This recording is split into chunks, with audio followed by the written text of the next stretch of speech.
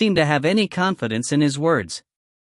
He hadn't expected such a situation to occur either, and it had been a long time since it was completed. This was bad. He might have to stay here for a few days. Looking at Xiao Ao Shuang's back, a complicated expression appeared on Tanina's face. Did he really leave just like that without even looking at himself? Was he really that kind of person? In her heart, however, she didn't want to believe that Qi Ao Shuang was such a person. Hey, are you guys trapped? Suddenly, a female voice that seemed to have heard it before reached everyone's ears. You? Tarina and the others turned, puzzled, only to see a woman standing behind them, staring at them with wide eyes, atop the back of an enormous turtle. Everyone was surprised when they saw this. This woman actually managed to cross the lake in such a manner. How strange. However, there were indeed many capable mutants in the Star Academy. Although they were unique, they definitely weren't the only ones. After a moment of surprise, everyone returned to their normal state. Yeah. We're in a bit of trouble. Unia's senior apprentice brother spoke out in an embarrassed manner. He knew that the floater could not be repaired in a short time. Maybe a few days on the water. Of course, Talina could recognize this woman. It was the woman who was walking with Qi Ao Shuang. Some wondered why they had split up, but did not ask. Do you need any help? I'll lead you there. It's not like I can stay here forever. Instead of being overbearing, Parina's tone was mild. She knew that if she was too arrogant at this moment and these people couldn't get angry at her for a moment, then she wouldn't be able to take them away and wouldn't be able to make that cold blockhead owe her a favor. Well, thank you very much. Thank you, senior apprentice brother. It's a small matter. Everyone, come up. With a smile, Parina let the tortoise step forward and let them all step forward. After Una's senior brother put away the floating disc, Parina drove the turtle to swim forward. Thank you so much. Una opened her mouth to thank him. No thanks. Parina replied politely, but her heart was filled with sorrow. Who would be willing to let Chicky save you guys? If it wasn't for that lousy piece of wood, I wouldn't have done such a thankless thing. With a complicated expression, it was unknown what she was thinking. Tanina, look at how kind he is. He doesn't look like your junior apprentice brother at all. Humph. Ingratitude. Think about it, you didn't even care about your own safety when you were in the cafeteria. Just now, you were so worried about him. Look at him, when he passed by, he didn't even look at you. Is he worth your kindness? Talina didn't say anything, and her eyes dimmed a little. When Parina heard this, she couldn't help but feel a wave of displeasure in her heart. Everyone on the turtle's back, except Parina, was shocked. Even after they had steadied themselves, they were still a little afraid. Sorry, everyone, stand still. Parina acted like nothing had happened. Everyone nodded in agreement. All right, Yunya, enough. All right, Yunya, enough. One of the men spoke up to comfort them. Yuna let out a cold snort, her face as grim as ever. She no longer spoke. But the more Parina listened, the angrier she got. Worse than that piece of rotten wood. Humph, when we get ashore, I'll see how I'll wash off you bastards. You guys are the ones who are ungrateful. When they got to the shore, they were naturally very grateful to Parina. At this time, however, Parina's face darkened. She said with a strange tone, "Thank you for the wrong person. Do you really think I ate too much and had nothing better to do than to help you?" What do you mean? Unia and the others were stunned. They didn't understand how the woman in front of them could change her expression so quickly. I don't have the heart to help you useless fellows. A mere lake is able to trap you in the middle. Useless. If Qi Ao Shuang didn't ask me to help you, do you think I would have come to help you? Ungrateful. I wonder who is ungrateful and ungrateful. Seeing the wonderful expressions on everyone's faces, she felt extremely satisfied. Since they had already been brought ashore, she would owe them a debt of gratitude. Naturally, she would take advantage of this opportunity to mock them. The faces of Yuna and the group were extremely marvelous.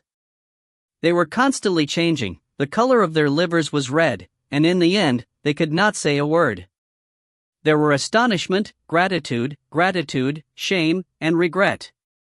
Ha, that lousy piece of wood finally owes me a favor this time. Let's see how I torture him. Before leaving, Perina laughed out loud and left. Only Yunya and the others remained where they were with complicated expressions on their faces. Yuna stared angrily at the departing figure of Perina, unable to say a single word for a long time. So this despicable woman didn't have any good intentions. As she listened to her last words, Perina's heart was filled with worry. He was also regretting how he could accept this woman's help so easily. This time, he was going to make things difficult for Xiao Shuang. What should he do? Perina chased after him, a strange sense of joy rising in her heart as she saw Xiao Shuang standing in front of her, waiting for her. Xiao Shuang, let's go. Perina happily said. Xiao Shuang glanced at the somewhat abnormal Perina, but didn't inquire further. She only nodded faintly and said, let's go. Then he walked on. Perina followed with a smile, in a good mood. Gradually, the more he ascended, the fewer people there were. He saw fewer and fewer students along the way. Some people could no longer move forward and did not want to lose their lives. They simply gave up and used the only teleportation scroll given by the academy to return. Naturally, there would be teachers to judge their trial levels. Even Xiao Shuang was able to pass the 5th level without any difficulties.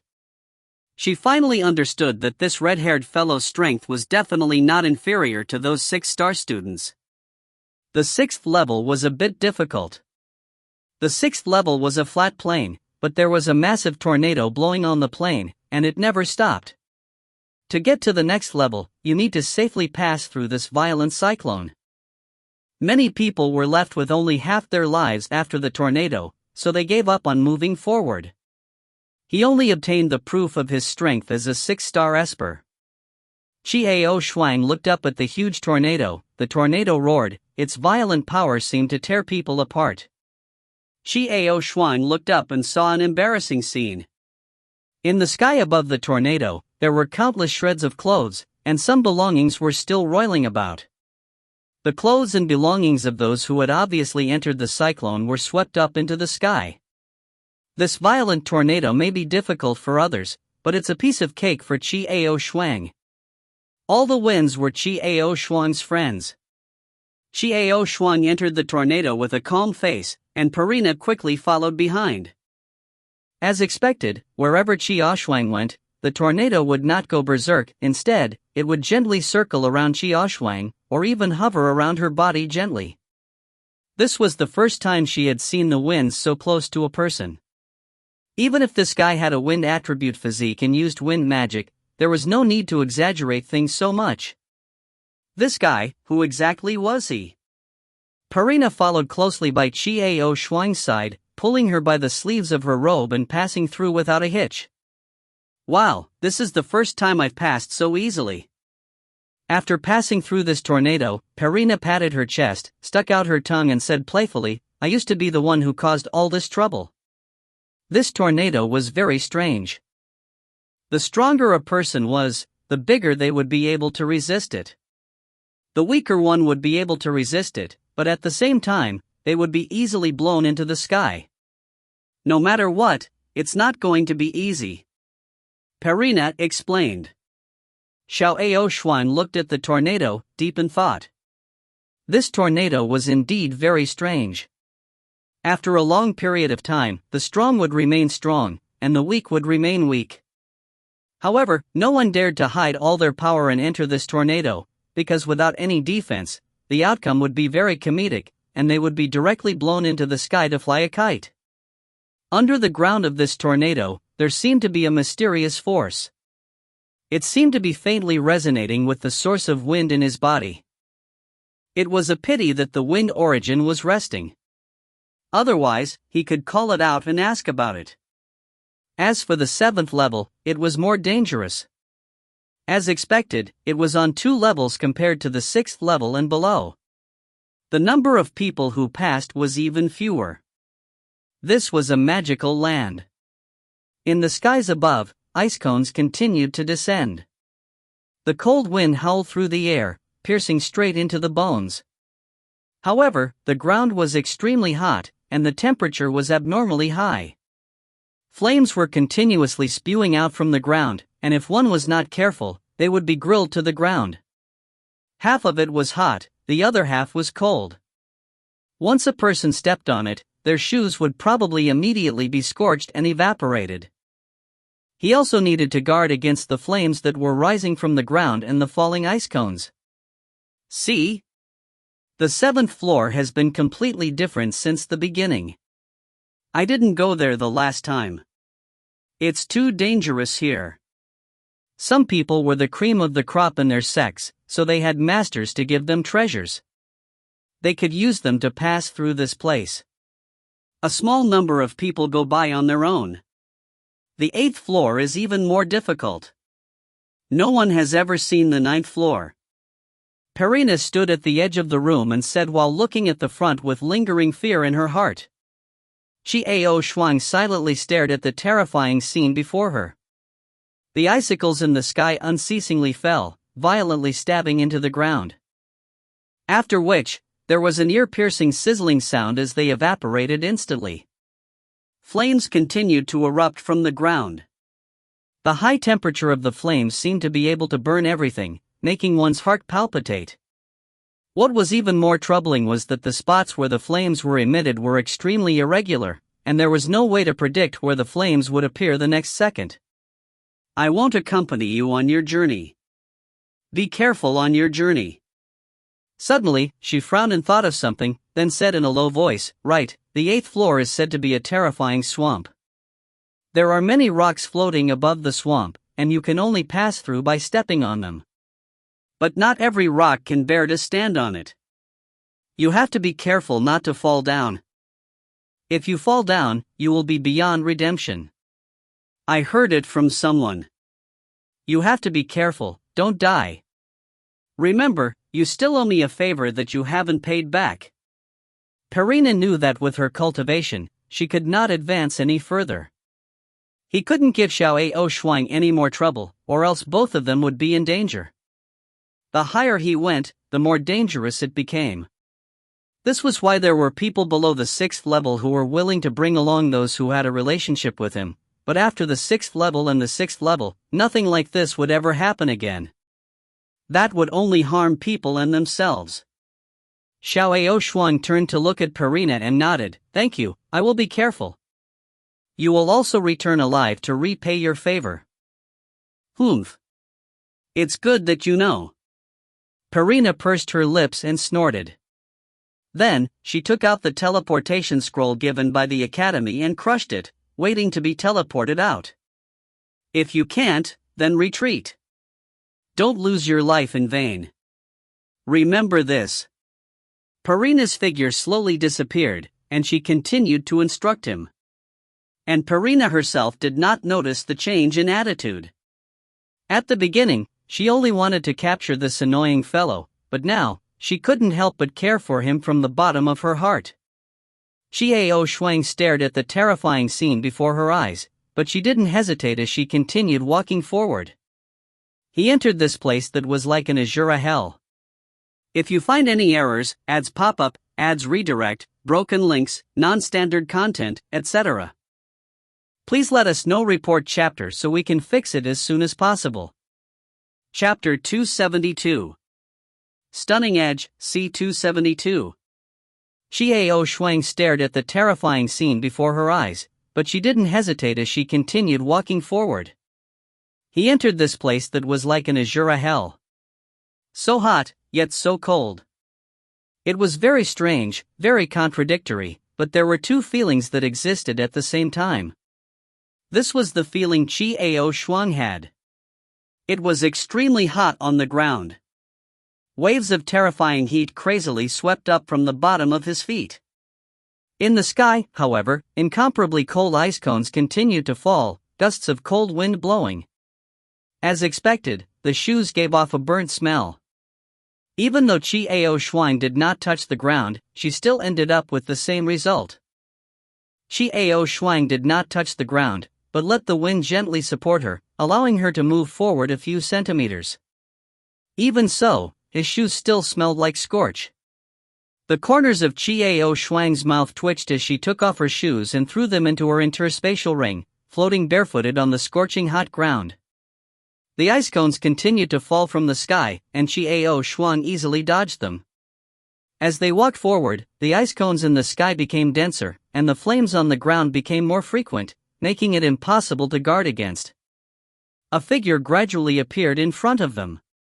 It was obvious that this figure was the one who had entered the area earlier. It was a man. He walked in front at a moderate pace. A pair of black wings spread out from his back like a huge umbrella, easily blocking the dense ice cones falling from the sky.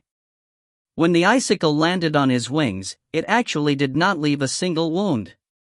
He was walking on the ground barefooted, and the flames did not harm him in the slightest. On the contrary, most of his clothes were burnt and he was nearly naked. The demons. As soon as Chiao Shuang saw that person's figure, she immediately understood the other party's identity. That pair of wings and the strength of his body had explained everything. That person only glanced at Chiao Shuang indifferently when he felt her approach. He did not say anything and continued to walk forward leisurely. However, when Chiao Shuang continued walking forwards, the look in his eyes gradually turned to one of astonishment. He could also tell that Chiao Shuang's identity was that of a demon.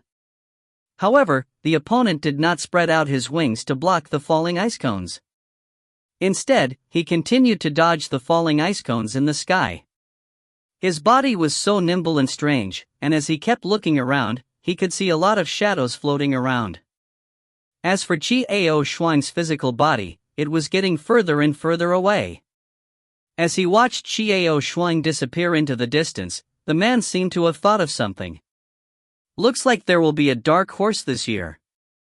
There was not a single gold star on the clothes of this youth. It seemed that he was only a freshman. Could such a movement technique successfully pass through the 8th level? At this moment, his heart was filled with anticipation. Chiao Shuang groaned in her heart, because this path seemed to have no end. He had been walking for nearly 5 hours, but he had yet to reach the end. It wasn't that Chiao Shuang didn't have enough stamina to continue moving forward, but she encountered the same embarrassment as the man. Her clothes seemed to not be able to withstand the heat of the flames and were slowly burnt. Even though this body belonged to a man, that did not mean that Chiao Shuang did not mind. Furthermore, even at critical moments, that man could surround himself with those sturdy wings to prevent exposure, but Chiao Shuang still had no way to transform this body. She could only maintain this appearance and couldn't display those huge black wings. Fortunately, after half an hour, they finally saw the end of the area. Chiao Shuang hurriedly hopped to the edge of the room and looked around to make sure there was no one around. She then quickly took out clothes from her storage ring and changed into them before putting on her shoes. Chiao Shuang heaved a sigh of relief. Only now did he realize how tired he was. After spending quite a bit of time and effort walking through this bizarre place that was like the Azuras, it was time to take a rest. Chiao Shuang looked around and saw rocks with uneven sides. After giving it some thought, he found a secluded spot and sat down cross-legged, beginning to adjust his breathing. It had taken her a lot of effort to travel for the past few hours. Chiao Shuang slowly closed her eyes. She felt the power of the wind origin in her body and gradually entered into a wondrous state of complete self-oblivion. After an unknown period of time, Chiao Shuang was woken up by 2 voices. "Phew, every time I pass by this place, it feels so uncomfortable." This voice was very tired, but it was one that Chiao Shuang had heard before. "Yeah. Without these things, we really wouldn't have been able to get here. The other voice was also very tired, but there was a hint of pride in it. Xiao Shuang had heard this voice before. These two fellows were the protectors of the flower by Bethany's side. It was obvious that Bethany didn't go with them, because what she said next was a bit unpleasing to the ears. That slut Bethany, to think that the two of us risked our lives to bring her to the 6th floor. He didn't even say a word of thanks. The first voice sounded unresigned. Be patient, Biharu. One day the bitch will fall into our hands. We can do whatever we want. This voice was extremely vulgar and lecherous. Days, you're right. That coquettish woman's body is really too comfortable. At that time, she will definitely make us want to die, The feel of his hands must be extremely good. The man named Berhara chuckled, as if what he said had already happened. At that time, we'll torture this coquettish woman properly. Let her beg for mercy. We've done so much for her, but she doesn't care. Don't think that your father doesn't know. She has always had someone in her heart. Dazzling said hatefully. When Xiao Shuang heard this, his heart skipped a beat. There had already been people in Bethany's heart. Could it be? TCH, you think only you can feel it? Can't I feel it? Every time she went to the hotel she ordered the same dish. When the dishes were served, he would always eat them. He would always stare blankly at the dish in front of him. That look, isn't it like he's thinking about men? Let me know who that man is. I will first castrate him and then cut him into 1,000 pieces and feed him to the dogs. As she spoke up to hear, it was already clear in her heart. As expected, Bethany couldn't stop thinking about wines. Wines, too, was haunted by the memory of Bethany. Just like that, Xiao Shuang had already made up her mind. Hi, I'm just saying. You know, this slut's background isn't something you can rashly attack. Dazzling sighed, she is the daughter of the Jade City Lord. I know. Why else would we curry favor with her? Sigh, if I can't rape her, can't I even think about it? Berharo said with a sigh, unwilling to accept this. When we subdue her, we'll have everything. Let's keep going. Days felt helpless. Although he spoke so viciously just now, he didn't dare to rashly attack Bethany. The power behind that woman was not something they could afford to provoke. And, at most, I'll just cook her rice and put some medicine on her to make her take the initiative. It's not that we forced her, it's that she forced us, and then she would have nothing more to say, and it would be us who would save her. He. Whoa, then who's going first? The two of them were completely lost in their thoughts. Which one of you will die first? However, just as they were about to reach their climax, a cold voice suddenly reached their ears, interrupting their beautiful YY. Who? Both of them exclaimed in surprise with cold sweat dripping down their backs. Someone was here. In other words, their words just now had been clearly heard by everyone. What the hell? Xiao Shuang slowly stood out from the hidden corner, looking at the two of them with an ice-cold expression. It's you! The two of them were first shocked, then looked at Xiao Shuang with dark and vicious eyes. They already had a plan in their hearts. They had to kill Xiao Shuang here. Not only did Xiao Shuang reject them twice in a row, she had to get revenge for it. Just based on what Xiao Shuang had said to the two of them earlier, she wanted to kill him here. It's me. Xiao Shuang said passively, what a coincidence. What a coincidence, what a coincidence. Ha ha ha. What a coincidence. The two of them started to laugh maniacally, and looked at Xiao Shuang as if they were looking at a dead man. In their eyes, Xiao Shuang was already a dead man. However, they didn't expect that Xiao Shuang would arrive here before them, with a relaxed expression on her face. The two of them only thought of the fact that Xiao Shuang was a freshman, and now they had to kill him without thinking about anything else. He never expected that Xiao Shuang's strength would be above theirs. Xiao Shuang smiled as she looked at the two people in front of her. The killing intent in their eyes was so obvious. "Kid, how do you want to die?" Dazzling grinned as he slowly approached Xiao Shuang. "Is it cut into pieces by an ice pick or burnt to a crisp by a flame? My luck is good today. Heaven has its ways, but you will not take them. Hell has no doors, yet you barge in. We were wondering when we'd talk to you." Berharo laughed out loud. Looking at the two who were filled with killing intent, Xiao Shuang helplessly and innocently sighed and said, "Are you going to kill me if I don't kill you today?" The two of them were stunned for a moment before they started laughing out loud. It was as if they had heard the funniest joke in the world. This red-haired kid wanted to kill them? Kill them? Ha ha ha ha. What kind of joke was this? However, Xiao Shuang only smiled faintly. She had already moved. Dazzling and Berharo were stunned, because Xiao Shuang's figure suddenly vanished from their sight. When the two of them finally reacted, Xiao Shuang was already in front of them. Bang!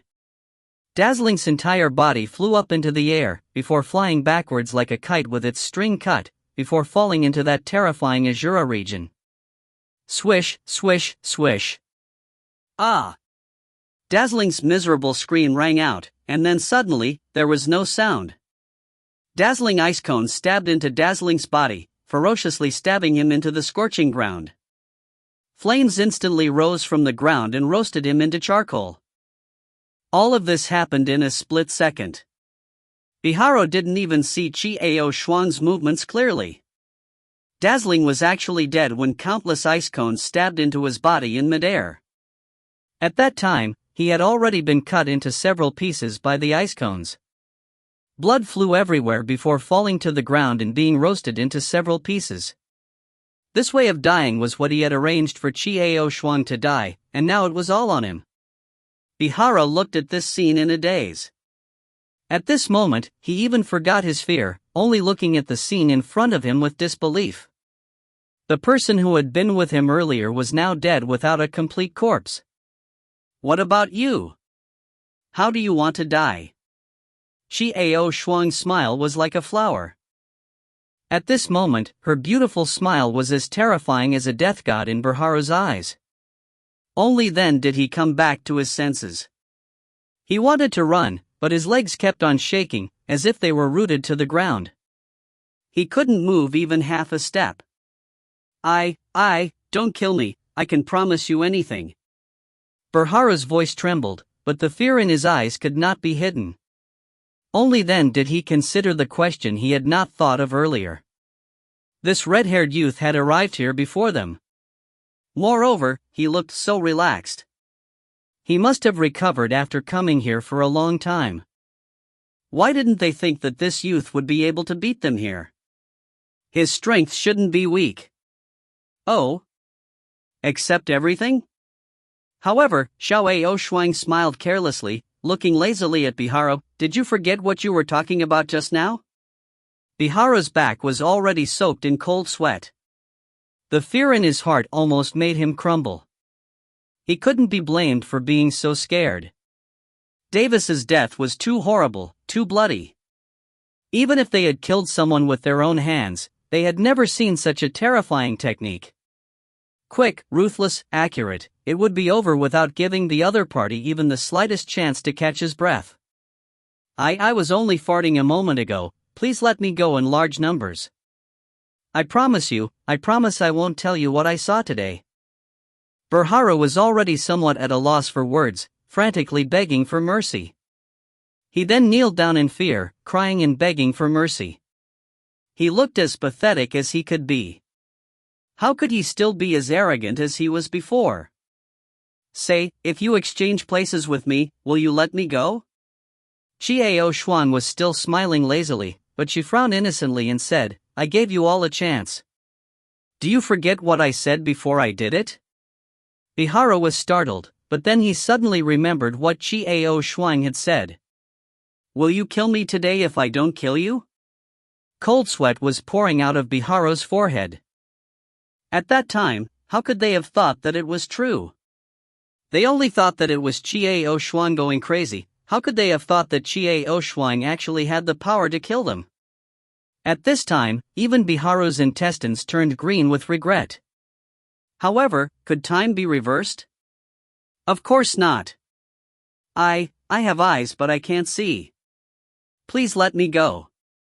In his heart, Biharu was even more afraid. He continued to beg for mercy, his entire body trembling non-stop. I said, will you let me go in exchange? Xiao Ao Shuang laughed sarcastically. Biharu's face suddenly sank, as if he had turned to ashes and no longer had the color of blood. Xiao Ao Shuang heaved a sigh of relief. People are always like this. He couldn't do it himself, but he insisted on having others do it. You demon, I'll fight you to the death. Biharu finally understood.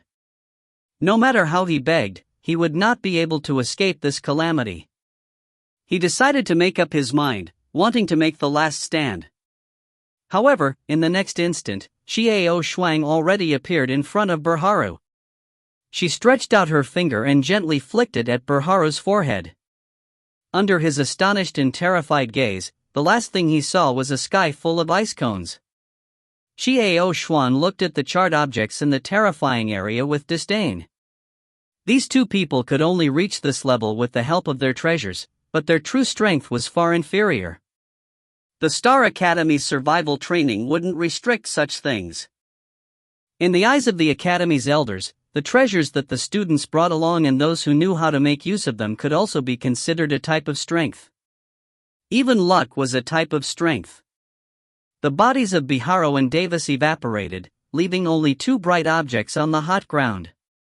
That must be the treasure the two of them relied on, right?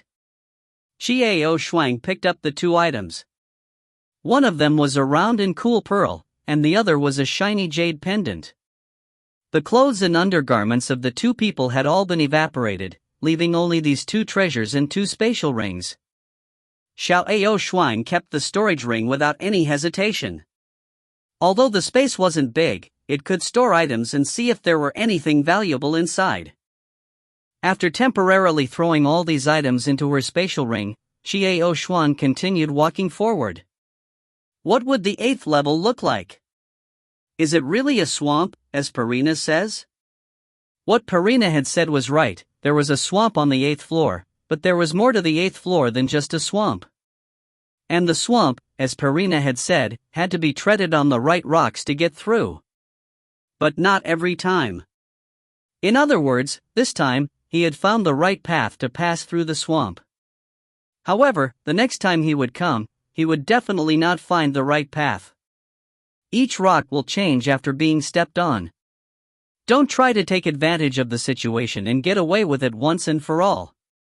He had to put in a lot of effort every time he passed through here. There was also a hidden danger that Purina did not know about, so she did not say it out loud. The black sewage from the swamp bubbled and bubbled. The bubbly broke apart and the black sewage splattered everywhere. Xiao Ao Shuang stood at the edge, picking up a branch and stabbing it into the water. However, the moment she touched the branch, it immediately vanished into thin air. That can't be true, right? So strange? Chiao Shuang thought for a moment and found a fresh piece of pig leg in her space ring. She poked it into the sewage, and sizzling sounds could be heard. The pork and the bones inside were instantly corroded. What was even more terrifying was that although the pig leg in his hand didn't touch the water, it was still corroding at a speed that was visible to the naked eye. Xiao Ao Shuang was shocked, and immediately threw the pig leg towards the nearest rock. However, the rock instantly sank down and did not have the slightest buffer time. The terrified sizzling sound rang out again, and the piece of pig leg and rock sank, corroded.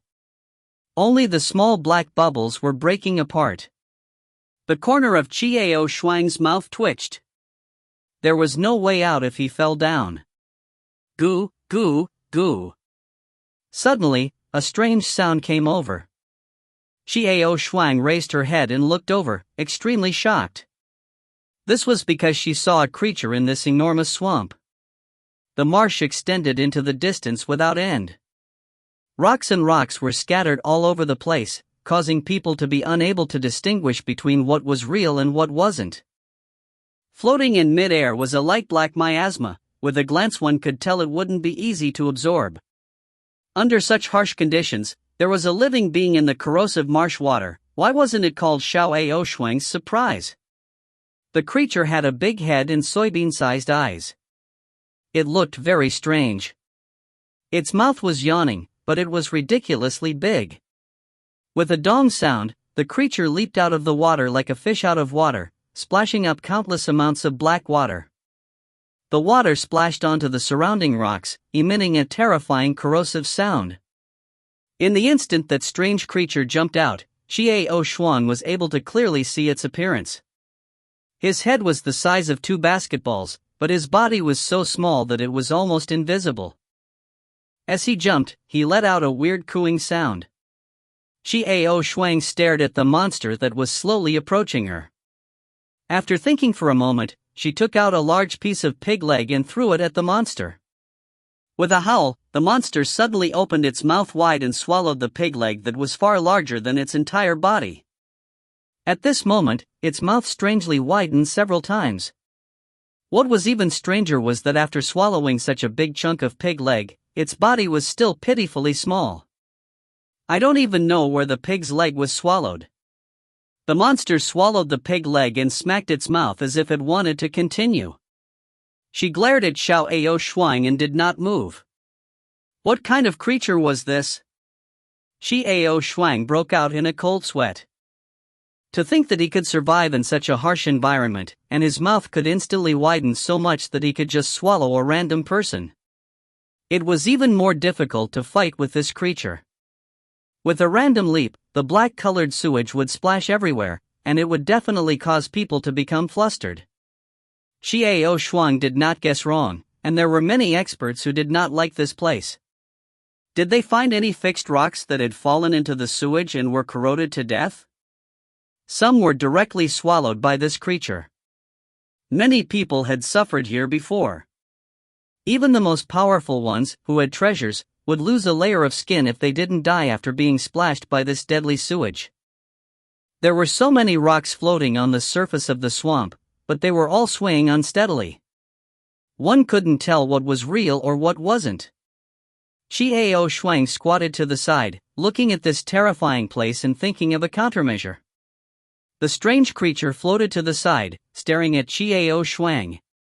Xiao Shuang and this strange creature stared at each other, not moving at all. How should he pass this level?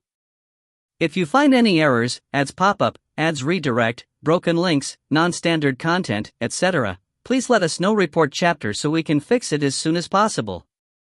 Chapter 273. Stunning Edge, C273. Xiao Shuang and the strange creature stared at each other. Xiao Shuang did not move, nor did the creature walk away. It floated in the swamp, staring at Xiao Shuang. What are you looking at? Have you never seen a beauty before? No, I've never seen a handsome guy before. Although Xiao Shuang was thinking hard, she still could not think of a way to safely cross the swamp. Seeing the strange creature still looking at her, she could not help but shout out angrily. Goo goo goo goo, the monster snorted at Xiao Shuang, but it didn't know what he was talking about. What kind of bird language?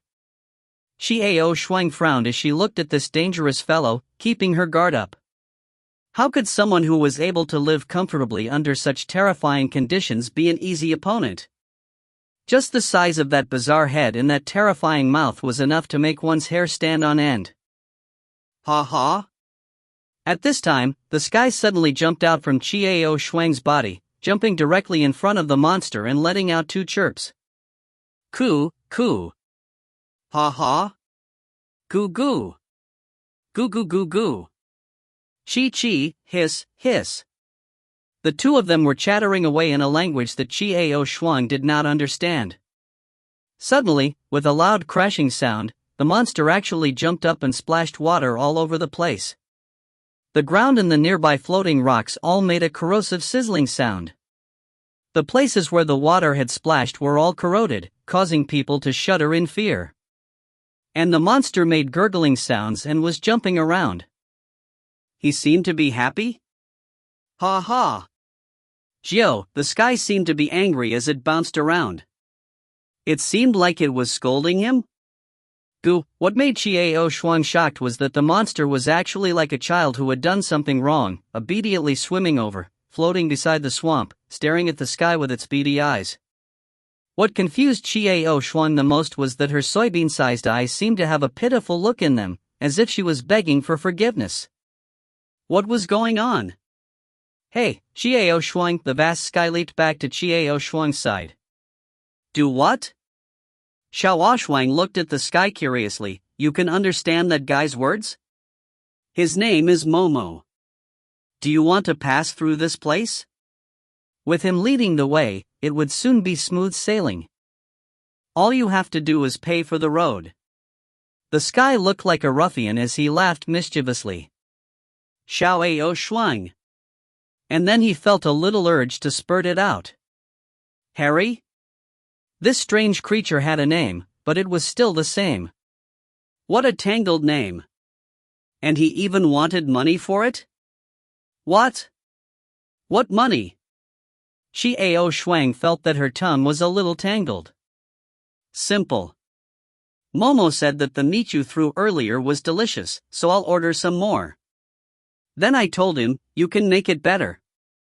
He said that not only can he let you pass, he can also help you pass safely. With a smug look, Chang Kong added, Momo is the local tyrant, this is his territory. Xiao Shuang twitched her mouth, unable to say anything. This place, how had the people of the past passed through? Xiao Shuang did not care about whether she would pass this test or not. What she cared about was the reward for passing the trial. It was said that those who passed the 8th level of the trial could cultivate in a secret place. Where could they comprehend the power faster to reach the realm of breaking through the void? Even for this reward, Xiao Shuang had to think of a way to pass through this level. Momo began to cry out again, and the more she cried out, the more frantic she became. At the side, Zhang Kong translated competently, human, just get me something delicious. I've never had a full stomach, and the meat is super bad. Give me something good to eat, and I can get you through here safely. You know, even if those people pass through here the fastest, it'll still take a few days. Xiao Shuang was sweating cold sweat. The super tough meat that Momo mentioned was probably the kind of people that came to participate in the trial and wanted to pass through here. The human meat certainly wasn't tasty, let alone raw.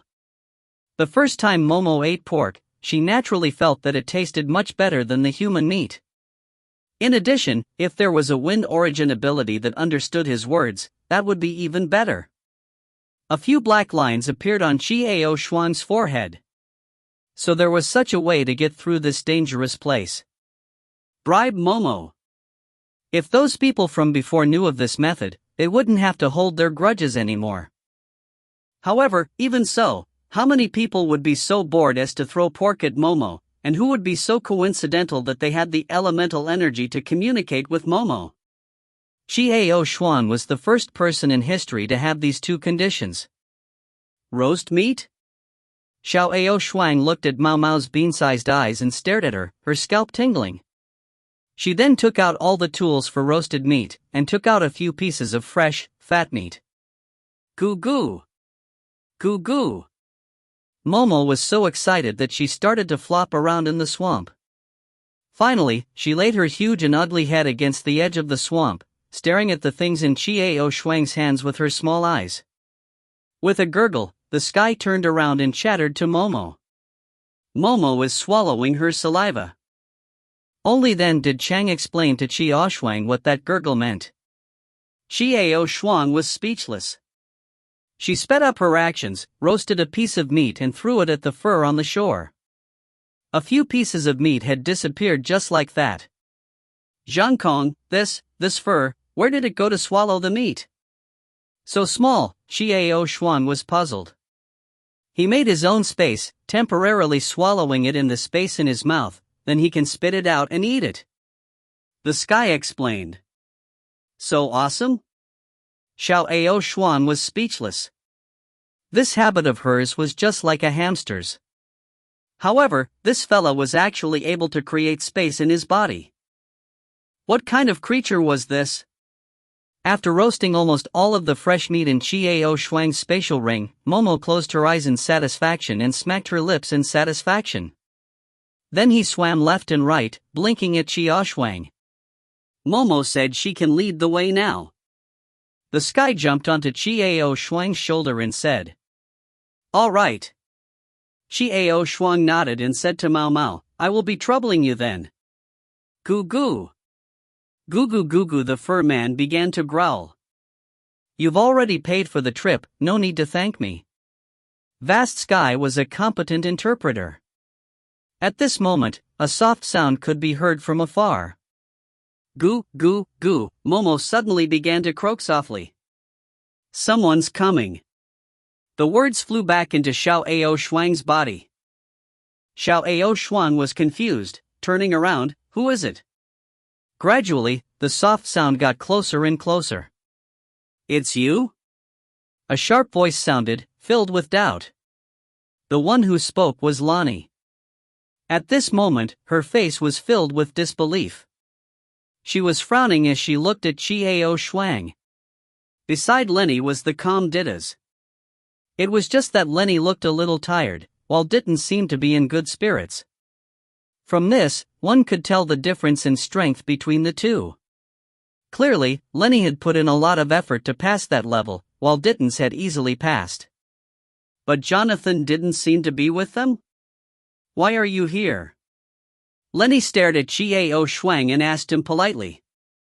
Xiao Shuang did not pay any attention to Lonnie. She only glanced at the two indifferently before turning around and returning to her seat. Lonnie held his breath. This red-haired kid would embarrass her every time, and he never looked straight at her. As expected, none of the people who were close to Jonathan were good people. Well, both of them are uneducated bastards. "You're being rude, I'm asking you a question." Lonnie was still uncomfortable, but he forced himself to say these words. "You don't sound polite when you ask questions. It's normal if others don't answer." At this moment, Dittas spoke indifferently. However, his gaze fell on Qiao Shuang. He wasn't surprised at all that this youth was able to arrive here. At the beginning, the aura exuded from the youth's body made him feel that the youth was not simple at all. And here he was. Judging from his relaxed expression, he had either arrived here very early or lived a very easy life.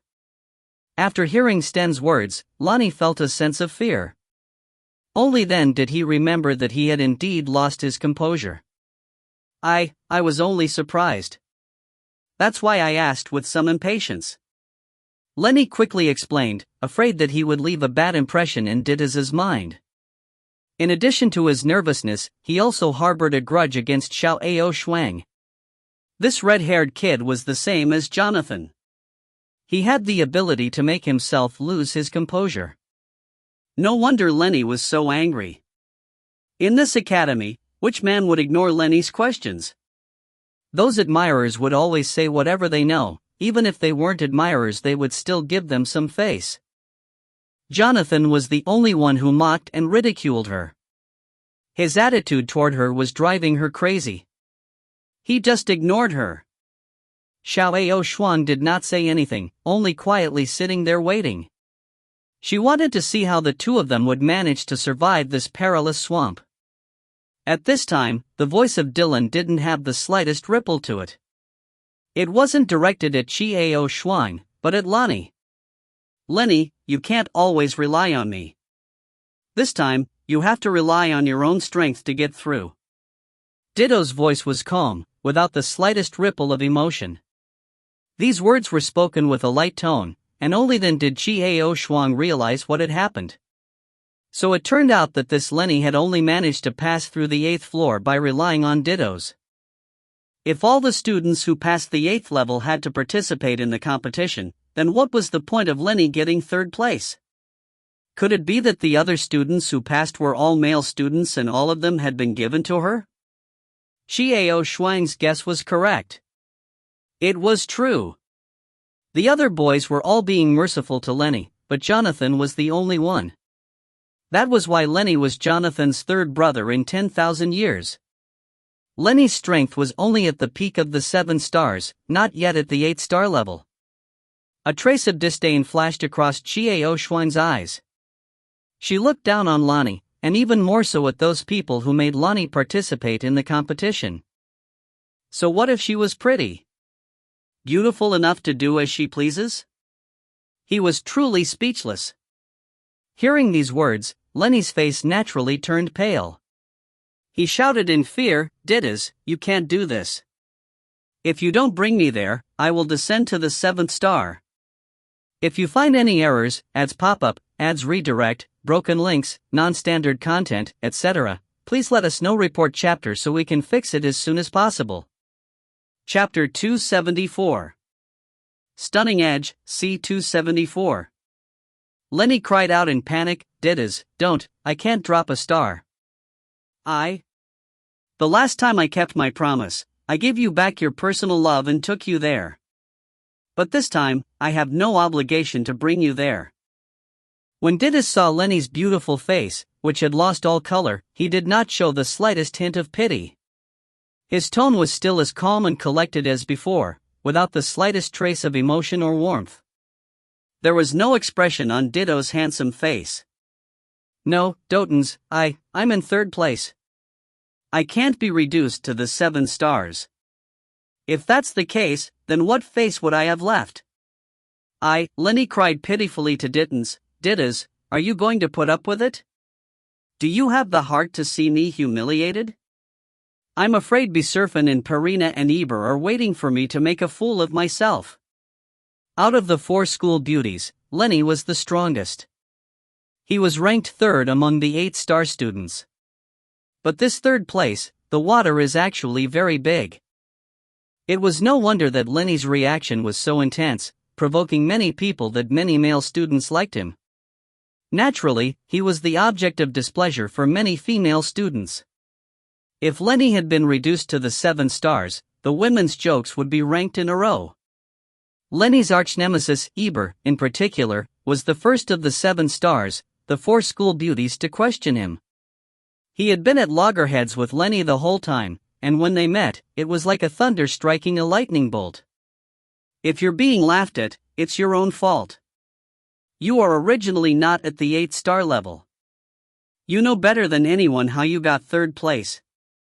With a calm expression, Ditton's words were indeed direct and direct, causing Lenny's face to instantly turn as pale as a sheet, devoid of any color. Yixuan did not react, just sat there quietly, listening to this farce. It felt a little cold. Dittos.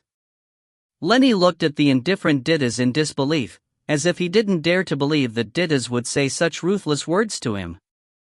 A sense of humiliation overcame him. Because out of the corner of his eye, Lenny glanced at the silent Yixuan sitting there. He actually said such a thing in front of others. Use your own strength to go over. If you can't, then go back. Don't lose your life in vain. After hearing these words, Dotens no longer paid any more attention to Lonnie. Instead, he walked to the edge of the swamp, quietly looking at the swamp, as if he was thinking about something. Lenny looked at the figure of Diddas in despair. His body trembled and his face was pale. He bit his lips tightly, but he could not say a word. She knew his style too well to change what he had decided. It had never been, and it would never be, changed for him. Momo floated beside the swamp as she stared at Ditto. She let out a few growls and swam to the side as if she was avoiding Diddas. "Ha!" Yixuan looked strangely at Mao Mao, but saw that he was also looking at her. Momo then shook his head and muttered a few words. Mao Mao said that this guy was very strong and was not easy to deal with. He couldn't take advantage of him, and suffered a loss at his hands last time. That's why I'm not going to provoke him this time. Vast Sky's voice rang in Yixuan's mind, explaining Momo's strange behavior. Yixuan was starting to sweat. Mao Mao also bullied the weak and feared evil. From the looks of it, Ditto's was indeed very powerful. However, he had no idea as to how strong he was. He sat down slowly and closed his eyes to marsh. Out of the corner of Xiao Ao Shuang's eyes, she cast a glance at Denton's. In her heart, she was puzzled. Could it be that this fellow was sensing the insides of those rocks? Lenny's resentful eyes were fixed on Ditto's the whole time, but he did not take even half a step away from where he stood for a long time. You'd better go back. Other people can't take you through here. If you insist on letting others take you there, it will only harm others and yourself. Ditto suddenly spoke in a faint voice. There was one other person who could take Lenny through here, and that was Jonathan. Of course, Jonathan would never take Lenny with him. If he were here right now, he would probably be laughing his head off. These words immediately crushed the last shred of hope Lenny had in his heart. Lenny bit hard on his lips, looking at the back of Ditto's with grief and indignation. The humiliation and pain in his heart surged forth like the sea. He had been infatuated with this man, but in the end, he had obtained such an outcome. Although Ditto's had been mentally prepared not to fall in love with her, Lenny had not expected things to turn out this way. Lenny finally turned around and left, but he didn't know whether he had left the tower or whether he was planning on going back to the next level first. After Lonnie left, the surroundings quieted down. Only Momo leaned her big head against the shore and stared at Xiao Shuang. Yi Zichen blinked occasionally. This monster is very friendly to you? Suddenly, for no reason at all, Ditto's spoke up. Xiao Shuang turned around and looked at Ditto's, only to see that Ditto's had already opened his eyes and was staring at her. Can you tell that? Xiao Shuang was surprised. He doesn't have any killing intent. He's been watching you the whole time, and he never comes close to the shore. Ditton's calmly stated his conjecture. Xiao Shuang did not say anything, neither could she deny it. Do you want to know how you're going to get there? Ditto's suddenly said these words. Xiao Shuang did not recover for a long time. Yi Zichen looked at Dotens in confusion. He had heard that the previous number 1 of the 8-star team was a cold-hearted person who usually stayed silent. Why is there so much nonsense today?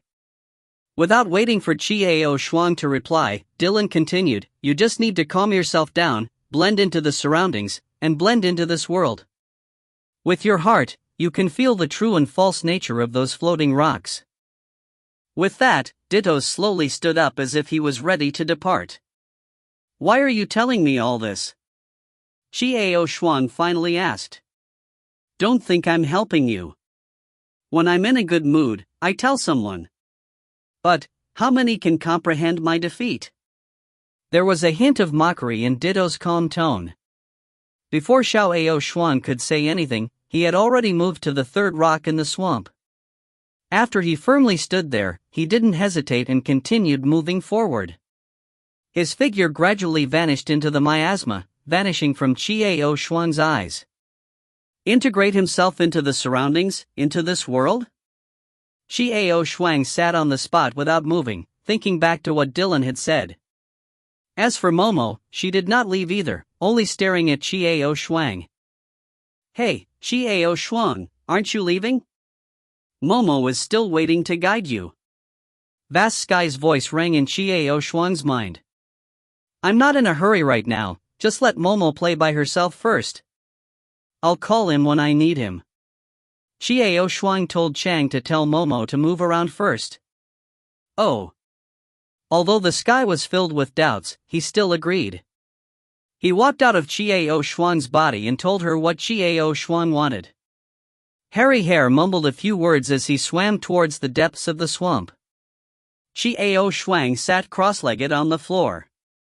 She frowned, closed her eyes and continued to think about Ditto's words. After an unknown period of time, Xiao Shuang suddenly felt something was wrong in front of her eyes. She opened her eyes, and there was indeed a large handsome face, but this face was too close to her. Xiao Shuang was shocked. She stretched out her hand to cover her body, and saw that the person in front of her was Jonathan. Jonathan looked at Xiao Shuang smilingly. He blinked his eyes and laughed. Xiao Shuang, how long have you been here? Jonathan.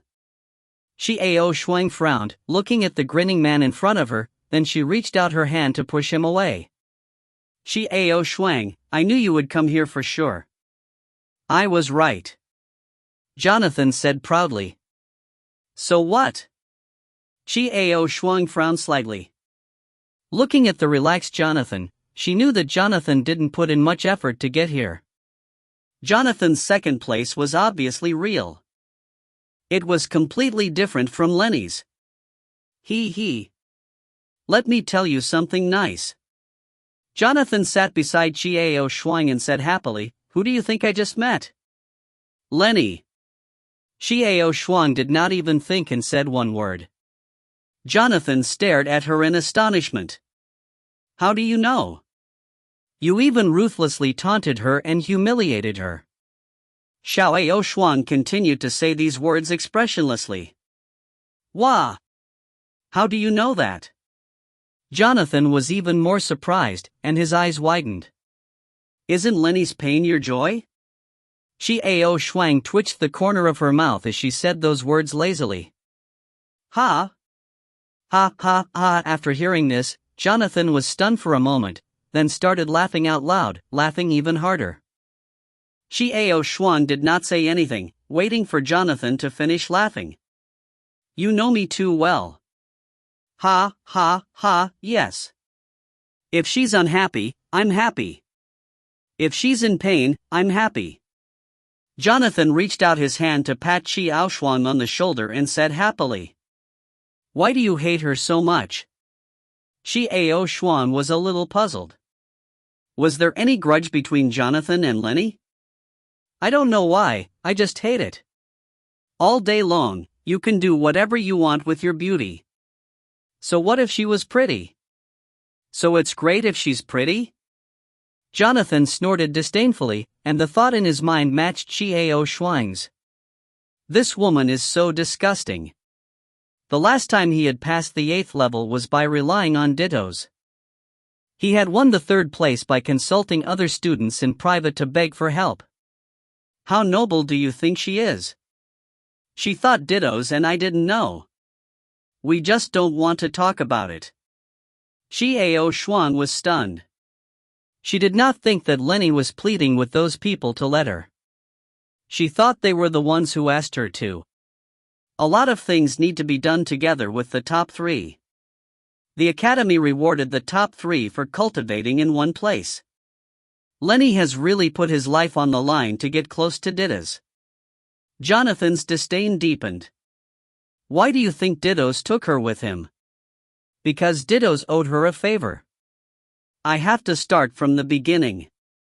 If you find any errors, ads pop up, ads redirect, broken links, non-standard content, etc., please let us know. Report chapter so we can fix it as soon as possible.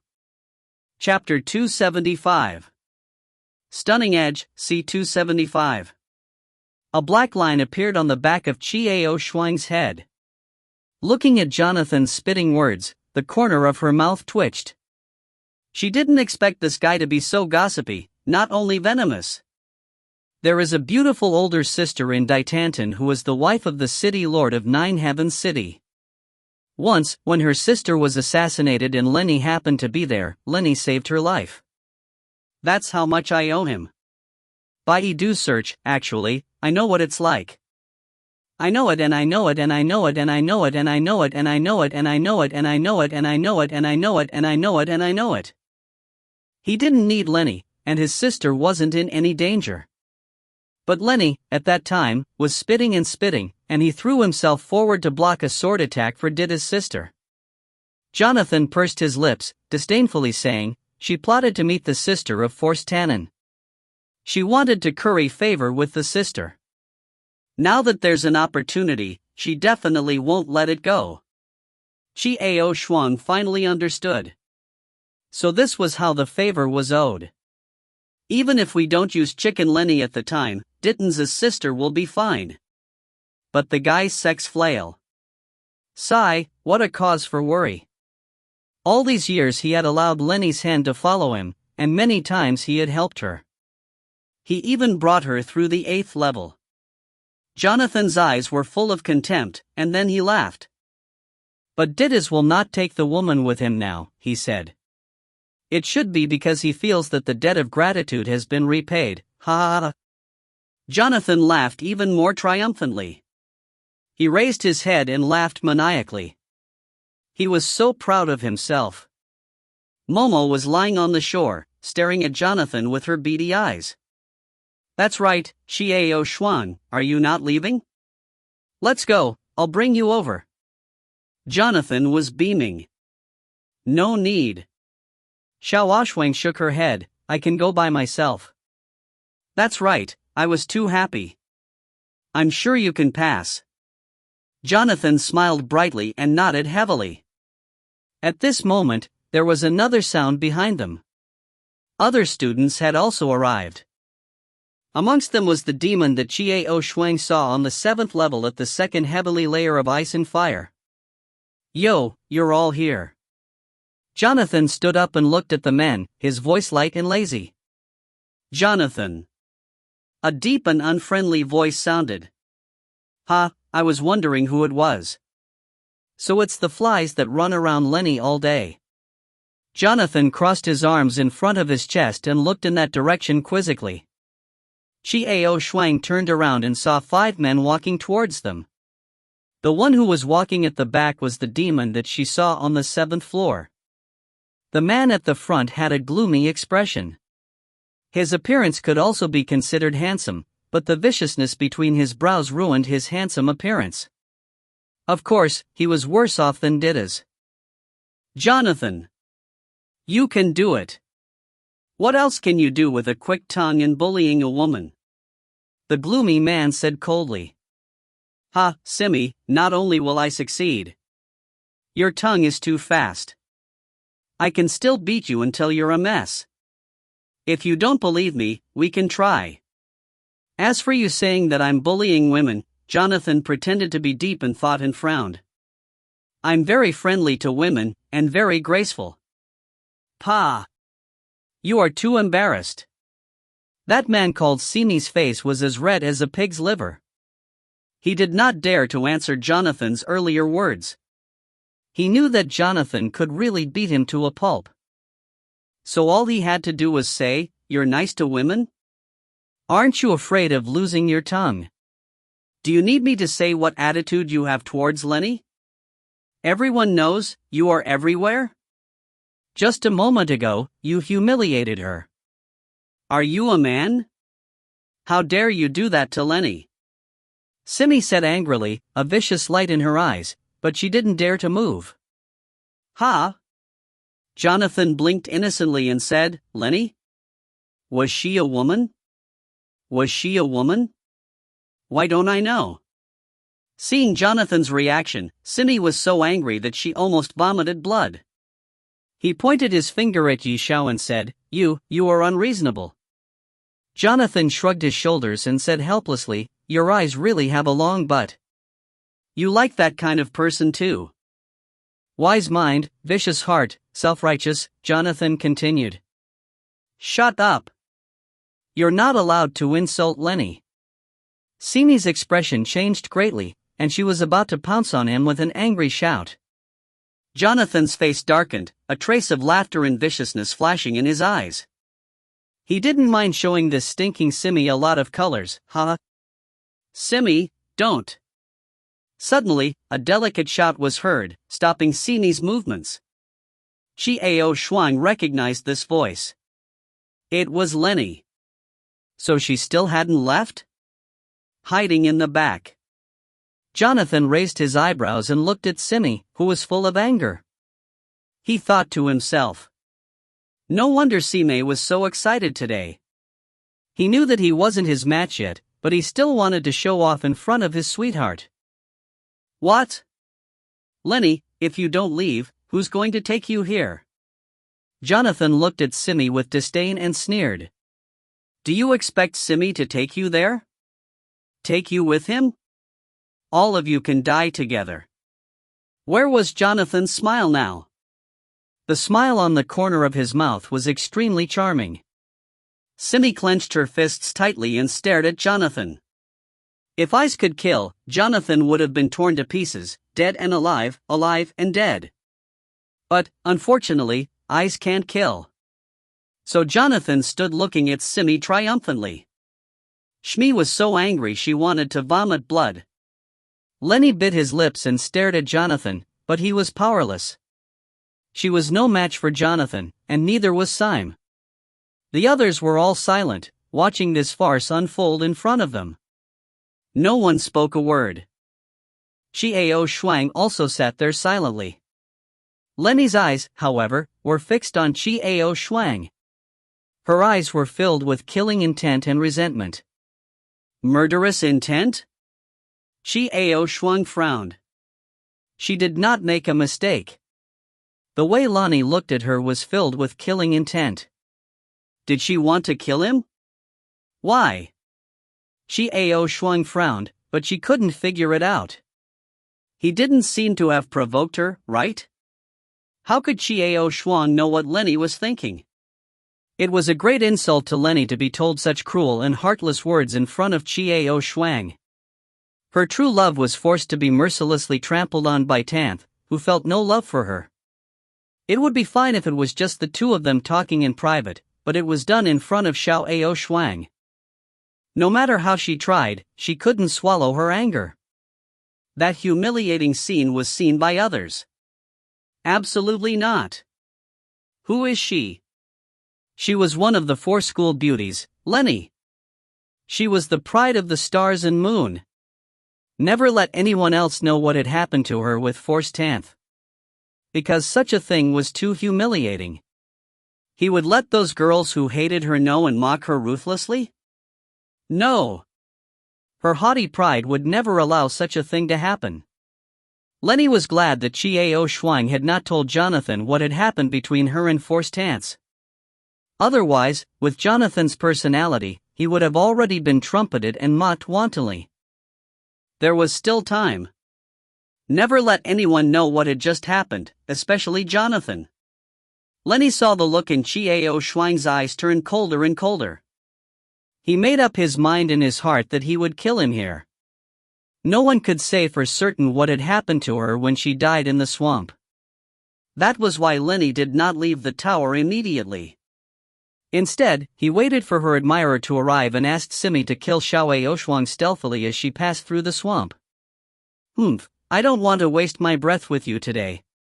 Simi suppressed the anger in her heart and said in a deep voice. TSK, you think I want to waste my breath on you? I see some people who are losing their appetites. Jonathan grunted disdainfully, ignoring Lenny's extremely embarrassed expression. He turned around and sat beside Xiao Shuang, giggling. Xiao Shuang, are you leaving? You go first. I'll be late. Xiao Shuang replied lightly. Right now, she didn't want to use Momo to lead the way and leave. She wanted to see if she could figure it out just like what Didis had said. Oh, then I'll be leaving first. Be careful. After saying that, Jonathan stood up with a smile and looked at the marsh ahead, not moving for the time being. After a long time, Jonathan lowered his toes and leaped forward. Mao Mao grunted in displeasure. He watched Jonathan leave, but did not dare to chase after him. Obviously, Momo, who was afraid of being bullied, knew that Jonathan was not an easy target, so she didn't go and provoke him. Instead, he turned his head and glared at the others on the shore with his beady eyes. Let's go. The demon man let out a low grunt, before taking the lead to leap forward. At the same time, he also unceasingly released the magic in his hand. It was a gentle wind attack, hitting the rocks, determining which rocks were real and which were empty. Still, it is dangerous. Sometimes the next solid rock was too far away for him to jump over. The floating rock below his feet couldn't withstand the force and quickly sank down. The corrosive sewage instantly rushed up. Several times, it almost landed on the man's feet. Xiao Shuang looked at the spell the man cast, grasping the power of the spell very well. He could find out which rock was real and which was fake. However, after he lightly attacked the solid floating rock once, he could only bear to step on it again. He could not bear to step on it a second time.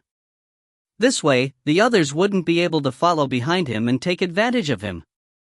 This magic, this power, how could he control it so precisely? Yixuan sighed with emotion. Those rocks were able to cause even the light attacks of wind magic to waver. If any other magic attacks were sent towards her, she would probably be sunk by them. The other three men began to move as well, each using his own method. Mao Mao was talking excitedly as he swam back and forth on the swamp, chasing after the demon man from before. Then the three men were on their way. Yixuan sat there without moving, maintaining her vigilance. Because she could feel her eyes burning behind her back, she knew without thinking that it was Lenny. In the blink of an eye, those people vanished into the miasma in the swamp. The sound of gurgling water could be heard incessantly. It was obvious that the sound was coming from Momo's mouth. What followed was a roaring sound, and Momo's excited gurgling sound. Speak out. Say. Say. Say. Quickly. Say. No. Bounce. Flip. Flip. Flip. Flip. Flip. Flip. Flip. Flip. Flip. Flip. Fit. Flip. Flip. Flip. Fit. A miserable shriek came from the miasma in the distance. Lonnie's expression slightly changed. In front of him, there were probably some people who were unable to withstand the attack of the beasts under such vile conditions and were injured. After all, those few people were experienced enough to walk out of this swamp alive. Simi's eyes fell on Yixuan, her heart filled with joy. When he saw Jonathan, that bastard, talking to this red-haired kid, he was afraid they would get together. If they went together, Jonathan would certainly help him, and he wouldn't be able to do it. But now, this red-haired kid stayed behind. Yixuan didn't leave, and so did Simi and Lonnie. The three of them stayed on the shore silently, each with different thoughts. At this moment, Yixuan was feeling rather frustrated. These two people here were like a ticking time bomb. He couldn't release his mind to sense the surroundings. The three of them continued to remain in a deadlock. It was not good for Simi and Lenny to act here. If they were to die on the shore, leaving behind any clues would not make them feel better. To be able to reach the 8th floor meant that he shouldn't be weak either. If she couldn't kill him in one hit, Simi wouldn't take the risk and attack Yixuan on the shore. After a long time, Lenny and Simi looked at each other with impatience in their eyes. If this continued, how long would it last?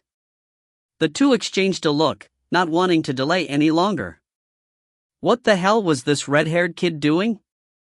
If he didn't go there and didn't leave the Sky Tower, why was he sitting there silently?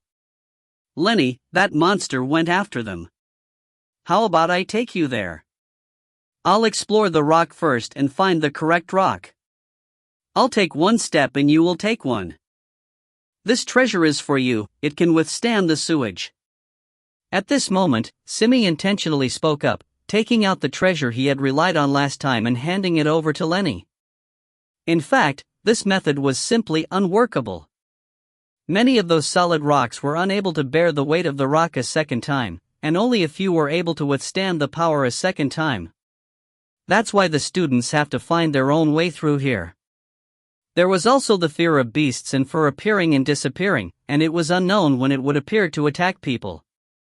It was extremely terrifying. However, what Simi was thinking was that this red-haired kid had just arrived and definitely didn't know this.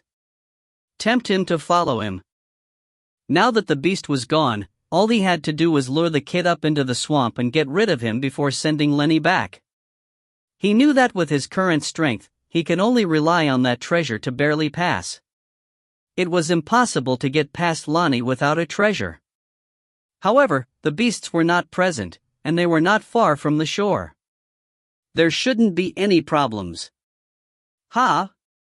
Lenny was a little stunned, then he understood what Simi meant. He nodded and purposely shouted, "All right, Simi, thank you." The monster must have gone after them and wouldn't be back for a while. Let's hurry up and leave. Lonnie glanced at Chiao Shuang from the corner of his eye, observing her movements. With Lonnie, Simi carefully found a rock, then found a rock for Lonnie as well. Worried, he looked at the sewage under the miasma in the distance, afraid that the ferocious monster would suddenly appear. At this time, Chiao Shuang also slowly stood up. Simi and Lonnie were overjoyed. They exchanged a secret glance, unable to conceal the delight in their eyes. However, what they didn't notice was that Chiao Shuang's mouth had a hint of a cold arc on it. If you find any errors, ads pop-up, ads redirect, broken links, non-standard content, etc., please let us know. Report chapter so we can fix it as soon as possible. Chapter 276. Stunning Edge, C276. Chiao Shuang slowly stood up, lowering her head and sighing in her heart. "Hey, Chiao Shuang, what are you sighing for?" The voice of the sky resounded in his mind. "I'm just sighing. Why are people always so complicated?" Chiao Shuang replied softly. "Humans are very complex and extreme animals. Humans have the best side, but they also have the ugliest side. That's normal." At this time, the frivolous tone of Chang Kong changed and he spoke seriously. "Oh?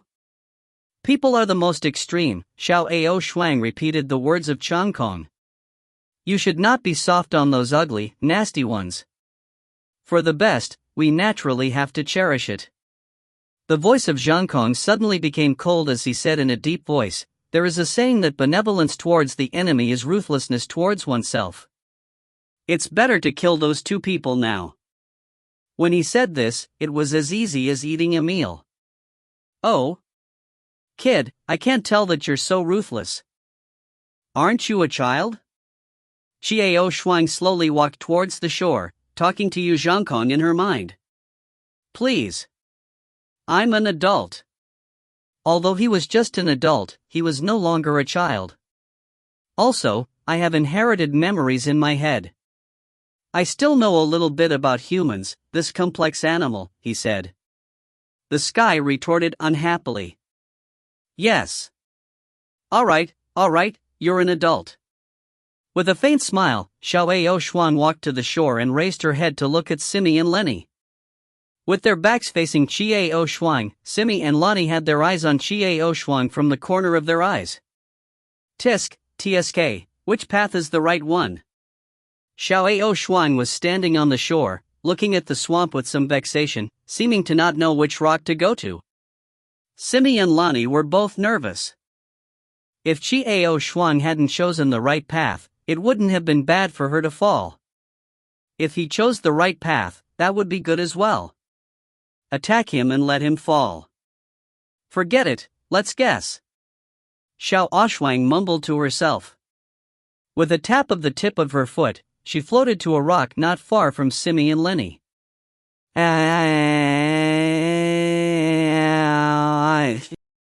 Chiao Shuang cried out in alarm as her body started to sway. Excitement appeared in Simi and Lonnie's eyes, almost wanting to cry out. However, Xiao Shuang staggered a little bit, stood still, let out a long breath and said, "Phew. That was close. Looks like I was lucky enough to take the right path." As expected, the rock beneath Chiao Shuang's feet did not shake at all. Simi and Lonnie's eyes turned heavy with disappointment. The two of them looked at each other and nodded lightly, preparing to make their move. It was obvious that Chiao Shuang relied on her luck to step on that solid floating rock. In other words, his strength wasn't enough to clear this swamp. However, Xiao Shuang suddenly turned her head and saw that the two of them had stopped moving. Simi and Lenny also met Chiao Shuang's eyes. Seeing that Chiao Shuang stood there without moving and just stared at them like that, they could not help but feel a little flustered. Could it be that Xiao Shuang saw through him? "Are the two of you disappointed that I didn't fall down?" A stunning smile suddenly bloomed on Qiao Shuang's handsome face. The expressions of the two of them changed, and their expressions became unnatural. I'm curious. I seem to have no enmity with you, why do you want my life? Xiao Xuan looked at Lenny with some doubt, touching her chin as she asked puzzledly. The moment Qiao Shuang said this, Lenny and Simi's expressions became very interesting. Humph. Since you've noticed, then there's no need to waste your breath. Go die. Simi sneered endlessly. Earlier, when he saw Qiao Shuang guessing that the rock was treading on solid ground, he had already determined that Qiao Shuang was not his match. In that case, and he was already in the swamp, there was no need to pretend. How could he have imagined that this was Qiao Shuang's way of paralyzing him? Even if you die, do you understand? Qiao Shuang pursed her lips and looked at Lenny. What she wanted to express was that before Lenny and Simi died, they should at least tell her why they were targeting her. However, to the two of them, this sounded like another meaning. It was like her last wish. You don't need to know. Lenny would naturally not repeat the embarrassing incident again, much less let the girl by his side know. Her pride did not allow her to say it. Tut, that's a pity. Qiao Shuang sighed softly, she could see the killing intent in their eyes. Since they were already so merciless, why should she be so merciful to them? Go to hell. Simi grinned wickedly, her handsome face already deformed. She let out a low growl, a ball of flame gathering in her hands. With a sudden push in the direction of Qiao Shuang, he decided to leave the matter of the fire to her. You're letting her go just like that? Big trouble, big trouble. Nope. However, Xiao Shuang smiled faintly, not nervous at all. They were the ones who started this matter first. She would not reveal what happened today if she did not have full confidence. Also, who said I let her go just like that? What do you mean? You didn't beat her to death the last time you hit her. Not dying at that time doesn't mean that he won't die in the future. Qiao Shuang smiled sinisterly. At this time, why did he keep feeling that even though Qiao Shuang was smiling, it was still very cold? Why is that? What do you mean? The air was full of doubts, so naturally, he kept asking. Isn't what she cares the most about her face? Isn't it just because of that face? Xiao Shuang said casually, when she becomes a Bao Gong, I wonder if there will be more men circling around her. What? The more he panicked, the more he almost jumped up and pinched Qiao Shuang's neck. He didn't understand what Qiao Shuang was talking about. What is Bao Gong? A man with a face as black as carbon. Xiao Shuang said lazily, before she left, I struck a cold wind into her body. He brought something with him. It would slowly flow all over her body. Not just the face, but the skin will slowly turn black. Holy shit! You are even more vicious than me. I only wanted to kill her, but you actually dared to attack her. Good, very good, very good. I admire you. From now on, you will follow this young master will protect you. The sky nodded heavily as it spoke in excitement. Cut the crap, let's go in. We've comprehended a little something, let's continue. Qiao Shuang grabbed onto the sky and shoved him into her chest, and the sky automatically entered her body. Alright, let's hurry up and finish your business. Let's go find that woman and watch the show. In the end, the sky was still mumbling excitedly. 8 trigrams.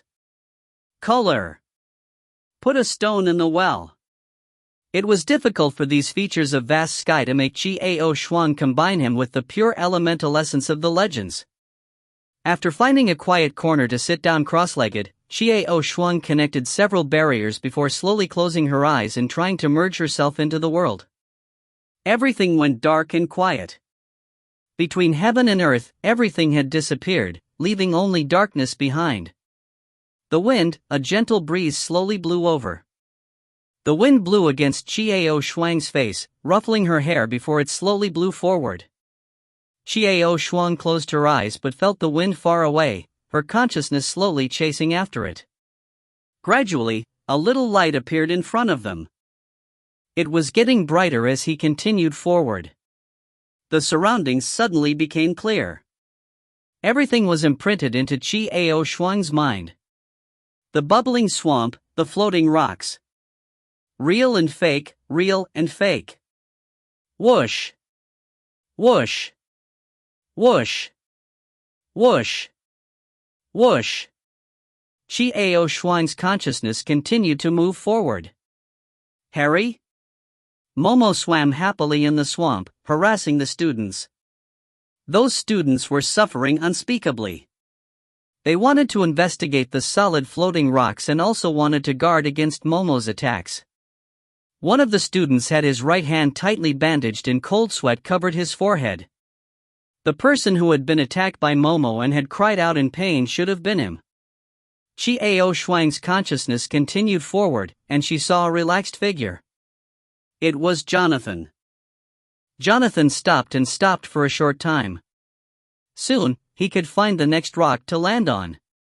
As he continued forward, he saw another figure. It was clearly faster than Jonathan's speed. Dittos? Xiao Shuang's consciousness stopped moving forward, and she could feel the Dentons moving forward in front of her. Suddenly, Dittos stopped. He slowly turned his head to see that there was no movement behind him. What's wrong? Xiao Shuang was puzzled as to why Ditan suddenly stopped. In the next moment, a trace of a smile appeared on Dickens's handsome face. He simply smiled at the space behind him. You, not bad. Dotun spoke a few words into the void behind him. He smiled lightly and turned around, quickly dashing forward. Xiao Shuang was stunned. If you find any errors, ads pop up, ads redirect, broken links, non-standard content, etc., please let us know. Report chapter so we can fix it as soon as possible. Chapter 277. Stunning Edge, C277. Xiao Shuang was stunned. Yes. Was Dickens talking to himself? Xiao Shuang was shocked. Dittos could actually feel his own consciousness? How is that possible? However, the truth was right in front of his eyes. Dittos. His strength was unfathomable. Xiao Shuang's eyelids trembled as she retracted her consciousness. He slowly opened his eyes and took a deep breath. Then, he stood up and walked to the shore with a calm expression. Just now, he had comprehended everything in the swamp, including the state of all the floating rocks. Xiao Shuang leaped lightly and landed on the rock nearest to the shore. Without any pause, she quickly rushed forward. His figure gradually submerged into the thick miasma. As Xiao Shuang quickly caught up with the other students, everyone looked at her in shock. Xiao Shuang moved quickly over the floating rocks without any hesitation, and in the blink of an eye, they were left behind. Mao Mao blinked his beady eyes as he watched Xiao Shuang leave. After a moment of slight hesitation, he swam after her. When the other students saw this, they let out a sigh of relief. As long as the terrifying monster didn't attack them, they would feel more at ease. However, that red-haired youth was about to suffer. Everyone had the same thought in their hearts. However, what shocked them the next moment was that the terrifying beast in their eyes didn't attack Xiao Shuang, but rather swam happily by his side. He swam left and right, following closely behind Xiao Shuang, but had no intention to attack. It even seemed friendly. What's going on? One of the students looked at the departing Xiao Shuang and Mao Mao with astonishment, unable to make heads or tails of the situation. The others were also puzzled. That youth is this year's dark horse. What do you think of his speed? At this time, the demon student spoke. Very quickly. Even faster than Jonathan. Another student replied. What do you mean? The demon student indifferently spat out. The expressions of the other people finally changed. Everyone looked at each other, seeing the astonishment in each other's eyes. This person is very strong. The demon student slowly came to a conclusion that was not a conclusion. Even if he is strong, the attitude of that monster is too strange. He didn't want to bother Dittos and Jonathan because he'd suffered in their hands, so he avoided them. However, this red-haired kid, why didn't that monster dodge? Instead, they went up to him. In fact, the man said no more. However, everyone was well aware of this fact. The monster even seemed to be trying to curry favor with him. Was that red-haired youth stronger than Jonathan and Dittos? Impossible. Everyone immediately denied what they were thinking. However, what was going on with the monster happily following by his side? Don't think about it, hurry over now. That demon man warned them to seize the opportunity. All right. The man with the injured hand immediately nodded. That monster was terrifyingly powerful. No matter how he attacked, he wouldn't die. Even if he was on the verge of death, as soon as he came into contact with this swamp, he was once again as lively as a dragon and as strong as a tiger. At this time, Xiao Shuang was still rushing forward. Goo goo? Goo goo goo goo. Momo had been screaming beside Xiao Shuang the entire time. Momo asks you, how did you find those heavy rocks? To think that you are actually this powerful. The sky began to translate. I comprehended it myself. Xiao Shuang said lightly, then she raised her head and looked ahead, frowning. How big is this swamp, and how long will it take to get there? Goo goo goo goo goo goo. Momo kept shaking her head and cooing. Even if you keep going at your current speed, it will still take you more than a day. I'm sleepy. I'll go to sleep first. You better hurry on your way. Coo, coo. Momo gently cooed twice before her large head began to sink downwards. Momo was going home to rest as well. His home is right under the swamp, Chang Kong muttered softly to himself, then his voice became softer and softer. More than a day? Xiao Shuang slightly frowned. If he didn't stop for a day, how big was this swamp? Just now when he was comprehending his consciousness, he was only able to sense the place where Dittos had advanced, but he hadn't seen it before. It would take more than a day at this rate, and the others would take longer. To persevere for a few days under such terrible conditions, and also to guard against the attack of a terrifying fellow like Momo, was indeed not an easy task. It was not only a physical test, but also a spiritual one. Those who managed to make it through here alive were no ordinary people. Xiao Shuang continued forward, and a blurry shadow appeared in front of her. It was a familiar sight to Xiao Shuang. It was Jonathan. Xiao Shuang stood still. She looked at Jonathan, who was standing on a floating rock, but didn't do anything. After pausing for a moment, she stomped on the rock and used the momentum to jump onto the rock in front of her. Xiao Shuang thought for a moment, but did not follow, only following behind. However, Jonathan soon noticed something strange behind him. He turned around, squinted his eyes and looked behind. When he saw the silhouette behind him, Jonathan shouted excitedly, Xiao Shuang, is that you? Xiao Shuang. Xiao Shuang pouted her mouth helplessly and moved to the front. Ha, Xiao Shuang, I knew you could do it. However, Jonathan suddenly frowned, looked at Xiao Shuang curiously, then suddenly opened his mouth wide and exclaimed in surprise, no way, you're faster than me. I started after me, and now I'm catching up with me. Luck, that's all. Xiao Shuang looked at Jonathan's surprised expression and said perfunctorily, I just happened to be able to sense if these rocks are real or not, so I was lucky enough to be a little faster. Oh, is that so? Jonathan touched his chin and looked at Xiao Shuang, blinking his eyes. He did not know what he was thinking. All right, let's go. We should hurry through here. Xiao Shuang looked at Jonathan, who was still in a daze. Oh, okay.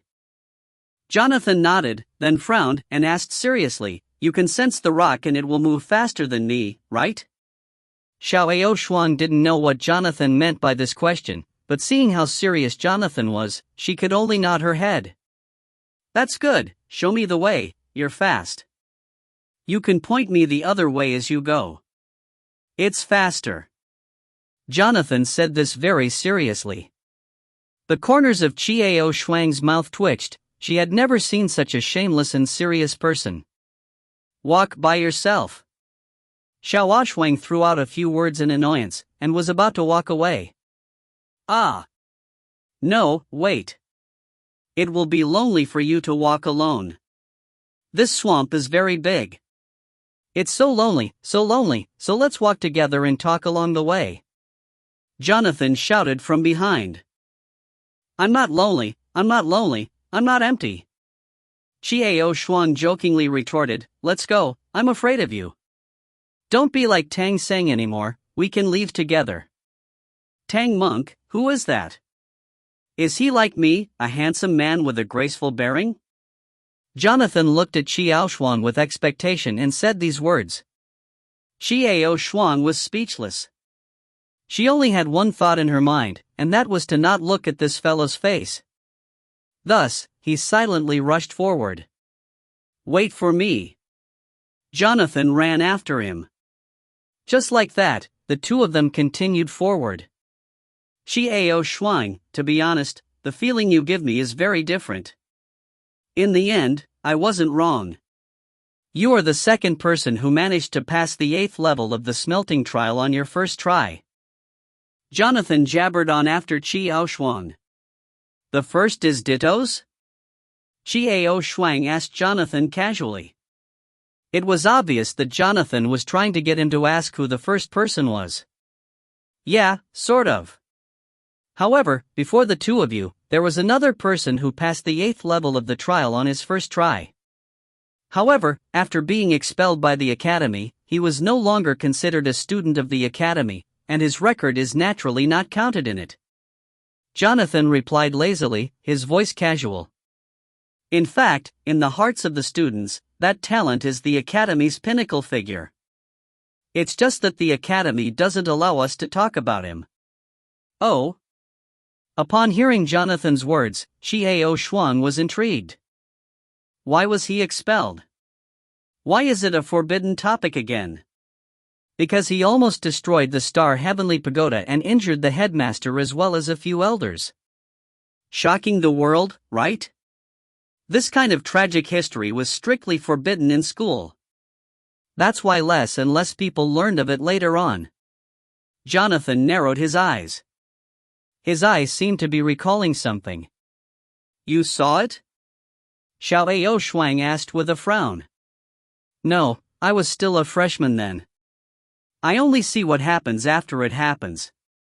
The principal and the elders are all half dead, the Heavenly Star Tower is shaking, and the surroundings are in ruins. Jonathan shrugged, as if regretting not seeing the battle. I want to ask, how old are you now? Xiao Aoshuang suddenly thought of a question. No, ask your age. A man's age is a secret. Jonathan smiled cunningly, but would not say his age. Old man, Xiao Aoshuang said in a low voice. This is called maturity. Matured, do you understand? Jonathan's ears were sharp. He immediately heard what Chiao Shuang said and quickly retorted. From this, it could be seen that this fellow's age was definitely not as simple as he looked on the surface. However, it was not strange. The world itself was a wondrous place. As he cultivated deeper into the sect, his physical body naturally reached a certain level of strength that prevented it from aging. If one's youth were to remain forever, then one would naturally not be able to see their age. On the afternoon of the second day, the two of them successfully crossed the swamp and passed the 8th level of the trial. Ditto's was long gone. Let's go back. Jonathan tore open the scroll and said lazily, when we go back to the competition, I reckon it will be the second. To my great relief, I didn't have to see Lenny's old hen's face again. Xiao Shuang, let's go. Jonathan tore the scroll apart and slowly disappeared. Go back first. I'll take a look at the ninth floor, Xiao Shuang said softly. What?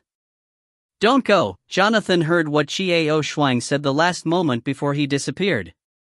His expression changed drastically, and he was teleported out before he could finish his words.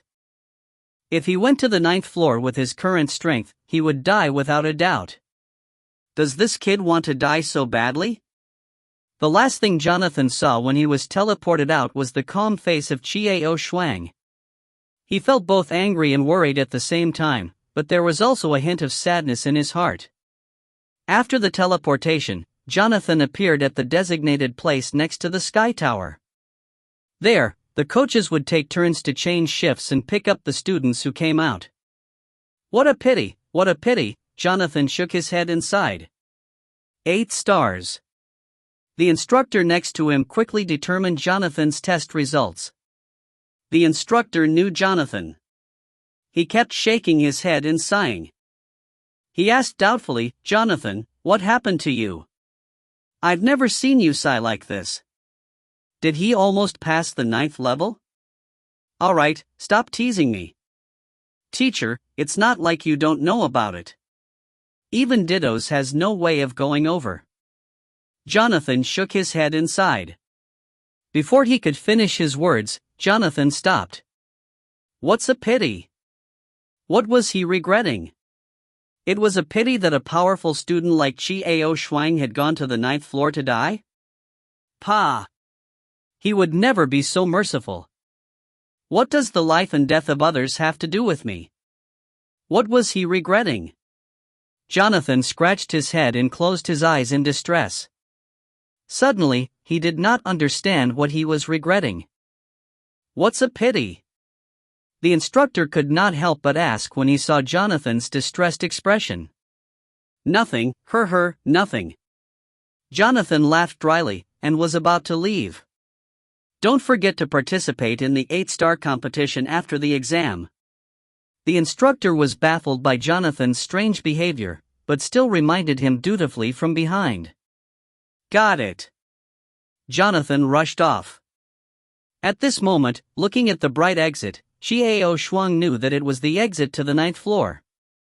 After finding a corner to sleep and recover her spirit, Xiao Shuang did not hesitate and prepared to take a step forward. At this time, a clear and bright voice was heard, Go back, don't go there. Who? Xiao Shuang was shocked. She suddenly looked up and looked around. But there was no one around. And that voice rang in his mind. Go back, you can't go there now. The clear and bright voice rang out once more, carrying with it an indescribable charm. Who are you? Xiao Shuang slightly frowned, feeling shocked in her heart. Who was this person? He was completely unaware of his existence. In this academy, if it wasn't Dittas, he would be number 1. Isn't Dittas the strongest person in the academy? Then, who was the person who was speaking to him right now? This man's strength was probably far beyond his own. This was because Xiao Shuang could not sense his presence at all, nor could she sense where he was speaking to her. Who was this man with a pleasant voice? Why did he feel a sense of familiarity? If you find any errors, ads pop-up, ads redirect, broken links, non-standard content, etc., please let us know. Report chapter so we can fix it as soon as possible. Chapter 278. Stunning Edge, C278. Who are you? Xiao Shuang stood on the spot with a frown and asked in a deep voice. Go back. You still can't enter the 9th floor. However, the voice did not answer Xiao Shuang's question. Instead, it continued to persuade Xiao Shuang to leave. Xiao Shuang frowned and walked towards the entrance. However, an invisible force gently pushed her away, causing her to be unable to take even half a step forward. Xiao Shuang tried several times, but the result was the same. He finally gave up on the idea of moving forward. Although the owner of this voice stopped him from moving forward, one thing was certain, this person didn't have any malice towards him. At this point, Xiao Shuang understood and prepared to leave. Who are you? Before he left, Xiao Shuang asked, "You will naturally know in the future. You can go now." That clear voice rang out once more, but he still did not appear. Xiao Shuang nodded, took out the scroll and tore it open. A white light flashed, and Xiao Shuang's body slowly disappeared. After Xiao Shuang left, a man dressed in white appeared on the spot. He stood there silently, his supple hair flying gently in the air, his delicate face carrying a hint of sadness. His eyes were closed, and he let out an almost inaudible sigh before disappearing immediately. By the time Xiao Shuang reached the outside of the heavenly pagoda, there was already a mentor waiting there to assist her. 8 stars. The instructor reported Xiao Shuang's result in shock, and after saying that, he looked at her speechless for a long time. Freshman, this student is a freshman. To think that he would be able to reach 8 star on his first attempt at participating in the trial. After registering his information and receiving his star emblem, Xiao Shuang turned around and left. She had been wondering in her heart who was the last person to hear this voice. Who exactly was that man? When Xiao Shuang returned to her dorm room, she found that there was no one there. Clearly, Wines was not back yet. This trial lasted for a full month, and after it was completed, he still had to participate in the competition. That was 2 months after the end of the exam. The reason for this arrangement was because some students would inevitably be injured during the exam. These 2 months were to allow the students ample time to prepare. During these 3 months of training and preparation time, there was no need to attend class. Naturally, the students who came out earlier would be more relaxed. Xiao Shuang spent the whole day in the library or cultivating alone in her dorm. Until he met Jonathan in the cafeteria at dinner one day. Xiao Shuang was alone in a corner eating a meal quietly, a tray placed in front of her.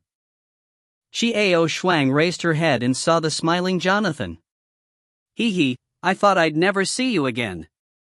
Jonathan sat opposite Xiao Shuang with a big grin on his face. Xiao Shuang remained silent, only taking a sip of the soup. Speaking of which, I'm very curious. You seem to be fine after going to the 9th floor? Jonathan ate his food and stared at Xiao Shuang with wide eyes. I didn't go. Xiao Shuang said lightly. Oh. No wonder. No wonder. It's not a place we can go now. Last time, I almost died standing at the entrance. Jonathan still had lingering fears on his face when he spoke. The 9th and 8th level are 2 completely different things. Even though there is only a single level of difference, the difference is like the distance between heaven and earth. Xiao Shuang was silent, listening to Jonathan's words with a complicated feeling in her heart. Aren't you going to eat this? I like it, just give it to me. Jonathan's words flashed in front of Xiao Shuang's eyes. When she looked down, she saw that the ham on her plate was gone. Xiao Shuang looked at Jonathan speechlessly. Jonathan did not feel embarrassed at all. Instead, he was enjoying his meal.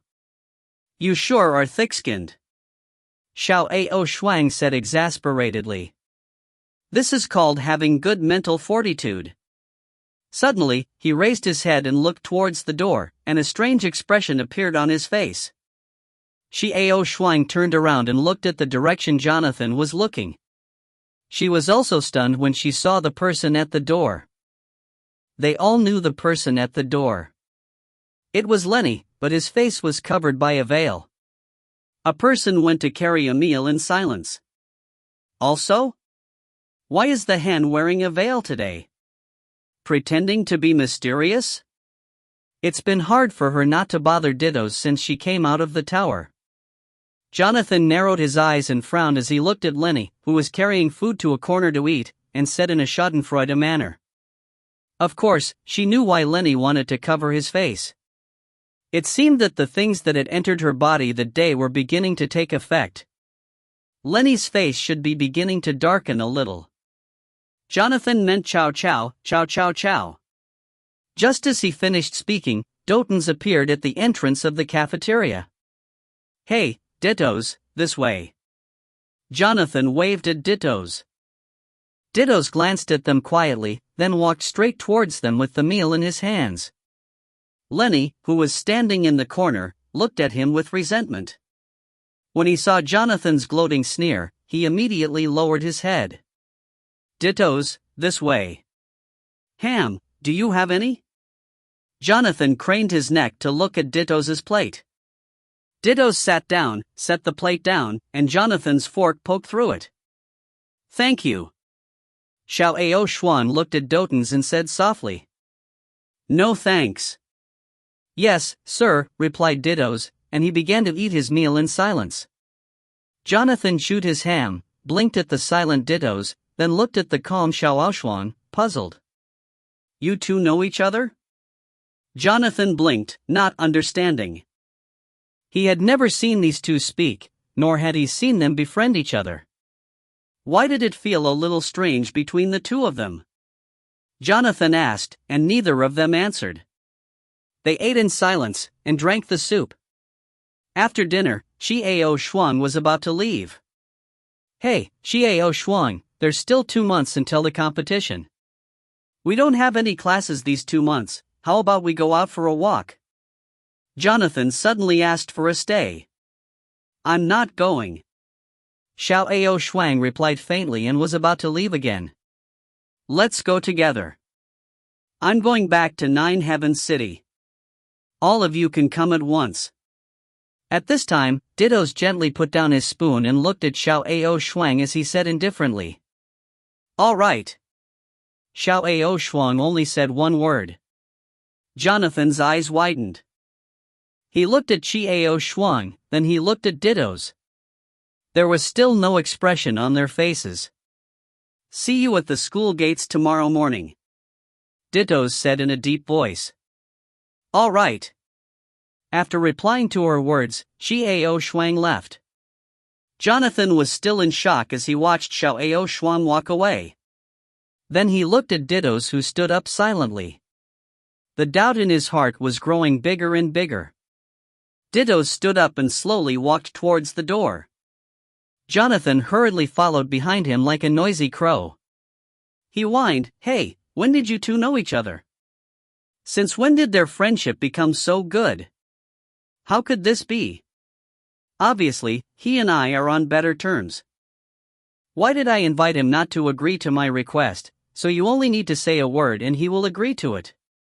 Why is this so? Why? Dittos ignored Jonathan, who was following him, and continued to walk in silence without any expression on his face. Dittos understood that it was due to his reminder that Xiao Xuan had passed the 8th level of the trial and was grateful to him that she agreed. The next morning, when Xiao Xuan arrived at the school gate, she found Dittos and Jonathan already waiting for her. Sorry I'm late. Xiao Xuan greeted. No, we were too early. Yes, sir, Dittos replied lightly. Jonathan's jaw was almost dislocated. Blinking his eyes with all his might, he stared at the Dittos in front of him. Was he seeing things wrong? Did he hear wrong? How could Dittos be so polite to a man? Let's go. Dittos led the way. All right. Xiao Xuan nodded, following behind. Jonathan followed, full of questions. The three beauties continued to walk forward until they arrived in front of the gigantic lake. Then, they landed on the floating boulder. All three of them looked outstanding on the outside, and Dittos and Jonathan were well-known figures on campus. This made them even more eye-catching. When the three of them walked together, the turnaround rate was ridiculously high. Everyone was trying to guess who was the red-haired youth who was walking with Dickens and Jonathan. Why wasn't Lenny with them, but this strange red-haired handsome boy? The three of them walked down the long flight of stone steps. Dittos, this time I want to eat the one I ate last time, and Jonathan began to chatter. Xiao Xuan and Dittos remained silent. Right, Xiao Xuan, let me tell you, the Dittons are very rich. His sister is the wife of the Nine Heavens City's lord. TSK, we're hugging our thighs, and we'll be in for a spicy meal following Doton's. Jonathan recounted Dittos' background. Oh, Dittos is the younger brother of the Nine Heavens City's mayor's wife? Shut up. Dittos spat out 2 words in a deep voice. All right. Jonathan stuck out his tongue. Let's go. Is this because of the Four Seasons Gardens tripod assembly? Yes. Yes, sir. It's another boring tripod gathering. It's just the time for every city to show off their skills. Jonathan shrugged helplessly. But it's not surprising. If we don't, the balance between the 4 cities will be unthinkable once the situation breaks out. For balance? Xiao Ao Shuang frowned and repeated Jonathan's words. Yeah. It's always like this in every big meeting. Talent competitions, treasure auctions, you can always show off your talents. Jonathan shrugged boringly. If all 4 cities participated, then Heaven Breaker and Abba would also be here? Will it be held soon? Xiao Ao Shuang asked. No, 3 months later. When we finished the game. I'm going back to prepare some things. At this moment, Dittos spoke. Oh. After a grunt of agreement, Xie Ao Shuang went silent, thinking about how she could go to Heavenly Treasure City in 3 months to see if she could help Heaven Breaker and Abao. Having not seen Abao for so long, he missed her a lot. The 3 of them hired a carriage and drove to Nine Heavens City. Along the way, what Xie Ao Shuang saw was almost the same as the original world, except that there were many races in this world. Humans, dwarves, elves, demons, and monsters were all gathered together and were on good terms with each other. It was completely different from what the world had seen before. Moreover, everyone here was stronger than in the previous world. I bet Lenny the hen will come after us. Jonathan ate in the carriage and shook his head. Will you die if you don't speak? Dittos spat out. Yes. If you don't let me talk, you're going to take my life. Jonathan swallowed the food in his mouth and spoke seriously. Dittos was speechless. Lenny that hen is so strange. Why do I keep seeing her in the veils at school?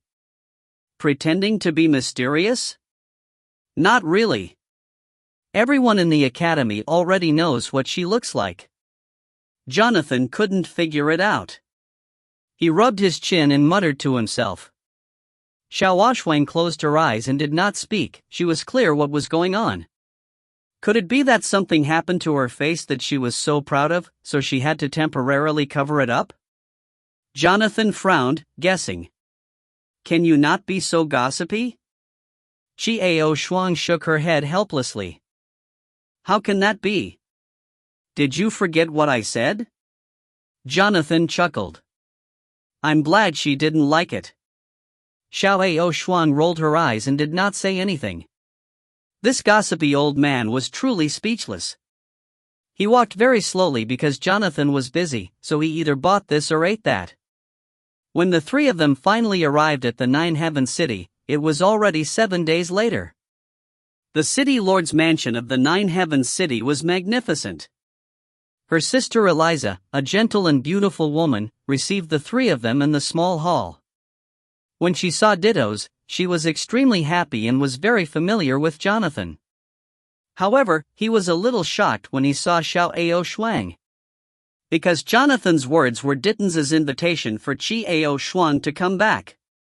Xie Ao Shuang. My sister, Eliza. Dittos gave a bland introduction to both sides. Hello. Xiao Ao Shuang nodded politely. Hello. Eliza seemed lost in thought. To her knowledge, Dittos was a cold child. Other than for her, she did not seem to have seen him take the initiative to know anyone and come into contact with them. However, the calm and composed youngster in front of him was actually an invitation from Ditton's to come back. Oh, by the way, Dittos, Lenny's back first. She lives next door to me. Eliza smiled at Dittos. No, Dittos gave a straightforward answer. Why? You didn't treat her before. Elisa was surprised and confused. The favor is over. Ditto's tone was light. Ha! Elisa was stunned. She is sick. You should check it out. Oh? What disease? Jonathan took it, trying to suppress the schadenfreude in his brow, and asked. I can't say. Something's wrong with her skin. As a girl, what she feared the most was her appearance problems. She was in a very low mood. Go and see her, maybe she'll feel better. I've got a lot of doctors and priests working on her, but she's not getting any better. Elisa slightly frowned. It was obvious that she still cared about Lenny. After all, Lenny had risked his life to block the assassin's attack for her. Oh. Let's go, there's something else we need to deal with. Xiao Shuang and Jonathan stood up, said goodbye to Elisa and left with Ditto's. Sigh, this child is really something. I just don't understand what's wrong with Lenny. I've always been so cold to her. Eliza shook her head inside. In the long corridor, the pillars made of white jade stood in a straight line, and the courtyard was filled with countless beautiful flowers. Ha, the hen is sick, there really is a problem. It's still her skin. Let's see how she sees people now. Jonathan's eyes narrowed into a line. This is great. She's down to 7 stars, and she can't keep her looks anymore. Still Ditto's was silent. Jonathan shook his head. Xiao Oshwang understood what was going on. Let's go take a look. Ditto spat out a sentence indifferently. No way, you really want to see her? Jonathan was hopping down the corridor like a monkey with its tail stepped on. Always fooling around in front of my sister. Such a woman. Ditto's did not finish his words, but his calm expression darkened. Suddenly, Jonathan stopped talking and silently followed after Ditto's. He knew that the tone of his voice meant that he was angry. If Lenny wasn't really sick, the consequences would be tragic. Xiao Xuan looked up to the sky and blinked her eyes. This time, Ditto's had truly wronged Lenny. Indeed, Lenny was in trouble, and he was the one who did it. What would Ditto's say if he saw anything? Lenny didn't play tricks on me this time. Suddenly, Xiao Shuang said something in a low voice. What? How do you know?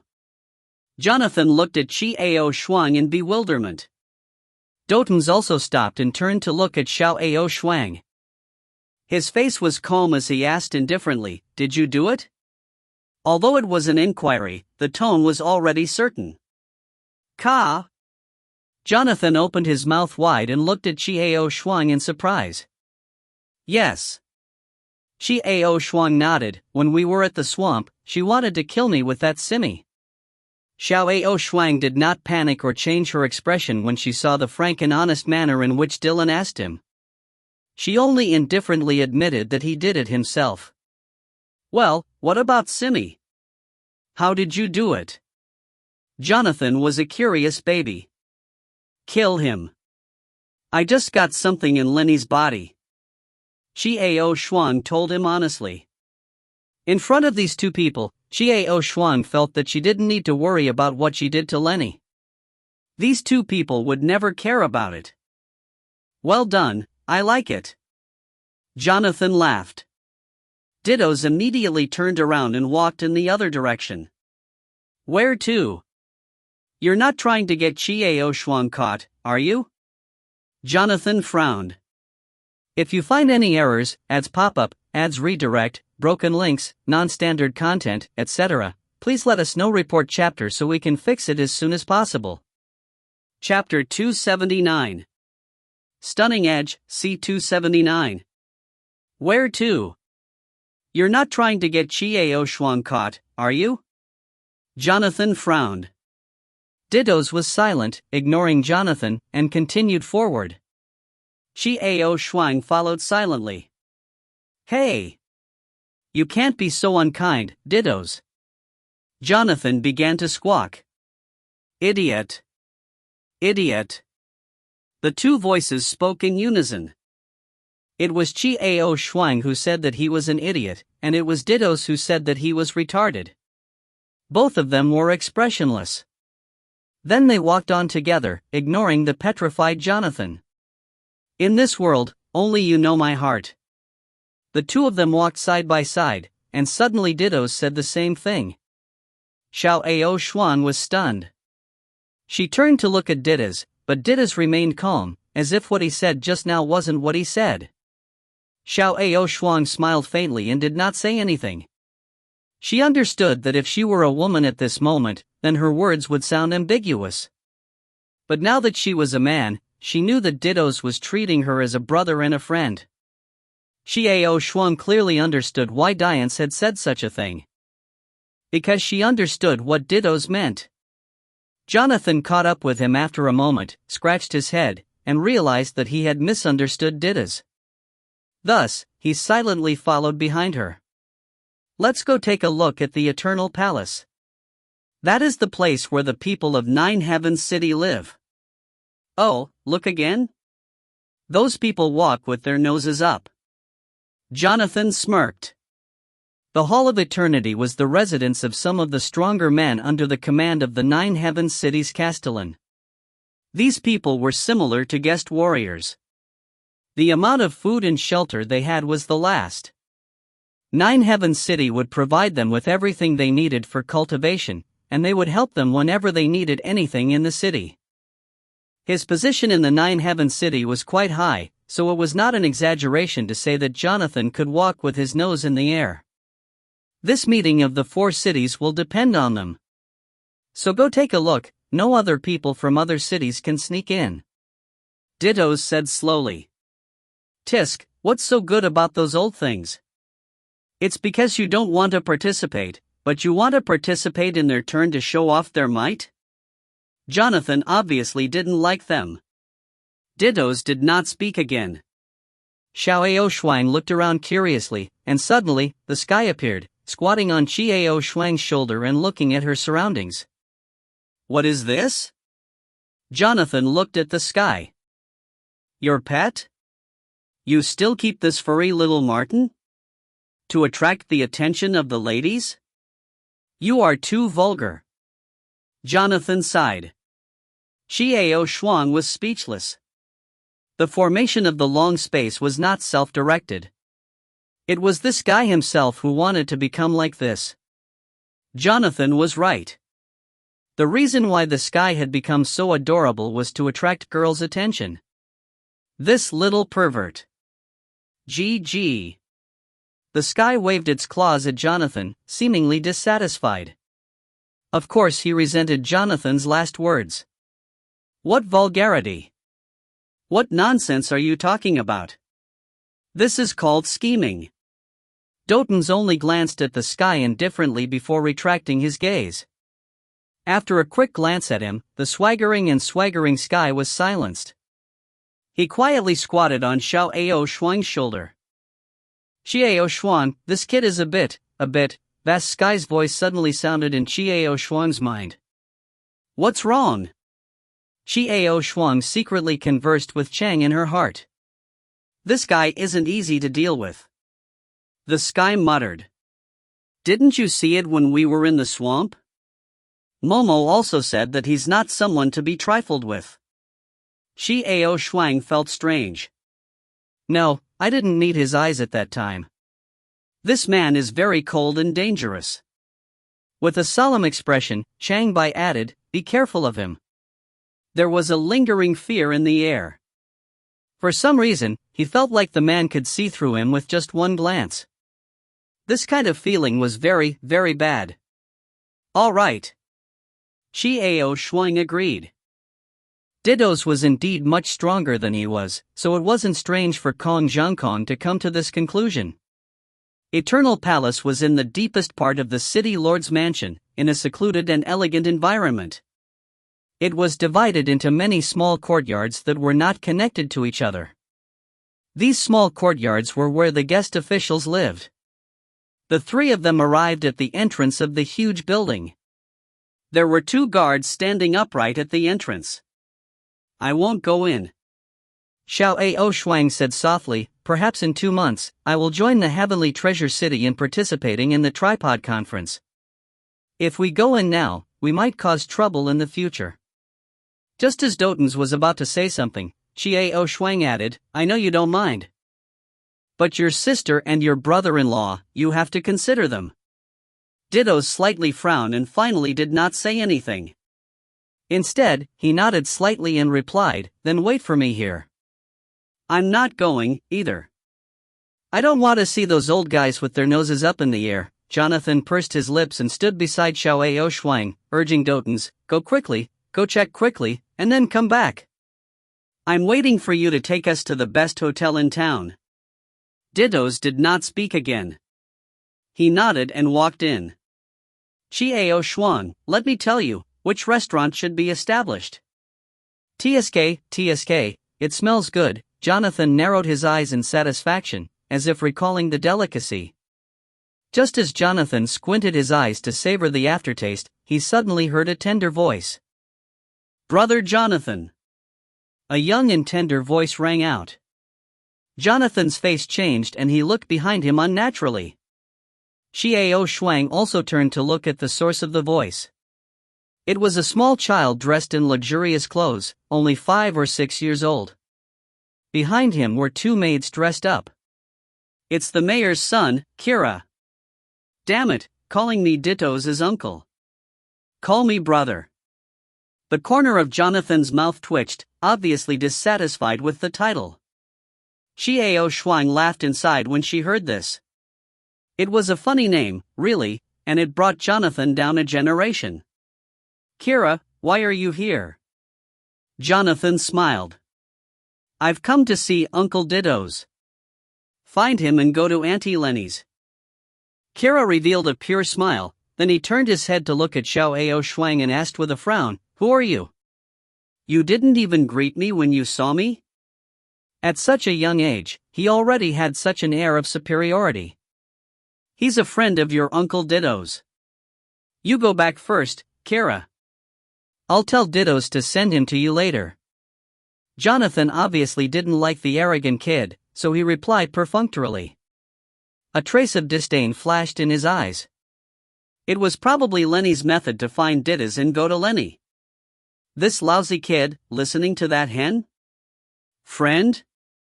Kira lifted his head, narrowed his eyes and sized up Xiao Shuang, frowning as he asked, what's your name?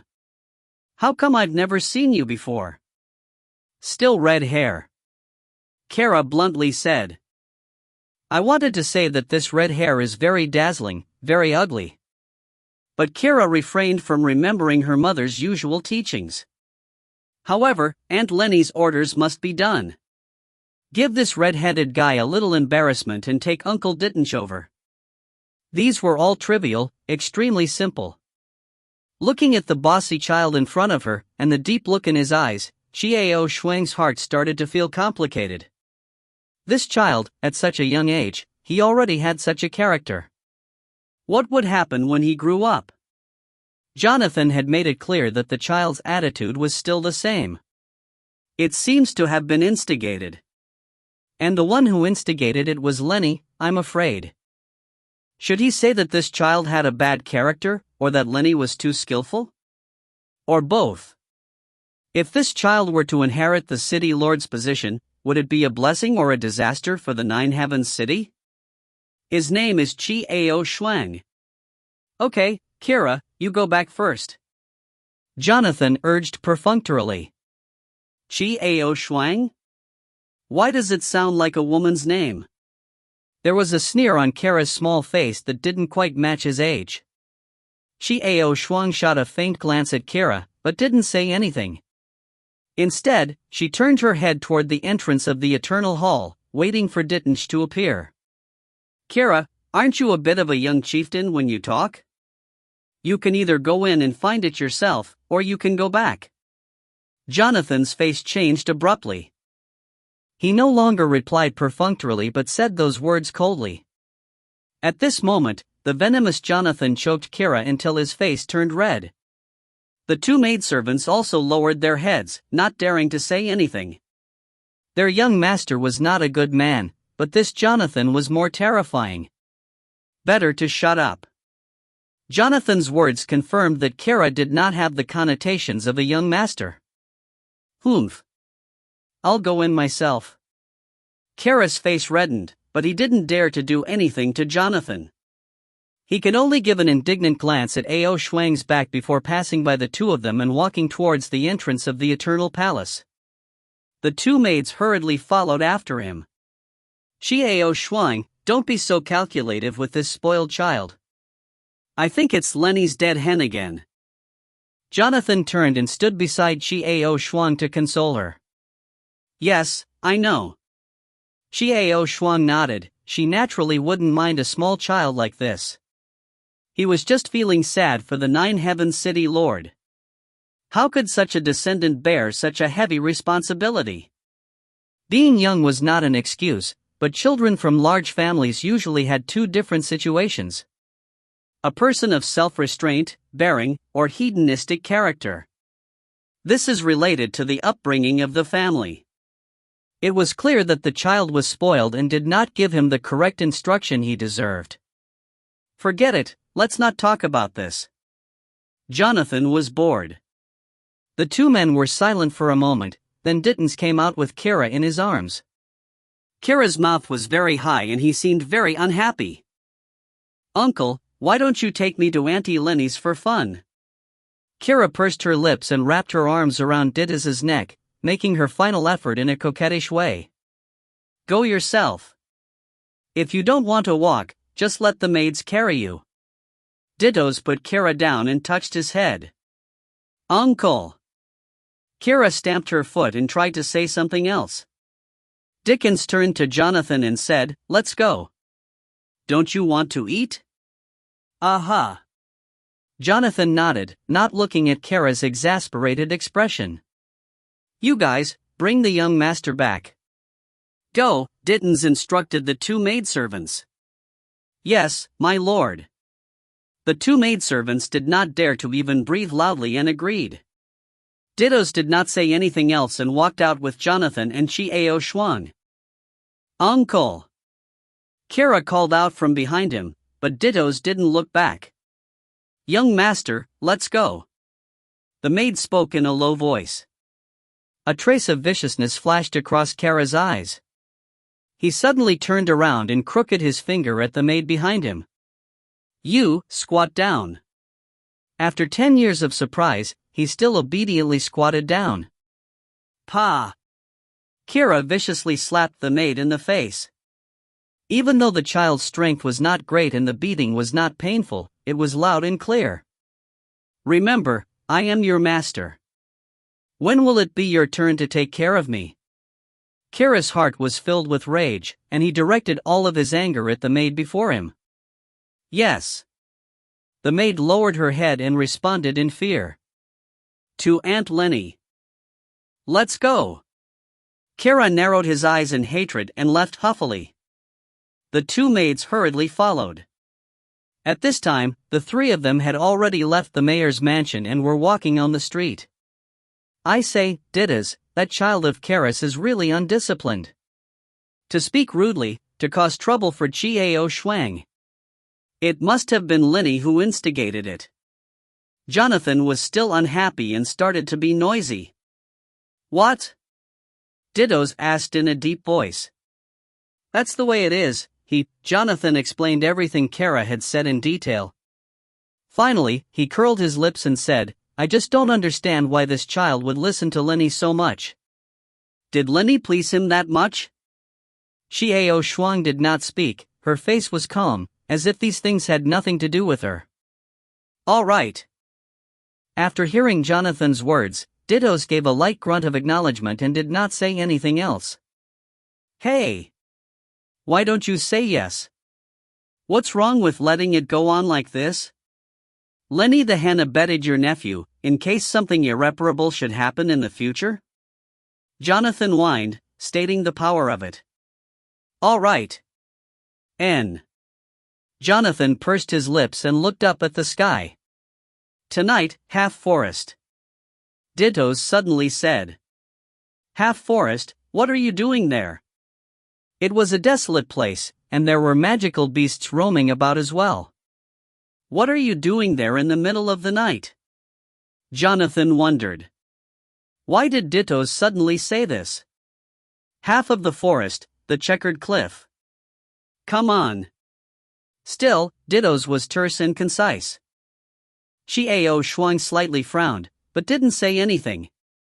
What did Dittos mean by that? What do you want to do? Killing intent. Vast Sky's voice suddenly sounded in Xiao Shuang's mind. What? Xiao Shuang was puzzled. Just now, he emitted killing intent. Although it was only a sliver, I felt it. He's very good at hiding his killing intent. Yes, Chang Bai replied. Killing intent? When Doton said that just now, he was filled with killing intent? What did he want to do tonight? If you find any errors, ads pop-up, ads redirect, broken links, non-standard content, etc., please let us know. Report chapter so we can fix it as soon as possible. Chapter 280. Stunning Edge, C280. Yes, Dittos, you finally understand my sincerity to you? I've been bitterly following by your side all this time, paying so much for you because I want you to look back at me, to have me in your eyes, and to have me in your heart. Lonnie was excited, but also happy. Was it possible that he had finally figured it out and was finally going to face it? So happy, so happy. Lonnie's breathing became hurried. The excitement and joy in his heart could no longer be described with words. Suddenly, Lenny remembered the condition of his body and started to worry again. If Dittos knew that his skin was beginning to turn black and that his beauty was gone, would he just ignore him? As soon as they entered the restaurant, a waiter came up and led them upstairs. The waiter was warm and respectful to Dittos. Clearly, he knew Dittos, and Dittos' position was not low either. Many of the young ladies in the restaurant looked at the three outstanding youths, but none of them dared to approach them.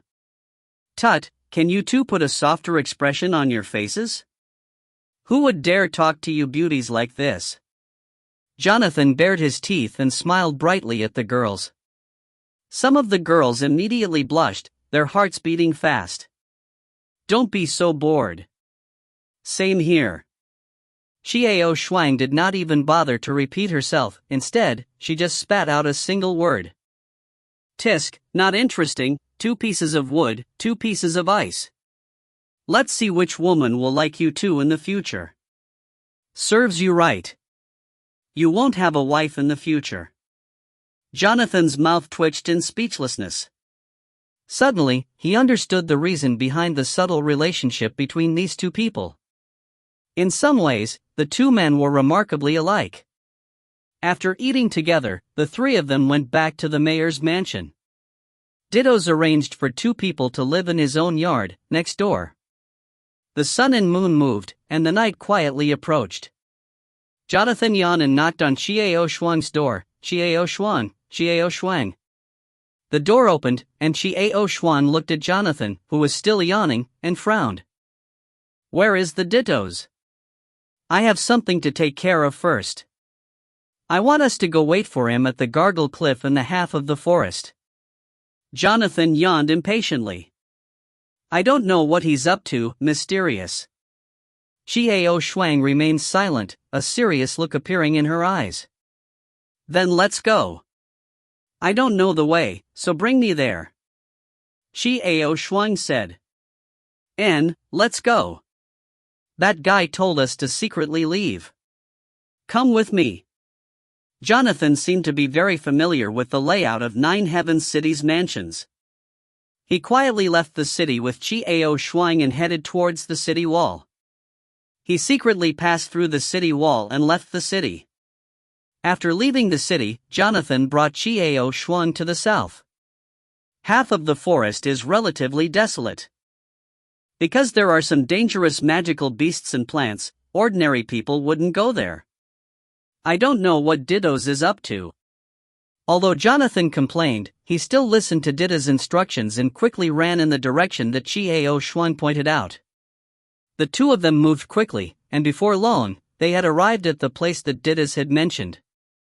As soon as he entered the forest, he was greeted by a wave of cold air. Occasionally, there would be strange bird cries. When he got to the edge of the cliff, Jonathan stood on the edge and looked down, shivering. Under the hazy moonlight, the bottom of the cliff could not be seen. Waves of cold wind blew over, making people feel very uncomfortable. "What's Dickens thinking? Tell us to come to such a gloomy place in the middle of the night."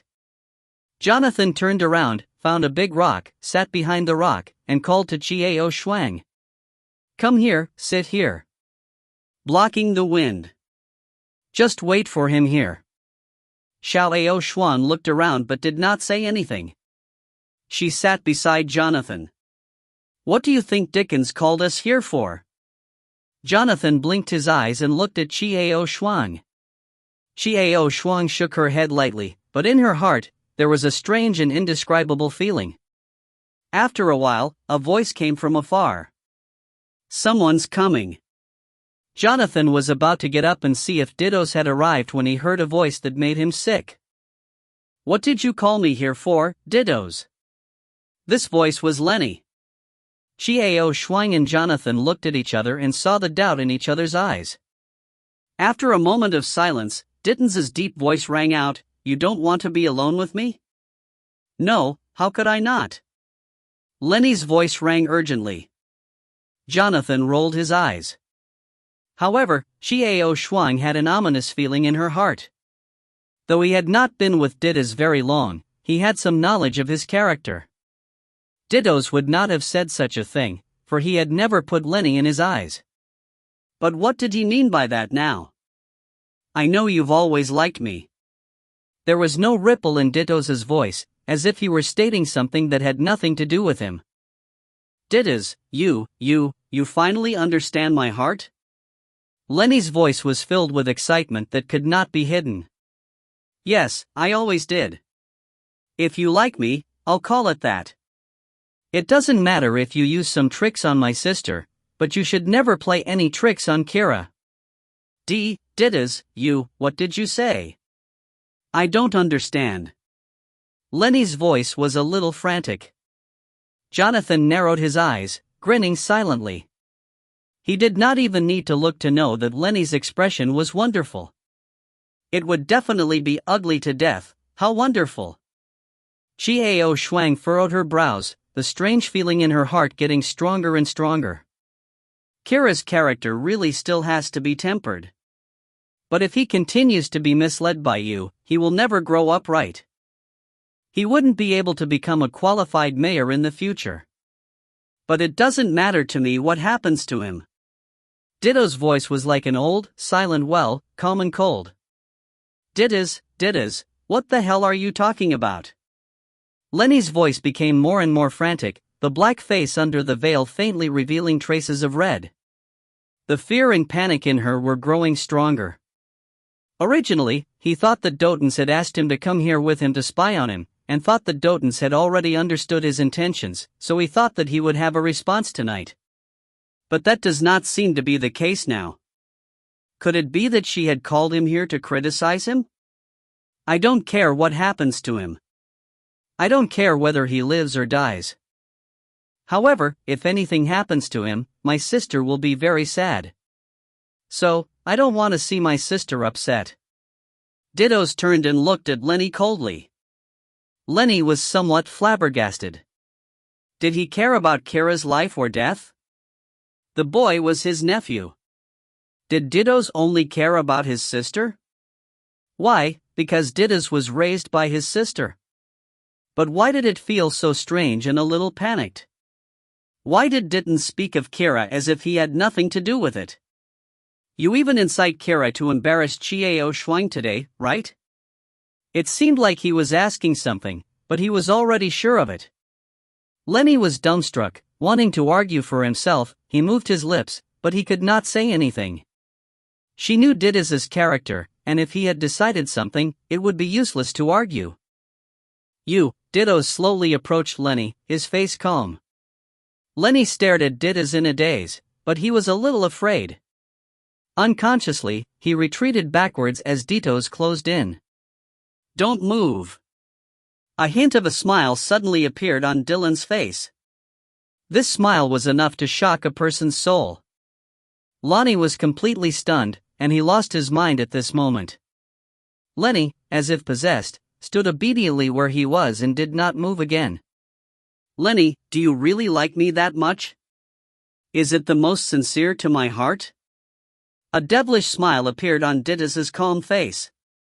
There was a bitter coldness in his smile that Lenny could not feel. "Yes, Dittos, you finally understand my sincerity to you? I've been bitterly following by your side all this time, paying so much for you because I want you to look back at me, to have me in your eyes, and to have me in your heart." Lonnie was excited, but also happy. Was it possible that he had finally figured it out and was finally going to face it? So happy, so happy. Lonnie's breathing became hurried. The excitement and joy in his heart could no longer be described with words. Suddenly, Lenny remembered the condition of his body and started to worry again. If Dittos knew that his skin was beginning to turn black and that his beauty was gone, would he just ignore him? Dittos slowly approached Lenny and stood in front of her, smiling without saying a word.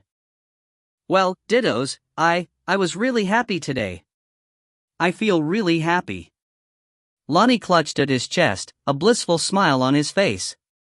He made up his mind in his heart to find a name to cure his illness as soon as possible. If not, everything would have vanished into thin air when Dittos saw his true face. Jonathan clenched his fist behind the rock and thrust it into his mouth. His eyes widened in disbelief as he stared at Chiao Shuang. Was there a mistake? Dittos called them over just to see them kiss me? To see him accept Lenny's dead hen? Now the dead hen was dead, and the wish of many years had finally come true. How infuriating! How infuriating! Jonathan put down his fist, opened his mouth and repeated the word silently. Xiao Shuang naturally knew what he was talking about from the way he mouthed it. Had Dittos really only asked them to come here so that they could see how he accepted Lenny's intentions? The strange feeling that had been haunting Chiao Shuang was becoming more and more obvious. "What do you want, Dittos?" He was not here to make love to Lenny, as Jonathan had guessed. What did he want? "Let me see your sincerity." The corner of his mouth curled up as he said those words with a smile. Lonnie was so happy that he was about to faint. After all these years of hard work, he finally had a reward. The Dittos who had been deeply in love finally accepted him. Lenny was about to reach out and hug Ditto, but in the next moment, Lonnie, who was immersed in happiness, was stunned, and her chest turned cold. He lowered his head to look at the item in his hand. It was red and seemed to be still pulsing. Then, what was it? Heart. That was his heart. Lenny's eyes widened, and his pupils contracted in a split second. "Actually, I've forgotten to tell you. Love, I don't need such a boring thing." He threw the heart in his hand to the back of his body. With a little bit of blood on his heart, he drew a devilish arc in the air and fell into the bottomless abyss, disappearing without a trace. Lenny's face was full of terror, incredulous. His eyes were wide open as he stared at Dittos, as if he wanted to see this man clearly at the end of his life. The man he had always loved. He had actually killed her without any forewarning at all. With a bang, Lenny's body fell heavily on the ground, stirring up waves of dust. Dittos looked at the corpse on the ground indifferently, without any expression on his face. Holy shit! Dittos, you really did it. You really killed this woman? Jonathan jumped out from behind the rocks, excited. You don't know, she's done too much dirty work behind your back. She had always been acting haughty, but now she was secretly looking for those men to coerce and coerce her. Vicious woman, you're dead today. Retribution. The more Jonathan spoke, the more disdainful he became. He looked at Lenny's corpse on the floor and almost vomited water. It was no wonder that he had such an attitude. On the surface, the two of them had been at loggerheads the entire time. Lenny didn't want Jonathan's life for a day or two. Xiao Shuang also slowly stood up from behind the rock. She looked at Lenny, who was lying on the ground, and did not say anything. Although Lenny wanted to kill him, he didn't plan on letting Lenny go either. However, Xiao Shuang did not expect that the one who had ended Lenny's life would be Dida's. I didn't kill her before because I didn't repay my debt. It's all over now. So there's no need to put up with her now. Xiao Shuang raised her head and looked at the calm Duttons, looking at his cold eyes. Xiao Shuang felt an indescribable chill in her heart. If Lenny had died in his own hands, or in Jonathan's, it would not have felt that way. However, she had died at the hands of the man she had always loved. Throw it down. Didos said coldly to Jonathan. Oh, okay. Jonathan knelt down and pulled Lenny's corpse, which had turned cold. Then, he threw Lenny's corpse off the cliff. In midair, the wind blew past, revealing Lenny's face, which had already turned slightly black. Xiao Shuang stood at the side without saying a word. Let's go back. Didos spat out a sentence indifferently. Oh, okay. Jonathan squinted his eyes with a smile and jumped ahead first. I'll go back first. I'm so excited that I can't fall asleep tonight. Jonathan hopped away, Didos and Xiao Shuang trailing behind. Do you know why I called you here? With a calm expression on his face, Didos asked this question. Xiao Shuang remained silent and did not reply. Call Jonathan because he has a grudge against Lenny. I called you here for another purpose, do you understand? Didos asked in a deep voice. Xiao Shuang did not say anything. Didos did not say anything either, silently waiting for Xiao Shuang's reply. You want to tell me that the path to the strong cannot be tied down by love. After a long while, Xiao Shuang finally said those words in a deep voice. As expected, in this world, you are the only one who knows my heart. Didos turned to look at Xiao Shuang and smiled. Xiao Shuang looked at the smile on his face, and an indescribable coldness arose in her heart. Suddenly, he remembered what Vast Sky had said. This man was very dangerous. I hope that you can step into the void-shattering realm with me. Looking at Xiao Shuang, Didi said seriously, you are the only one who can do that. Xiao Shuang looked at the handsome but indifferent face of Didas and was speechless for a long time. If you find any errors, ads pop-up, ads redirect, broken links, non-standard content, etc., please let us know. Report chapter so we can fix it as soon as possible. Chapter 281. Stunning Edge, C281. In the middle of the night, Xiao Shuang laid on her bed, unable to fall asleep for a long time. This night's performance by Dido sent an indescribable feeling into Xiao Shuang's heart. I don't know how to describe this behavior. Only one thing was certain, and that was that Didas was a martial arts fanatic. Something had been thrown away in pursuit of power. Among them was love. This person seemed to have his own rules for the division of emotions. The reason why Lenny was allowed to stay by his side and help Lenny pass the 8th level of the Heavenly Pagoda was because he felt that he owed Lenny a favor. However, once he was done with his favor, he could do something as heartless as this. Towards the attitude of his sister's child, it was also thought-provoking. What Didos was saying was that the child didn't care what happened to her, but it wouldn't hurt her sister. Xiao Shuang frowned as she thought of something terrifying. For the sake of his sister, Dittons was courteous to the young master. What if one day, Didas thought, the relationship between him and his sister came to an end? Assuming that Didos cared about his sister because of her sister's care, if he felt that the relationship was over, what would that do? Thinking of this, a chill crept up Xiao Shuang's back. What kind of person was Didas? In order to pursue the peak of power, would he really be heartless and heartless? In his previous life, Xiao Shuang had heard of that kind of abnormal martial arts fanatic. Some people, in order to pursue extreme martial arts, would cut off all emotions, and some even killed all their relatives. In order to no longer have any worries, they would climb the peak of strength. Was it possible that Didas was one of these people? For the next few days, Dittens helped with 9 Heaven Cities preparations. Jonathan took Chiao Shuang shopping, eating and talking to beautiful women all day long. As for Lonnie's disappearance, Dida's sister was very worried. She sent people to look for him, and also sent people back to Lonnie's house to inquire about it. Kira, the kid, had been clamoring all day for Lenny. No one suspected Dittos. Everyone in the mayor's mansion knew that Didas had no interest in Lenny. Who would have thought that Didas would invite Lenny out in the middle of the night? Naturally, no one doubted Didas. A week later, Dittos offered to return to the institute.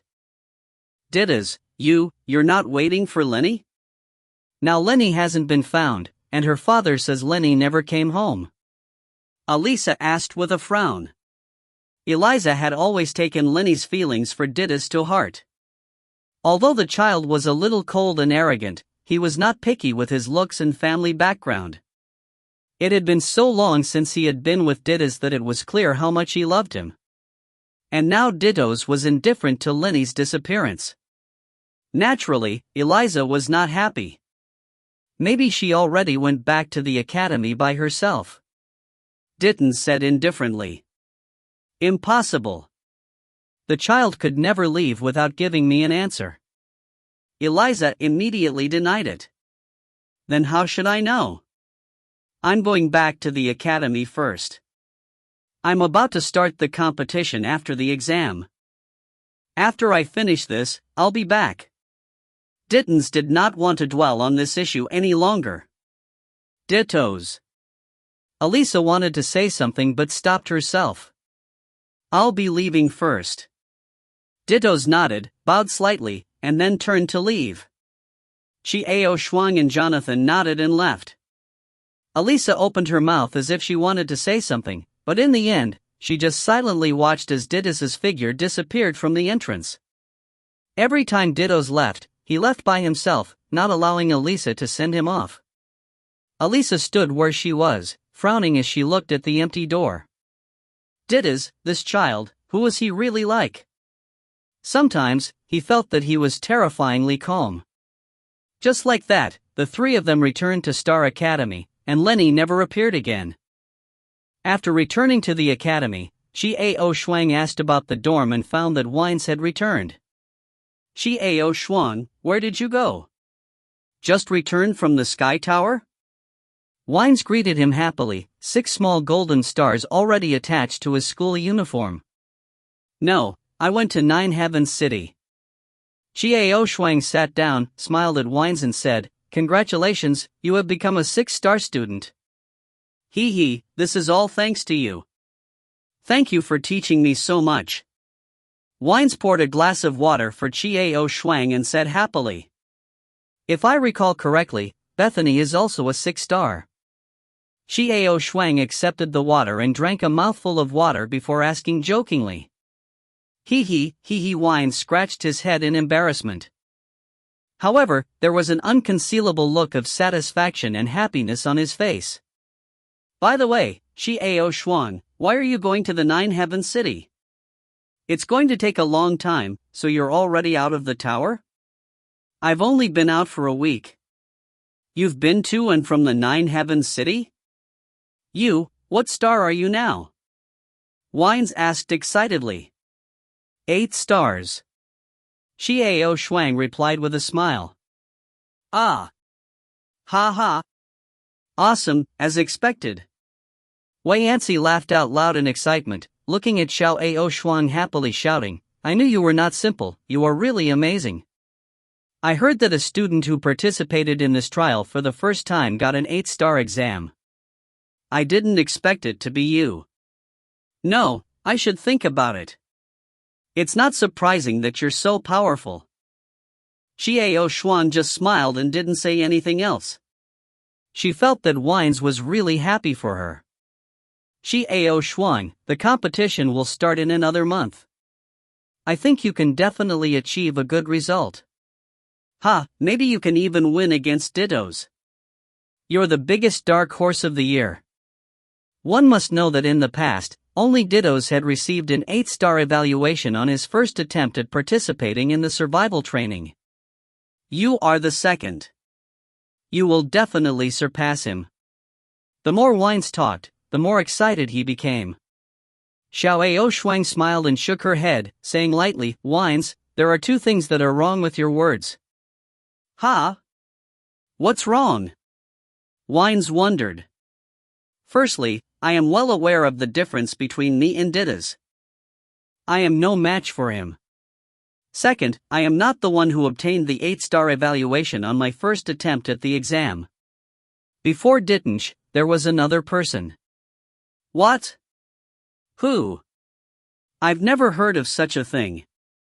Even those seniors I've interacted with recently, no one knows about it. At this point, Wines pursed his lips and added, I'm a 6-star student now, so a lot of people are willing to strike up a good relationship with me. My strength has indeed improved greatly. That's the way of people. A lot of people climb up and down. Xiao Shuang sighed softly, before saying solemnly, I don't know who the person who passed the 8th level of the Heavenly Pagoda was. That person is currently a forbidden topic in the academy. You'd better not ask others, or cause trouble. Oh. All right. Wines nodded and stopped asking. Prepare well for a good result among the 6-star students. If she were your opponent, what would you do? I don't know. Xiao Shuang laughed as she teased Wines. Ha? That, Wines' face instantly turned red. He scratched his ears and face, seemingly at a loss. Xiao Shuang looked at Wines in amusement. With such a shy personality, would he really be able to successfully catch up to Bethany? Looks like I need to help him in a timely manner. For the next month or so, Dickens and Jonathan came to see Xiao Shuang, and then the three of them appeared in the campus cafeteria, the library, the training grounds. The three of them naturally attracted the attention of countless people. The three young men with outstanding appearances were peerless in their time, and the countless young women were even more restless. Even more male students were trying to figure out what was going on. Why Lenny, who had been with Dittos and Jonathan, was gone, replaced by the red-haired boy. It wasn't until the end of a month's training time, the end of the competition, that the list of names was announced, that everyone came to a sudden realization. It was even more of a sensation. That red-haired youth had passed the 8th level his first time participating in the trial. Moreover, he actually took second place in the following competition. He had defeated all the previous 8-star students, including Jonathan. The first was still Dittos. When the list was announced, the entire academy was in an uproar. Everyone was struggling to find out who exactly this Xiao Shuang was. He was actually able to defeat Jonathan and the others in one fell swoop. He was ranked second among the 8 stars. Who is Xiao Shuang? The second one is not Jonathan, but Xiao Shuang? Who's that? No way, who was so amazing that he actually pulled Jonathan off his horse? Xiao Shuang, I've never heard of this name. Who is it? That's right, I've never seen such a result before. Could it be that this is the first time I've participated in a smelting trial and obtained such results? Discussions broke out all around them, creating a huge ruckus. Talina stood underneath the public display screen, staring blankly at the second name on the huge board for a long time without moving half a step. No wonder he's so arrogant. So he really has some skill. Yuna stood by Tanya's side and spoke in a rather complicated manner. The embarrassing scene from that day was still vivid in his mind. He thought that Xiao Shuang was ungrateful, but in the end, he was the one who asked the woman to help them. He never thought that he would be able to pass the 8th level of the Heavenly Pagoda in one go, and also become the campus's number 2 figure. No wonder he was so calm in the cafeteria. Looking at the words Xiao Shuang on the leaderboard, Tanina's heart was filled with complex emotions. So it turned out that the difference between him and him was that huge. He was already an 8-star, but he had only acquired a 5-star. Ha, Qiao Shuang, I knew you could do it. 8 stars. Treat, you have to treat. A cheerful and sweet voice reached everyone's ears. Looking towards the source of the voice, she saw a sweet-looking pure love girl shaking Qiao Shuang's arm. He said happily. Who is that girl? That's Perina, one of the 4 school beauties. Eunice said in a low voice. Talina looked at Qiao Shuang from afar, her heart filled with disappointment. When everyone heard the name, they all turned to look at him. Look at the biggest dark horse of the year. Don't be like this. Look, that red-haired kid's face is full of impatience. The two of them aren't the kind of relationship you think they are. Seeing her like this, Una hurriedly comforted her. What did you say? What do they have to do with me? A trace of uneasiness flashed across her face, and she hurriedly tried to distinguish it. Well, I'm not blind. What attitude do you have towards that brat? Do you think I can't tell? Una shook her head and sighed. Talina became silent, not saying another word, only watching Qiao Shuang and Perina from afar. No time, no money. Xiao Shuang pushed away the hand that was holding onto her arm and coldly said, Hey, don't forget, you owe me one. Seeing Qiao Shuang's attitude, Perina immediately frowned and said in a cold voice. What lousy reason was this? There was no money. Wasn't it embarrassing for this annoying fellow to say something like that? Qiao Shuang went silent. No money, I'll treat you, okay? I'll give you my congratulations. Let's go eat. Perina took hold of Qiao Shuang's arm again. You can return the favor by eating. Qiao Shuang shook off Lina's hand once again and impatiently led the way. Hey, you think it's beautiful? I'm the one who invited you to dinner. Do you think that you can repay your debt so easily? Perina hurried after him. Tarina watched them leave, her expression dark. The surrounding boys stared at the back of Qiao Shuang with envious and jealous eyes. The school belle, Perina, had taken the initiative to date him. Although they were dissatisfied with Xiao Shuang's arrogant actions, no one dared to take the initiative to provoke her. Who asked him to be the second-ranked student in the academy?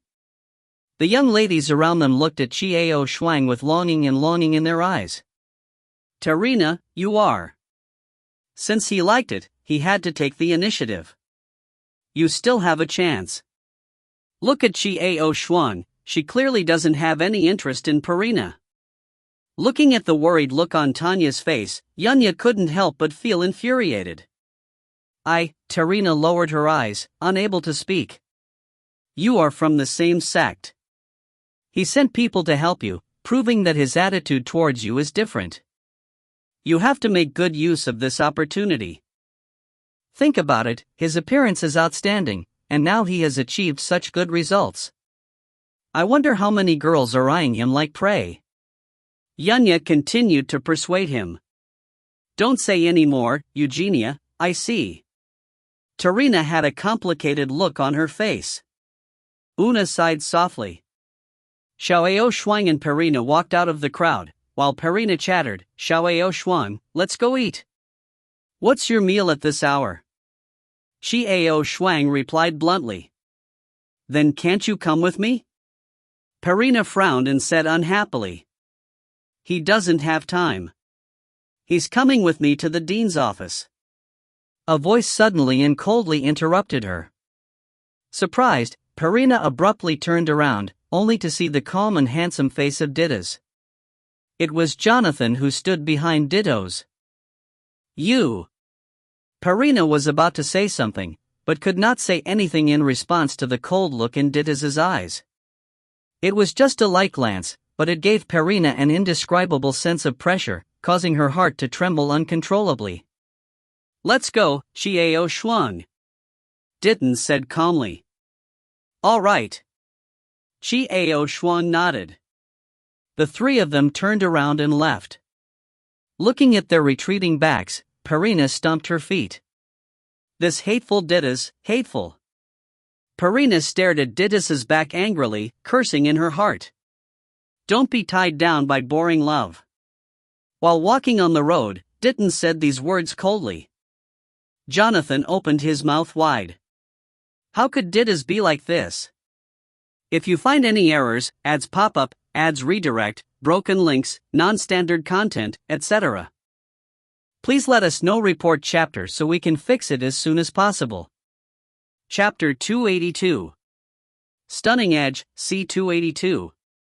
Chiao Xuan, don't listen to him. Jonathan said without waiting for a reply. I don't like women. Chiao Xuan twitched the corner of her mouth as she said those words. That's good. An almost imperceptible hint of satisfaction flashed in Ditto's eyes. Of course he wouldn't like women. His sexual orientation was very normal. Wow, Dittos, you're a bad guy. I don't like women, and I don't want Chiao Xuan to find women. Jonathan heard the two men shouting. Dittos ignored Jonathan's blabbering and said to Chiao Xuan, let's go, the dean is looking for us. Hey, Chiao Xuan, I'm telling you, don't listen to Dittos. This guy isn't interested in women, so don't force yourself. That Perina is not bad. At least she's a school beauty. But this Perina seems to be very good at playing tricks on you. You don't have to think about the other two beauties. One was Bethany, and the other was Eber. Even this doesn't suit your tastes, there are many pretty girls in the academy. You're so noisy. Chiao Xuan frowned slightly. Same here. Dittos expressionlessly said this word. A knowing smile appeared in his eyes. You two boring fellows. Jonathan was so angry that he snorted when he saw that the two of them were surprisingly on the same footing. Of course, he did not think that what Chiao Xuan said about not liking women was completely different from what they understood. The three of them arrived at the principal's office. This was the first time that Chiao Xuan had met the principal of Star Academy. The principal was not the decrepit person in Chiao Xuan's imagination, nor was he an expert with a full beard and white hair. Instead, he was a young man with an extraordinary bearing. Chiao Xuan was shocked at first, but then she came to a realization. This was the way of the world. The age of many people could no longer be seen by their outer appearances. This young principal was probably not young anymore. You've come. The young man smiled as the three stood up. Principal. All three of them did. Don't be restrained, your results this time are quite good. Especially you, Chiao Xuan, you are the second person to achieve such good results in the first trial. You and Dittos are the last ones who might pass the last trial. Hopefully, you won't disappoint me. The headmaster looked at Chiao Xuan and said with a smile, his eyes flashed with praise. When the principal mentioned that Chiao Xuan was the second person to achieve such good results in the first trial, a trace of darkness flashed in Dighton's eyes, but it was gone in an instant. Do your best. Chiao Xuan said in a neither humble nor arrogant manner. It's a good thing that young people are modest. Alright, let's get down to business. I called you here because I have a mission for you and your rewards. Dittos and Jonathan know the reward, but this is your first time, Chiao Xuan. The principal smiled at Chiao Xuan, giving his purpose of calling them over. Your mission is to hold a grand meeting of the 4 cities. The 3 of you will represent our academy in some matters, and the judges will be held by the other elders and the reputable people of the various cities. I'll give you the prizes as well. If you don't know anything, just ask Dickens and Jonathan. The principal talked for a while before finally stopping to pick up 3 cards from the desk and handing them to the 3 of them. Finally, he instructed, "Alright, you guys can go now. If you are ready, then set out. This time, the gathering will be held in White Cloud Town, which belongs to the academy. Be careful. I'm sure you'll take care of it." The principal nodded with a smile. Yes. The three of them received the cards and agreed. Go on. The headmaster waved them off. After leaving the office, Yixuan looked at the card in her hand. The card in her hand was a light blue color and emitted a cold aura. Who knew what material it was made of? This is a pass. The top 3 rankers would be able to enter and leave the Heavenly Star Pagoda to cultivate at any time, and the highest level of the library would also be opened. There was also the chance to learn from all the elders, and perhaps even learn from them through sparring. The elders could not refuse. As for the materials in the Academy's treasury, we can use them as we wish. There's no limit. Dittos explained in a deep voice to Yixuan. It was also the first time Dittos had said so much. Good stuff. This thought immediately surfaced in Yixuan's mind when he heard Ditton's words. Who would have thought that the prizes for the top 3 would be so generous? The school was actually so generous. However, with such a generous reward, what method did Lenny have to make the other students give up on her? No one was interested in such a generous reward. Only the top 3 know of this reward, the others don't. It was a secret. In other words, only the top 3 can receive these rewards. Jonathan's next words dispelled any doubts in Yixuan's mind.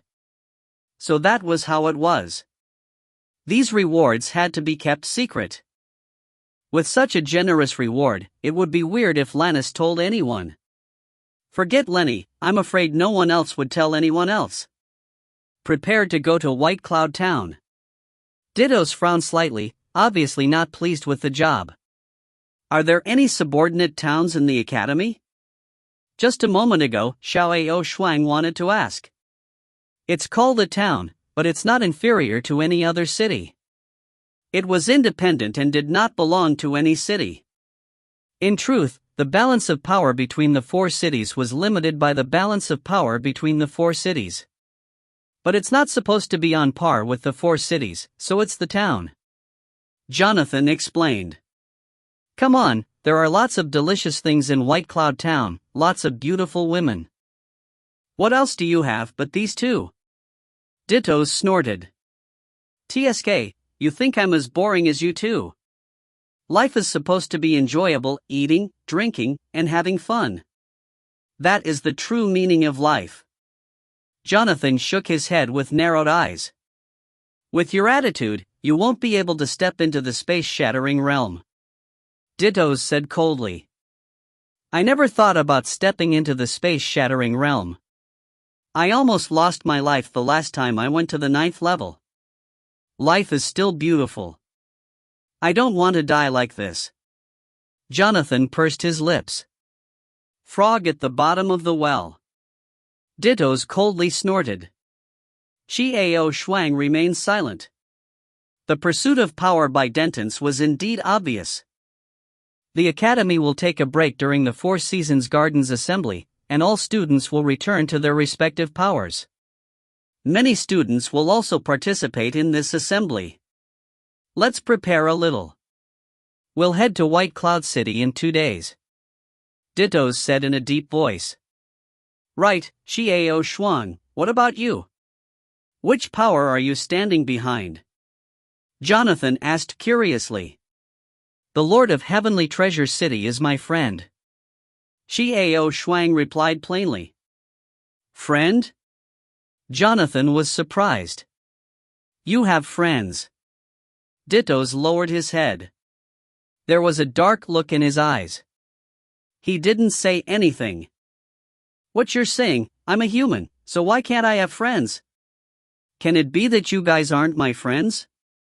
Yixuan snappily said, the Heavenly Treasure City's City Lord Heaven Breaker has helped me a lot.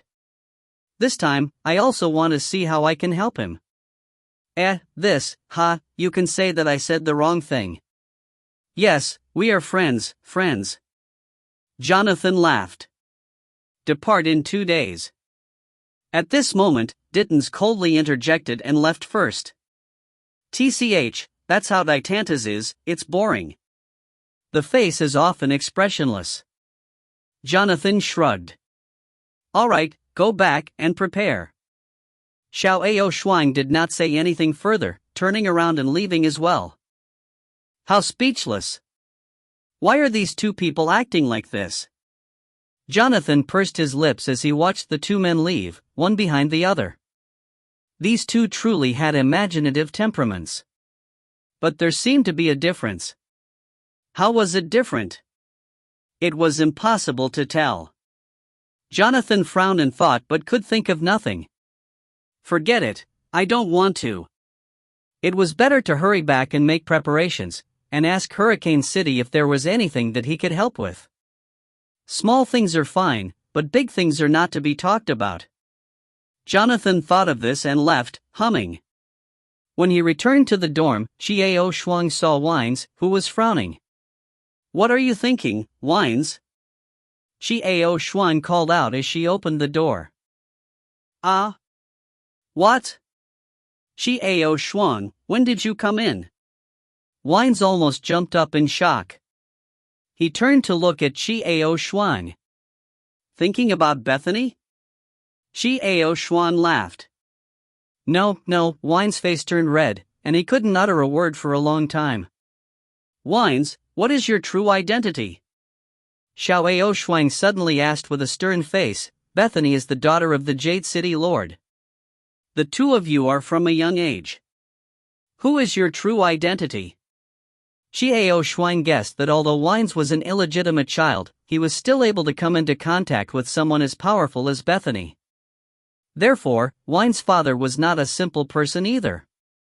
Wines was silent for a long time, his face complicated. He lowered his head and did not say anything for a while. After a while, he slowly raised his head and said softly, Xiao Shuang, I will tell you then, since I consider you my only true friend. My father is the previous city lord of Nine Heavens City. What? Xiao Shuang was shocked as she thought of the place where she had gone with Dylan not long ago. In other words, the current Nine Heavens City's lord is your half-brother? Humph. Brother? I don't have a brother like that. Looking at Wine's expression, Xiao Shuang knew that the inside story was very complicated. He forced my mother to death. If it wasn't for the fact that my father's trusted confidant risked his life to bring me out to join my sect, I would have been dead by now. I don't even care about the position of mayor. But he doesn't want to let us go. Wine's face turned extremely ugly, and his tone was full of resentment. You met Bethany when you were a kid? So, does Bethany know what happened to you? Does the Nine Heavens City Lord know of your current situation? Xiao Shuang asked a few questions in a row. And, we knew her when she was young when she came to Nine Heavens City. Bethany only knew that I wasn't dead, but she didn't know where I was, and she didn't recognize me. As for the Nine Heavens City's Castellan, he naturally knew that I was not dead, but my power was low, so in his eyes, I could not pose a threat. At first, he sent people to keep an eye on me. Later, he thought that I was a trash, and he took advantage of the interference of his father's trusted confidants, so he stopped making things difficult for me. Wine said while grinding his teeth. What are your plans? Xiao Shuang asked. Xiao Shuang, I really thank you. If it weren't for you, I'd still be a piece of trash. But not now. I will always work hard, I will do my best to achieve my dream. I want to be strong enough to protect Bethany. He was strong enough to stand in front of the crowd and stick out his chest.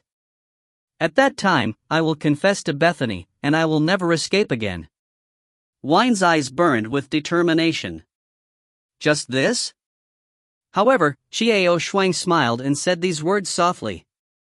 Wines was stunned, looking at the calm face of Xiao Shuang. He did not understand what Xiao Shuang meant.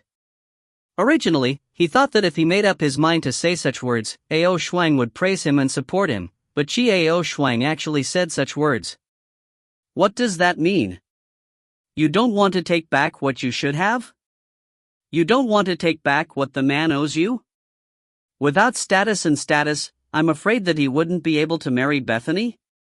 A trace of an evil smile appeared on Chiao Shuang's handsome face, causing Wines to be completely stunned. That night, the two of them talked about something in the dorm that no one knew about. It was just that the fusion that occurred afterwards was extremely amazing, not knowing that it was all the doing of a red-haired youth. 2 days later, Dickens, Jonathan, and Chiao Shuang, wearing snow-white uniforms with 8 small golden stars that symbolized their strength and status, appeared at the school's entrance in a magnificent manner. The three of them just stood there with calm faces, but it attracted countless gazes, as well as the discussions of the people around them. Many students had been rushing to White Cloud Town for the past few days, so the school gates had always been bustling with noise and excitement. Chiao Shuang, a sweet voice called out urgently from afar. It was Perina's voice. Let's go. Dittos said coldly. All right.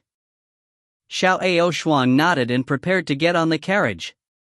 The reason why she didn't bother to pay attention to him was not because of Doton's words, but because of Chiao Shuang's own intentions. It wasn't good to get too close to a woman, and it would be even worse if he misunderstood her. Chiao Shuang, you. Wait for me. Wait for me. When Perina caught up, the carriage was gone. Damn it! You bastard! Perina stomped her feet on the spot, looking unhappily at the carriage far away, muttering to herself, You hateful fellow, just you wait. If you don't want to come with me, I can go to White Cloud Town by myself. In the distance, a complicated look could be seen on her face as she watched the scene. Yunia frowned and muttered something. In the carriage, Chiao Shuang was resting with her eyes closed, but in her heart, she thought of Heaven Breaker and Abao. Very soon, Pot and Heaven Breaker would arrive. They had not seen each other for a long time, and they truly missed each other and were filled with anticipation. And what sort of grand occasion would the Four Seasons Tower's Grand Assembly be? If you find any errors, ads pop up, ads redirect, broken links, non-standard content, etc., please let us know. Report chapter so we can fix it as soon as possible.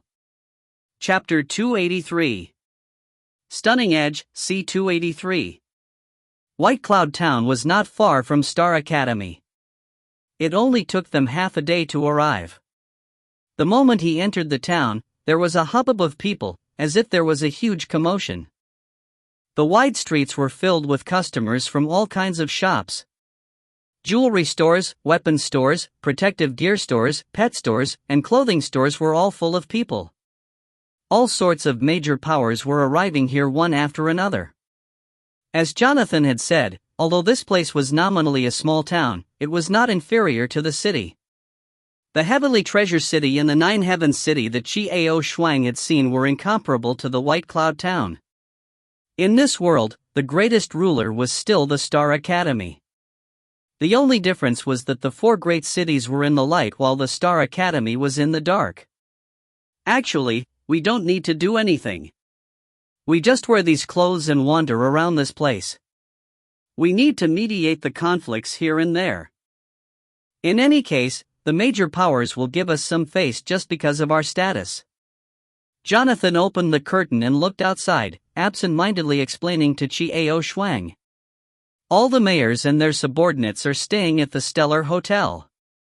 The sects would find their own residences. We can do everything within our power, and the three of us will be staying at the Stellar Hotel. After settling down, you can move around freely. When something happens, it's just a matter of time. Meet in the hall the day before the convention begins. Dylan patiently explained to Chiao Shuang. There will inevitably be a conflict between the four cities and the sections. Naturally, the mission of Chiao Shuang and the other two was to resolve these conflicts. All right. Chiao Shuang nodded. The carriage drove down the street and stopped in front of a tall, imposing building. At the entrance of the magnificent building stood a huge stone board. On top of the stone board, there were a few words engraved deeply, Stars Hotel. The simple and unadorned stone board did not match the tall and dazzling hotel at all. It looked very strange. This stone tablet was carved by the founder of the Star Academy. That person had disappeared after the creation of the Star Academy. The principal and the elders also never mentioned his matter. They only said that he was a very powerful person and that he was the role model for everyone. Jonathan looked at Qiao Shuang and explained. Oh. That's how it is. Yes. Qiao Shuang replied casually. A hint of doubt arose in his heart. The Star Academy didn't seem to be as simple as it seemed on the surface. Now it seemed to be the true ruler of the world. But there were too many mysteries. The founders of the academy were actually not allowed to know who their students were. Also, why did the student who had reached the 8th level during his first attempt attack the school's forces? He even tried to destroy the Star Heavenly Pagoda. In the end, the school sealed off the news. What was all this about? The three of them entered the hotel and were immediately greeted respectfully by someone. When the others in the hall saw the three of them, their gazes changed. Respect, fear, disdain, provocation. The ones who were disdainful and provoking were naturally the guest elders of the various city lords. As the pinnacle of power within the chaos world, the Star Academy naturally caused quite a few people to feel unsatisfied. Although those people had unfriendly eyes, they still did not move forward. After all, this was the Star Academy's territory.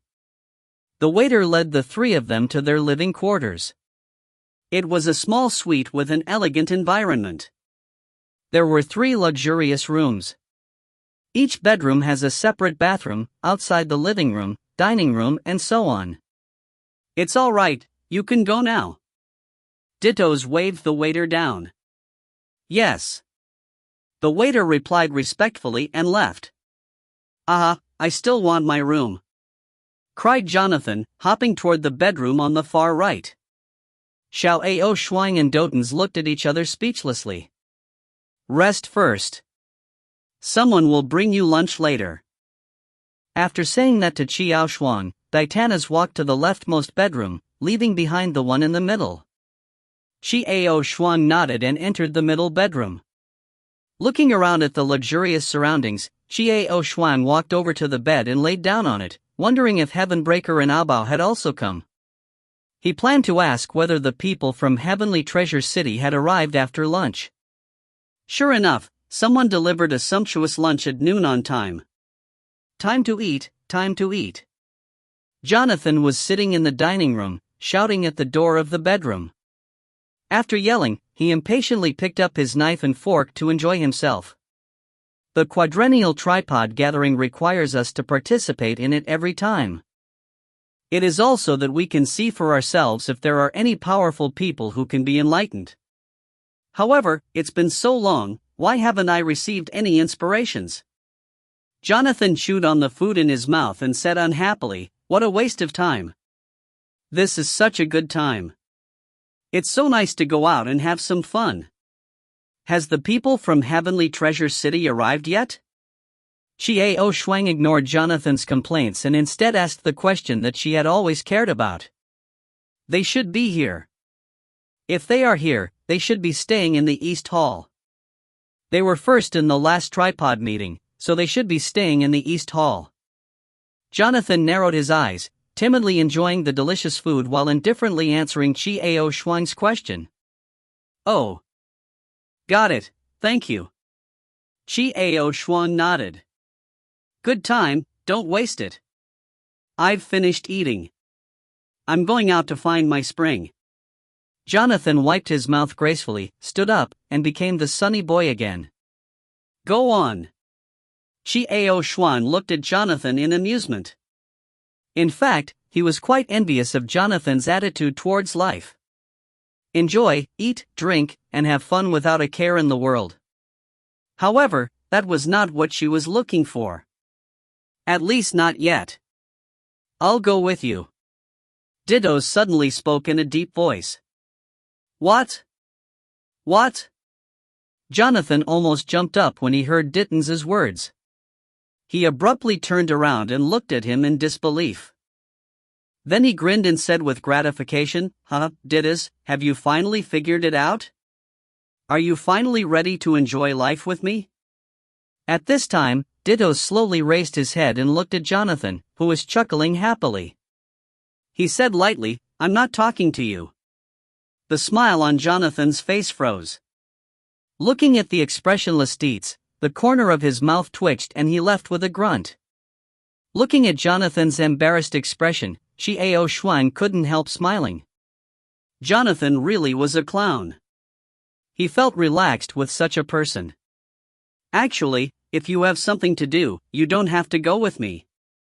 I can go myself," Xiao Shuang said with a smile as she looked at Dittos. "Nothing. I'll go after the meal."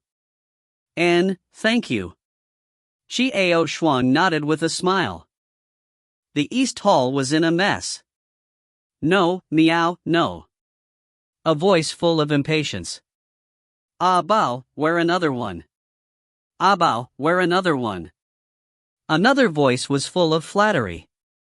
As soon as Xiao Shuang stepped through the door of the East Hall, she saw a beautiful woman wearing a thin dress jumping around the courtyard with an angry look on her face. She was chasing after Heaven Breaker, who had an anxious look on her face. At this moment, Heaven Breaker no longer had the feeling of the peerless master Xiao Shuang had when she first met him. That way of trying to curry favor with her had broadened Xiao Shuang's horizons. The peerless beauty was wearing a dress, and her voluptuous body made one's blood boil. It was just a dress, but the weather seemed just right. Furthermore, he didn't expose any sensitive areas.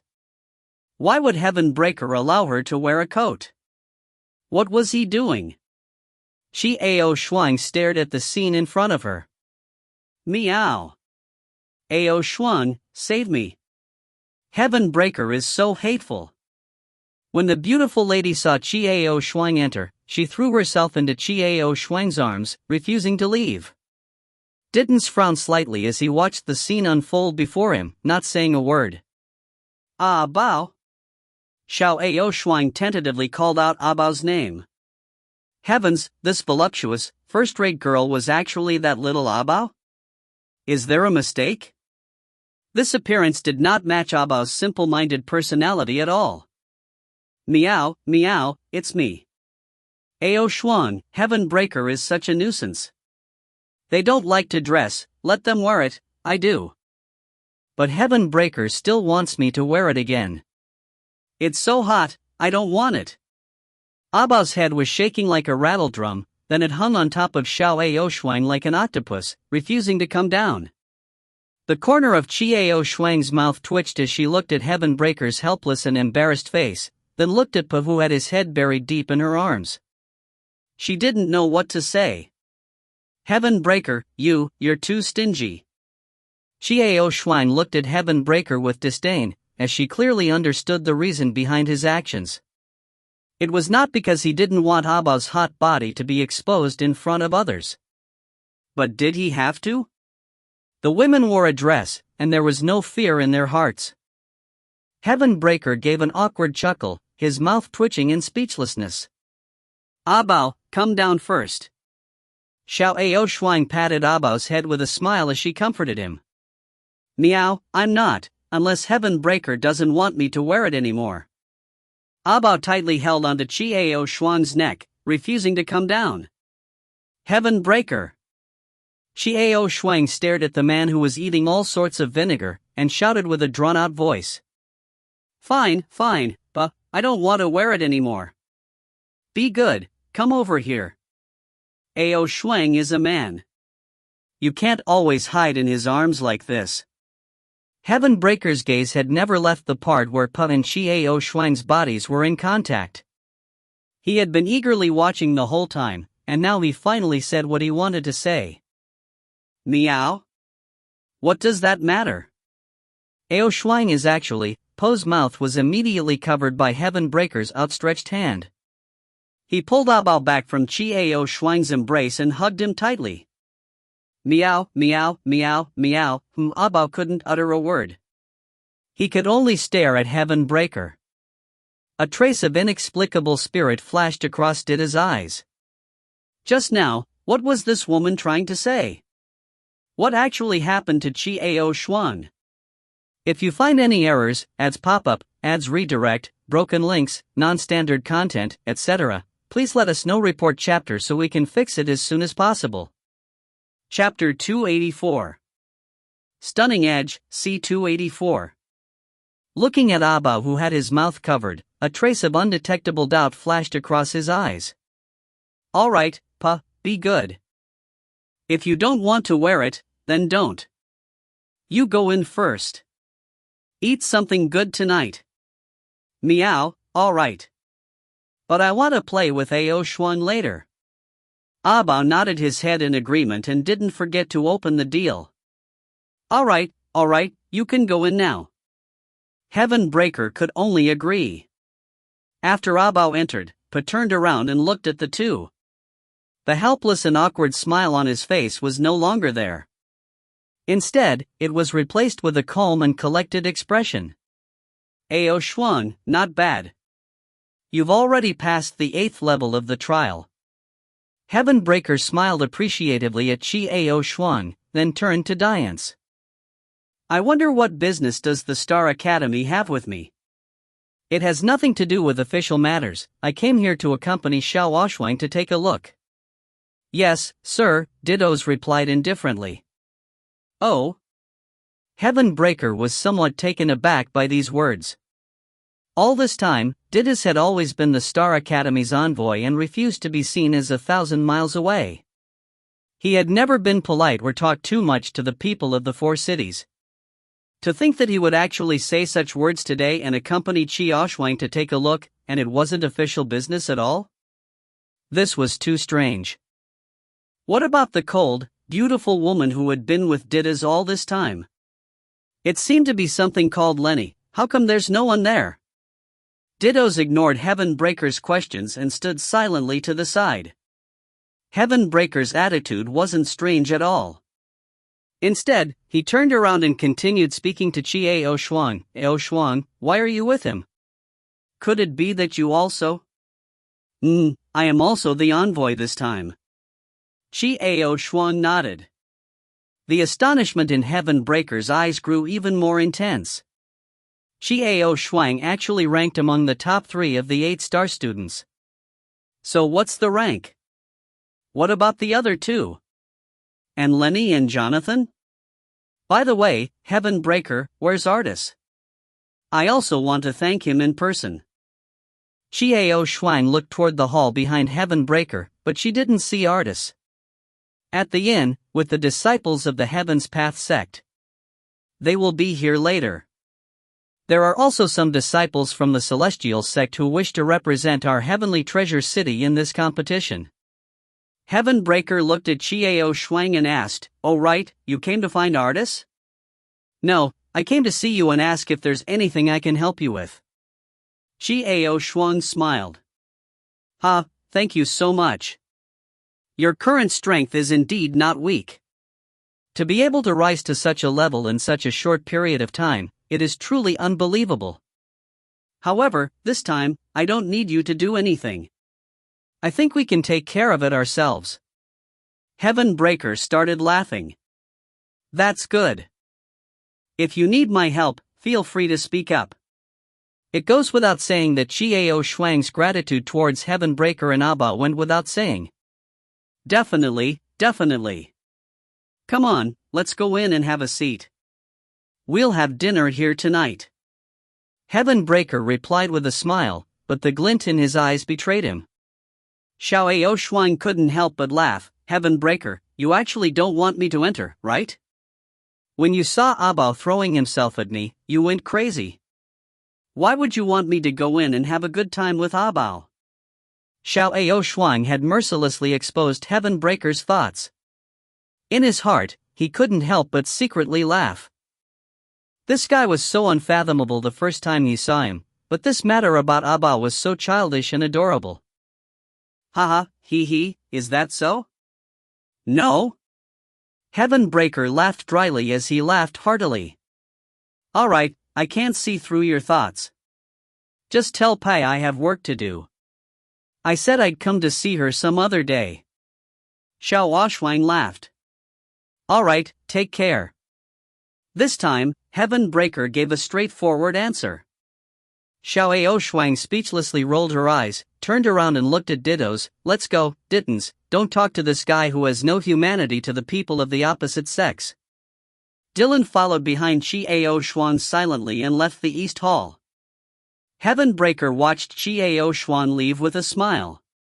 When Xiao Shuang's figure disappeared, he hurriedly turned around to leave. In his heart, he was naturally eager for Xiao Shuang to stay away from Abao. What a joke, Xiao Shuang's situation was special right now. Although her soul was a woman, but her body was a real man. Just a moment ago, I wiped off so much oil from Abao. Woo, how miserable.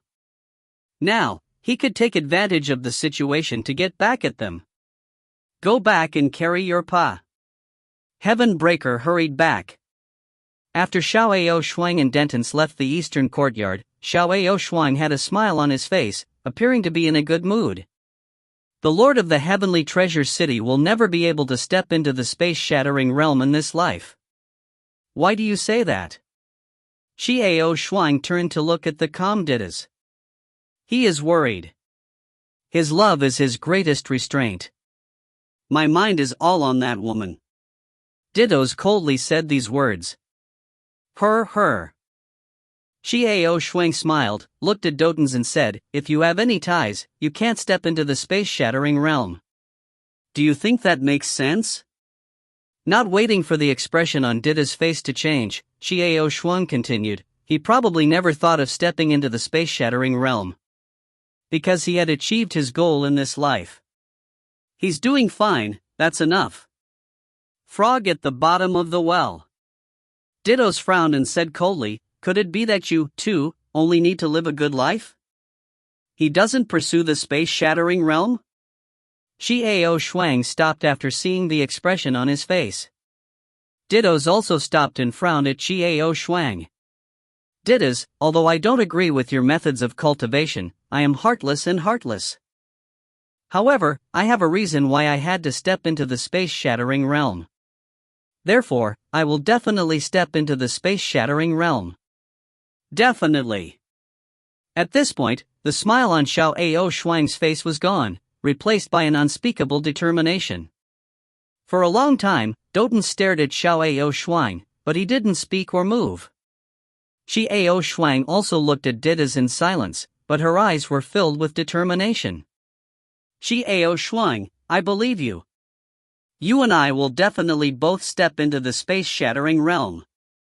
A hint of a smile suddenly appeared on Ditto's handsome face, causing one's heart to ripple. Xiao Shuang smiled, and without saying anything else, she started walking forward. Dittos followed, a knowing smile on his face. Walking on the street, Xiao Shuang surveyed her surroundings. When the passers-by saw their attire, they automatically let them pass. Just as Xiao Shuang's gaze stopped at a pharmacy, a familiar voice sounded in her ears, sounding exasperated, Xiao Shuang. I finally caught you. Xiao Shuang turned around and saw Perina, who was rushing towards him in a huff. A trace of gloominess flashed in Denton's eyes. I owe her a favor. As long as it's over. Xiao Shuang suddenly said in a low voice. It was because she could see the dark glint in Dittos' eyes from the side. As Chang Kong had said, Ditance was a very, very dangerous and cold person. For some reason, when Dittos saw a glint of gloom in Perina's eyes, a chill arose in Xiao Shuang's heart. Perina was sometimes more willful, but she was generally a good person. Oh, that's good. I'll head back first. You have to deal with it as soon as possible. Dittos expressionlessly spat out these words. However, the gloominess in her eyes had already disappeared, and the coldness in her heart had also vanished in an instant. Xiao Shuang understood that what she said earlier was true. When Dittos heard that Xiao Shuang only felt that she owed Palina a favor, he didn't say anything else. All right. Xiao Shuang only replied faintly. When Perina arrived in front of Xiao Shuang, she stomped her feet and asked, Xiao Shuang, why didn't you wait for me at the school gate? Oh, is there? I didn't see you at the door. Yixuan lied without any hesitation. You. Perina hopped in anger. Let's go. Where to? I'll treat you to a meal and return the favor. Yixuan's face was expressionless. I'll stab you with my fork. Perina was so angry that she wanted to jump up again. You bastard, I didn't come looking for you to ask you out for a meal. Besides, do you think you can repay my favor by treating me to a meal? I helped you save 4 people. You have to figure out that it's 4 people. I didn't ask you to save that much. I only asked you to save Tannen. Yixuan retorted. You bastard. Perina was so angry that she opened her eyes wide and glared at Yixuan. She didn't understand what was wrong with her. Why was he always so easily angered by this fellow? I don't care. I helped you save 4 people that day. And that includes the Terina you're trying to save. What? A cry of surprise came from the side, and it was a familiar voice from Yixuan. Xiaoshuang had a headache. What was going on today? One troublesome woman after another came to him. It was Terina. Are you the woman who saved us on the lake that day? The day you put on your makeup? At some point, Terina had stood beside them and was looking at Perina in astonishment. The corner of Perina's mouth twitched in displeasure. There were so many people on the street, yet she was so focused on making a ruckus with Yixuan that she didn't notice anyone approaching her. It was this annoying woman. Yeah, so what? What's the matter with you ungrateful fellows? Get out of the way. It's Yixuan who owes me, not you. Perina crossed her arms in front of her chest and looked at Terina impatiently with slanted eyes. She was extremely dissatisfied with the way the woman in front of her looked at her every time she saw her. Her eyes were filled with love, and even a woman would know what she meant. Yixuan even told him to save this woman. The relationship between the two must not be simple. How infuriating. Senior sister, why are you here? Yixuan looked at the shocked face of Tanina and asked indifferently. Behind her was a woman who looked rather familiar. He seemed to have seen one of them during the examination. I, the Tian Dao sect, live at the inn right in front of us. So, seeing the calm look on Yixuan's face, Tanina's heart felt very complicated. The bitter woman who had saved them was Perina, one of the school beauties. Would she use this favor to blackmail Yixuan into doing something that would put Yixuan in a difficult position? If so, Terina's fists were already clenched tightly. If that was the case, she definitely wouldn't agree. If only he had known earlier, he wouldn't have accepted Perina's help. Oh, right in front? I'll be there in a moment. Yixuan smiled and nodded, then turned to Talina and said, I'll go repay the favor of Perina. I'll be back in a moment. All right. A smile immediately appeared on Talina's face, brimming with joy and anticipation. Hey! Yixuan, I've made up my mind. I've thought it through. Why did you return the favor? When she saw the two of them like this, her heart was filled with rage. She immediately blurted out these words. Oh? Yixuan asked. Terina's heart tightened. When she saw the smug look in Perina's eyes, she began to panic. This woman, what did she want to do? That is, with a crafty smile, Perina reached out her hand and grabbed Yixuan's arm. She raised her chin and said loudly to Tanina, my request is very simple. I want you to be my boyfriend. Terina's pupils suddenly contracted, but her heart felt as if it had been stabbed by needles. She blankly stared at the proud Perina. Boyfriend? She actually wanted to make Yixuan her girlfriend? Just because Yixuan asked her to help him, was that the price? No. How can this be? In this instant, the blood drained from her face, and her entire body began to tremble. Absolutely not. Impossible. With a cold voice, Chiao Shuang expressionlessly pulled her arm out of Purina's embrace. You promised to repay this favor, are you trying to be shameless? When she saw him, she became anxious. Talina was stunned. Looking at the indifferent expression on Chiao Shuang's face and hearing the firm and cold tone of Chiao Shuang, her heart was instantly drowned in intense joy. I meant to repay you back, but I didn't say I was going to do it this way. Chiao Shuang's face was cold and expressionless. What if I insist on you returning my favor this way? Purina was extremely angry that Chiao Shuang rejected her so bluntly. She was so angry that her face turned red. She stomped her feet and pressed on. If you insist, then I won't be able to repay your favor. There was only one result. A cold smile suddenly appeared on Chiao Shuang's face. Beautiful and deadly as a poppy, both Tarina and Purina were distraught. I can't repay your favor, so, Xiao Shuang leaned close to Purina, gently opening her thin lips and spitting out a sentence that made her expression change abruptly. If you find any errors, ads pop up, ads redirect, broken links, non-standard content, etc., please let us know. Report chapter so we can fix it as soon as possible. Chapter 285. Stunning Edge, C285. I can't repay your favor, so, Xiao Shuang leaned closer to Purina, gently opening her thin lips and spitting out a sentence that caused her face to change. Then I will kill you. If you die, there will be no need to repay the debt of gratitude.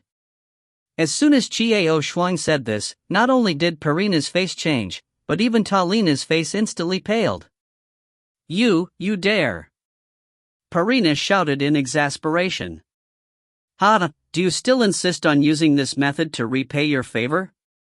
Xiao Shuang laughed out loud, looking at the flustered and exasperated look on Purina's face. You! Purina was so angry that she almost vomited blood.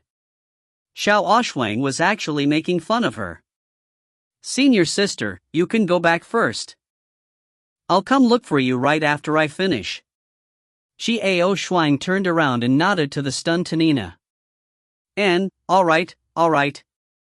Only then did she come back to her senses. She hurriedly nodded and left with her junior sister. The two of them walked far away, and a low voice could be heard. Senior sister, don't worry, I don't think senior brother Chiao Shuang will like that unreasonable woman. You, what nonsense are you spouting? I'm not talking nonsense. You are indeed fond of Shixiang Chiao Shuang. If you keep up the nonsense, I'll rip your mouth off. No, I won't tell the truth in the future. The voices of the two gradually faded away. Purina glared angrily at the laughing Chiao Shuang. Why are you laughing? Purina said in a low, angry voice. This detestable Xiao Shuang, how could he allow himself to be mocked by other girls? He actually rejected me without mercy in front of other women, and he even said something that would make anyone tremble with fear. What can't repay a favor and kill oneself? Damn it! Alright, tell me why you came looking for me. Chiao Shuang shook her head. She laughed as she looked at Purina, who was about to go crazy. She knew what she was thinking. However, the bell in Chiao Shuang's heart rang. It didn't seem wise for Tarina and Purina to treat themselves like this. He absolutely could not let it continue to develop. Pay her off quickly and you won't have anything to do with her anymore. There's something I need to ask of you, and it's very important. Purina's face was grave and she no longer looked as angry as before. Oh? What is it? When Xiao Shuang saw the serious expression on Purina's face, he also withdrew his smile. Come with me, this is not the place to speak. Purina turned her head and motioned for Ao Shuang to follow. Xiao Shuang had some doubts in her heart, but she still took a step forward to follow him. Purina led Chiao Shuang left and right, then turned again and finally entered an alley. At the end of the alley, she entered an unremarkable wooden door. Xiao Shuang followed, and Perina quickly closed the door behind her. With a solemn expression, he brought Xiao Shuang inside. The house was small but neat. The wooden furniture was cleaned, and Xiao Shuang followed Perina up the wooden stairs to the second floor. Inside a small bedroom, Perina mysteriously locked the door. Xiao Shuang was not in a hurry. She sat on the sofa and looked at Perina. "Hey, why aren't you nervous at all? Aren't you afraid of what I'm going to do to you?" Seeing how calm and composed Xiao Shuang looked, Perina could not help but feel angry. "Say it, what is it that needs to be said in such a place?" Xiao Shuang surveyed her surroundings. This was a very ordinary house. What exactly is it that requires so much effort? It should be something that he doesn't want to attract attention. Humph. Wait. Then, she formed a barrier around the room to ensure that their conversation was not being overheard. She sat down and glared at Xiao Shuang. Xiao Shuang raised her eyebrows and smiled at Perina. "I want you to investigate something for me. You're the only one who can find a way." Perina's expression changed. She said in an extremely solemn tone, "It's impossible for Didas and Jonathan to agree. This must be done by one of the top three?" Xiao Shuang guessed, but she couldn't figure out what exactly she wanted her to do. "All right." Perina nodded, then said in a deep voice, "Although I know it would be difficult for you to repay the favor you owe me, and perhaps even a little dangerous, I can't think of any other way." "Oh, forget it." Xiao Shuang looked at Perina teasingly, then she pretended to stand up. No. Wait." Perina scrambled to her feet, a pleading look on her face. "I beg of you, please help me. Please help me. I owe you a favor, please." As she spoke, her eyes were filled with tears, and she was about to kneel down in front of Xiao Shuang. Xiao Shuang was surprised. She hurriedly went up to help Perina up, frowned and asked in confusion, "What exactly happened? Please explain it clearly first." "I'll help you if I can." "Xiao Shuang, help me." "If you don't help me, if my brother doesn't say so." Perina's tears rolled down her face as she looked at Xiao Shuang with pleading eyes. "Tell me, what exactly is going on?" Looking at the expression on Perina's face, Xiao Shuang knew that something big must have happened. "My family is a noble from Hurricane City. My father did not send my brother to Star Academy to study because he felt that with my brother's talent, he would be a hindrance to his progress on campus. Therefore, he had been cultivating by himself. He is a genius, a good son, and a good brother." With tears in her eyes, Perina began to explain, "It's not that you can only step into the void realm after passing the 9th level of the Star Heavenly Pagoda. Many people misunderstand and think that you can only enter the Star Academy. Actually, it's only the Star Academy's Heavenly Pagoda that makes it easier for one to step into that realm." Xiao Shuang did not interrupt. She let go of Perina and returned to the sofa, quietly listening to her words. Her instincts told her that Perina seemed to know a lot. "My brother is truly a rare genius in 1,000 years. He's about to step into the void stage." A trace of pride appeared in Perina's eyes as she said this. Stepping into the void stage, isn't that a good thing? But why did Perina's next expression become more and more unsightly? "But someone from the Star Academy came looking for us. They asked Big Brother to go to the academy." Anger and fear appeared in Perina's eyes. She anxiously raised her head to look at Xiao Shuang and anxiously said, "Xiao Shuang, the Big Brother stepping into the Void Realm has nothing to do with Star Academy, but the Star Academy actually came to find my Big Brother. Their attitude is abnormally strong, and they want my Big Brother to go to the Star Academy. Big Brother is leaving tomorrow. The Star Academy wants to capture an expert in their hands? Convenient to continue controlling the world?" Xiao Shuang frowned as she tried to guess. "No. It was said that those who stepped into the void realm could go to another plane. He wouldn't have anything to do with the world at all. It was rather difficult to descend from that plane, but it was said that it wasn't impossible. What's the point of the Star Academy requesting my brother to go to the academy at this time? Perina was excited. Yeah, it doesn't seem to make much sense to you. Xiao Xuan was puzzled. Why is the Star Academy so keen on whether or not someone has stepped into the space-shattering realm? Don't you find it strange? Perina clenched her teeth and said, don't you think that the Star Academy's purpose is to nurture more void-shattering experts? This? Xiao Xuan frowned as she thought back. It seemed that what Perina said was true. It seemed that the Stellar Towers trial was specifically designed to nurture the elite experts of the broken space. In that case, what was the good of this academy? In the past, there were also people who were about to step into the broken void and were taken away by the Star Academy, and then there was no more news of them. The people from the academy said that those people had all stepped into the space-shattering realm and had gone to another plane. Therefore, we will never be able to see each other again. Perina's expression became more solemn and anxious. But, Xiao Xuan, you better think carefully. Since you can automatically go to another plane once you step into the void fragmentation realm, if you're not a member of the school, why did you come here to interfere? Take it and do what? What's wrong with someone being with their family before they step into this realm? After hearing what Perina said, Xiao Xuan's expression gradually became serious. She seemed to smell something unusual. The Star Academy's way of doing things makes me very confused. So I've been trying to find out why I went to this college. But I found nothing. I didn't find anything even in the tower. Moreover, the number of times one could enter the heavenly tower was limited. One could only enter it during the trial. I don't have the means to reach the highest level, so I want you to help me. Perina said eagerly, her eyes pleading. However, I can't reach the 9th floor right now. Xiao Xuan frowned slightly. It was no wonder that Perina had disguised herself as a 2-star master teacher despite her 6-star strength. However, you can enter and leave the heavenly pagoda at will.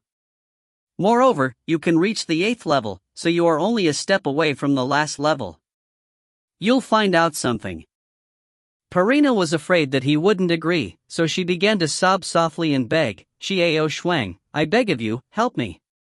I feel that this matter is definitely not simple. I feel that something will happen to my brother. I feel like Big Brother won't successfully step into the space-shattering realm. I feel like there's something wrong with this. Xiao Xuan frowned, deep in thought. Xiao Xuan, I beg you, my brother, I can't lose my brother. I didn't have a mother, and my father was busy with business and didn't have time to worry about me. My brother has been diligent in his cultivation, but he still spends a lot of time taking care of me and caring for me. I can't lose my brother. Perina's expression was bitter. Don't cry, I will help you investigate. Looking at the crying Perina, Xiao Xuan felt sour in her heart. Because she remembered someone. The name had been in her heart for a long time, Catherine. That gentle woman, the woman who had used her life to protect her.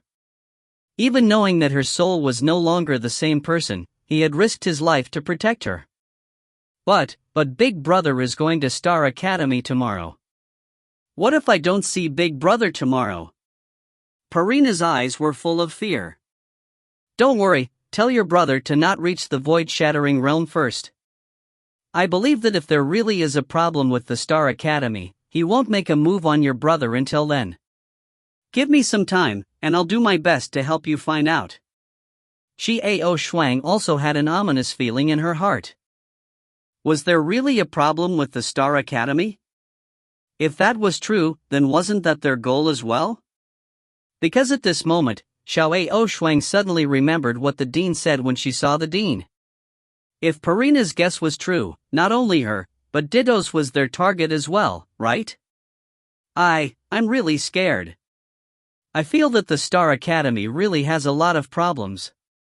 Back then, the student who had reached 8 star on his first attempt at the examination had fallen out with the academy, and he had even nearly destroyed the Heavenly Pagoda. According to the rumors, the student was actually capable of passing the 9th floor. In other words, he could actually reach the space-shattering realm.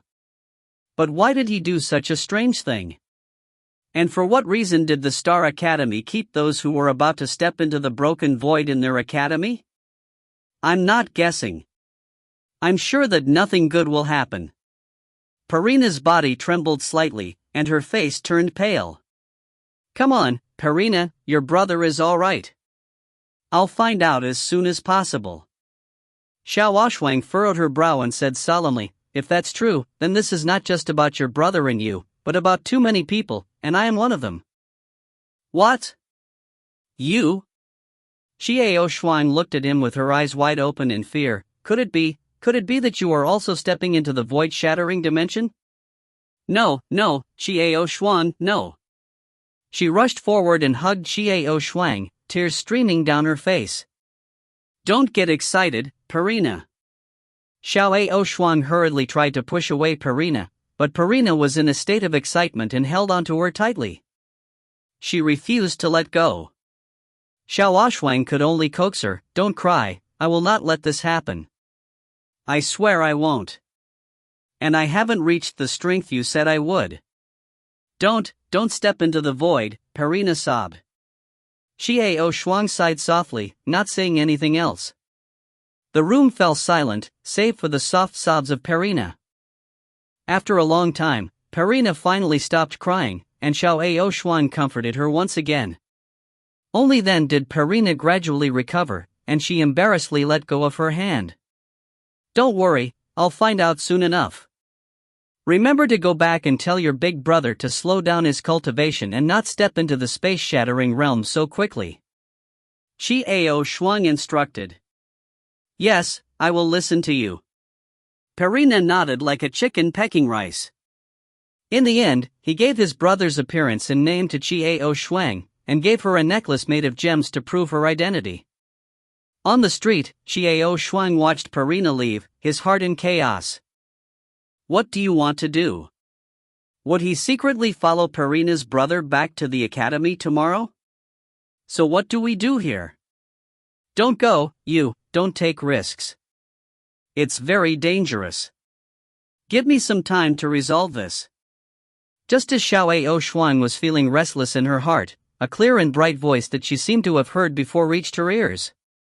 Xiao Oxuang's pupils dilated. She had heard this voice before. It was the voice he had heard on the 8th floor, the voice of the person who had prevented him from advancing to the 9th floor. If you find any errors, ads pop up, ads redirect, broken links, non-standard content, etc., please let us know. Report chapter so we can fix it as soon as possible. Chapter 286. Stunning Edge, C286. Xiao Oxuang looked around. There was a bustling crowd, but none of them were special. The speaker did not see it. Who are you? Xiao Oxuang stood on the spot, frowning slightly as she whispered to the air in front of her. Tell your friend's brother not to be in such a hurry to step into the space-shattering realm and stall for time. There will be a day when the truth will come out. The clear and sonorous voice did not answer Xiao Oxuang's question, but after transmitting this message, it no longer spoke. No matter how low Xiao Oxuang exclaimed, it was no longer the same. Who exactly was this person?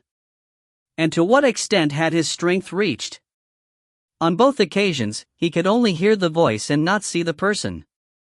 From his tone, it seemed that the Star Academy really had some secret that no one knew about, and he was searching for it. In short, the next step was to wait and see how things changed before dealing with them.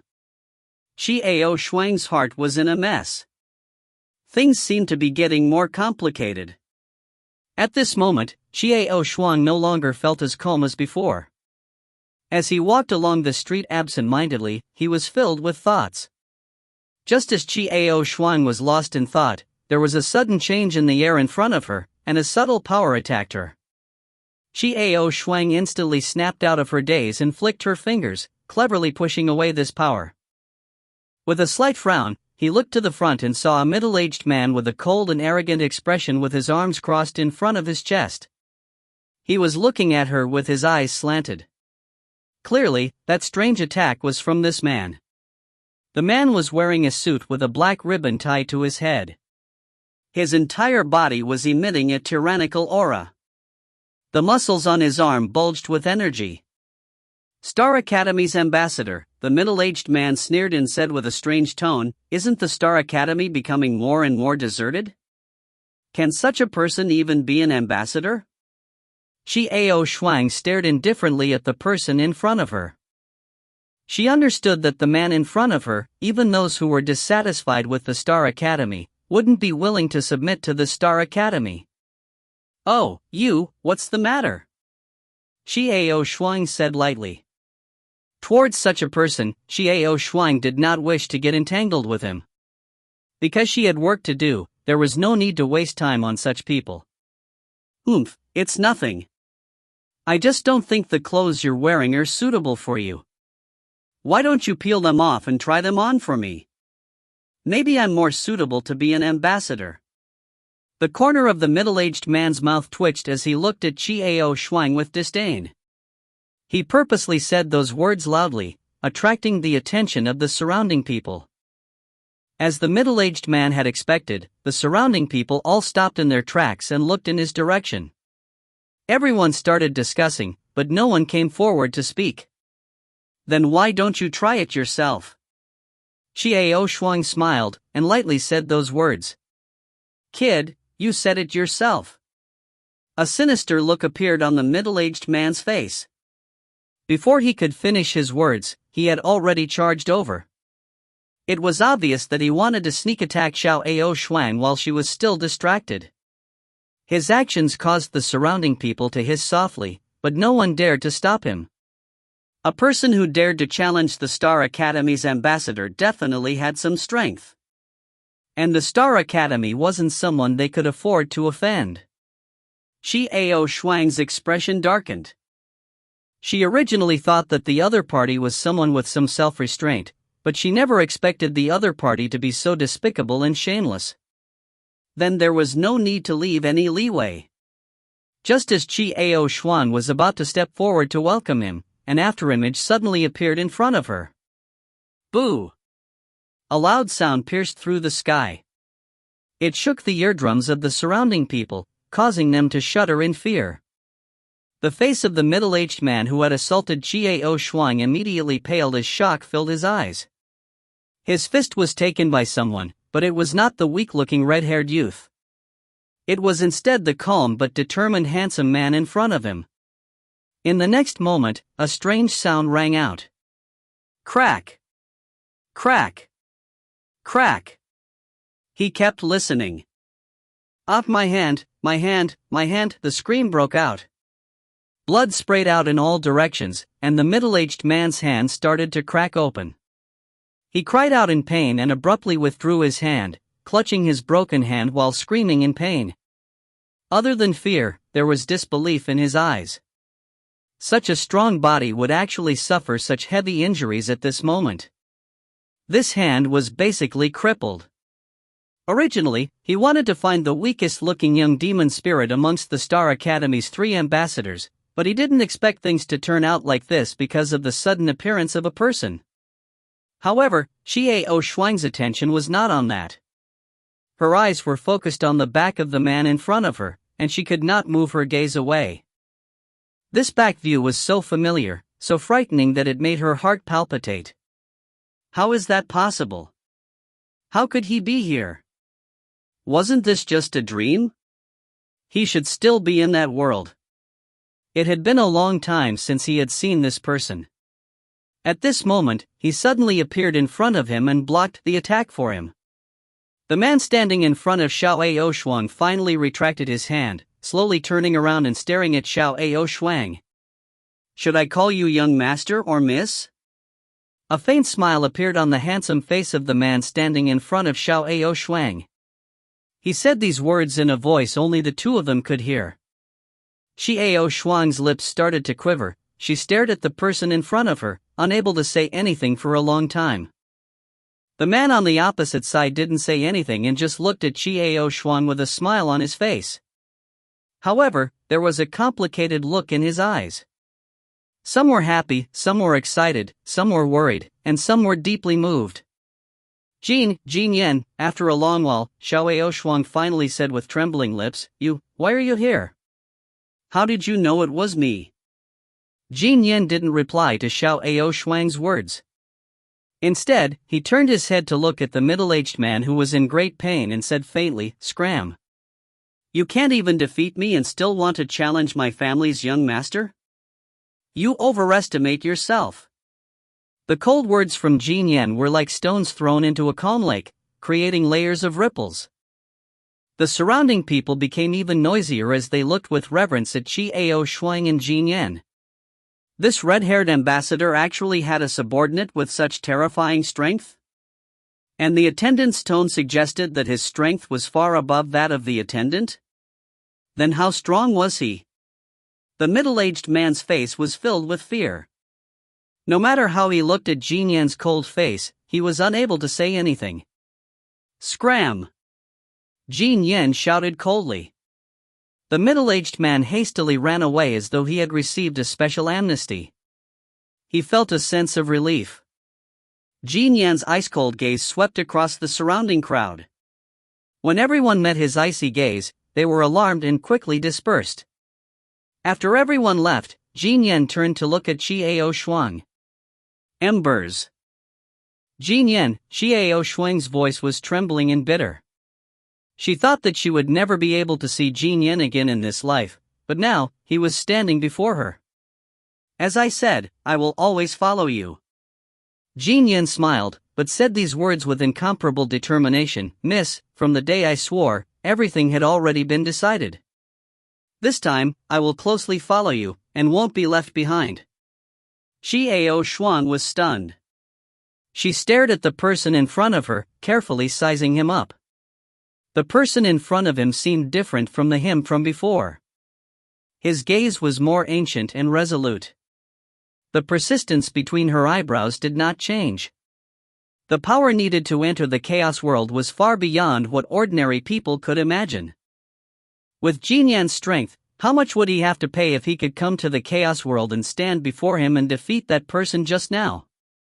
Xiao Shuang suddenly felt pain in her heart, and she did not dare think about it anymore. How did you get here? And how do you know what I look like now?" Xiao Shuang asked with difficulty, her heart aching more and more. "Where's Judy? Where's Judy?" Xiao Shuang did not forget the jealous little Judy, the dragon. "This is not the place to talk. Let's go." Jin Yan looked deeply at Xiao Shuang before saying these words softly. It was as if he could see through her soul, as if he wanted to carve her into his bones. After Jin Yan finished speaking, he took the lead and walked in front. Xiao Shuang turned her head to look at the inn not far away. That was where the Tian Dao sect stayed. Without hesitation, Xiao Shuang turned around and followed after Jin Yan. Jin Yan continued to lead Xiao Shuang in the opposite direction, only stopping to push open the door of a house. The tidy house gave a sense of peace of mind. After entering the room, Jin Yan poured a cup of tea for Xiao Shuang. "I won't brew your favorite rose tea. Let's drink this." Jin Yan handed over the teacup in his hand. These words almost made Xiao Shuang cry. Why did he suddenly feel so uncomfortable? Why did he always feel so lost? What is it, or what does it feel like, far away? Xiao Shuang slowly took the cup, and tears flowed down her face. When Jin Yan saw Xiao Shuang's expression, he slightly opened his mouth, but didn't say anything in the end. I miss you, I miss you, I miss Ling Yun, I miss Yixuan, I miss White Emperor Black Feather, I miss Waldo, I miss Cliff, I miss Black Dragon Ben, I miss Chu Xian, I miss Dongfeng Marquis, I miss Cousin. I really want to. Xiao Shuang's tears could not stop flowing at this moment. How long had it been since she cried like this? I don't remember. It seemed like a very, very long time had passed. Everything that had happened in the past appeared in his mind at this moment, filling up Qiao Shuang's heart and slowly spilling out.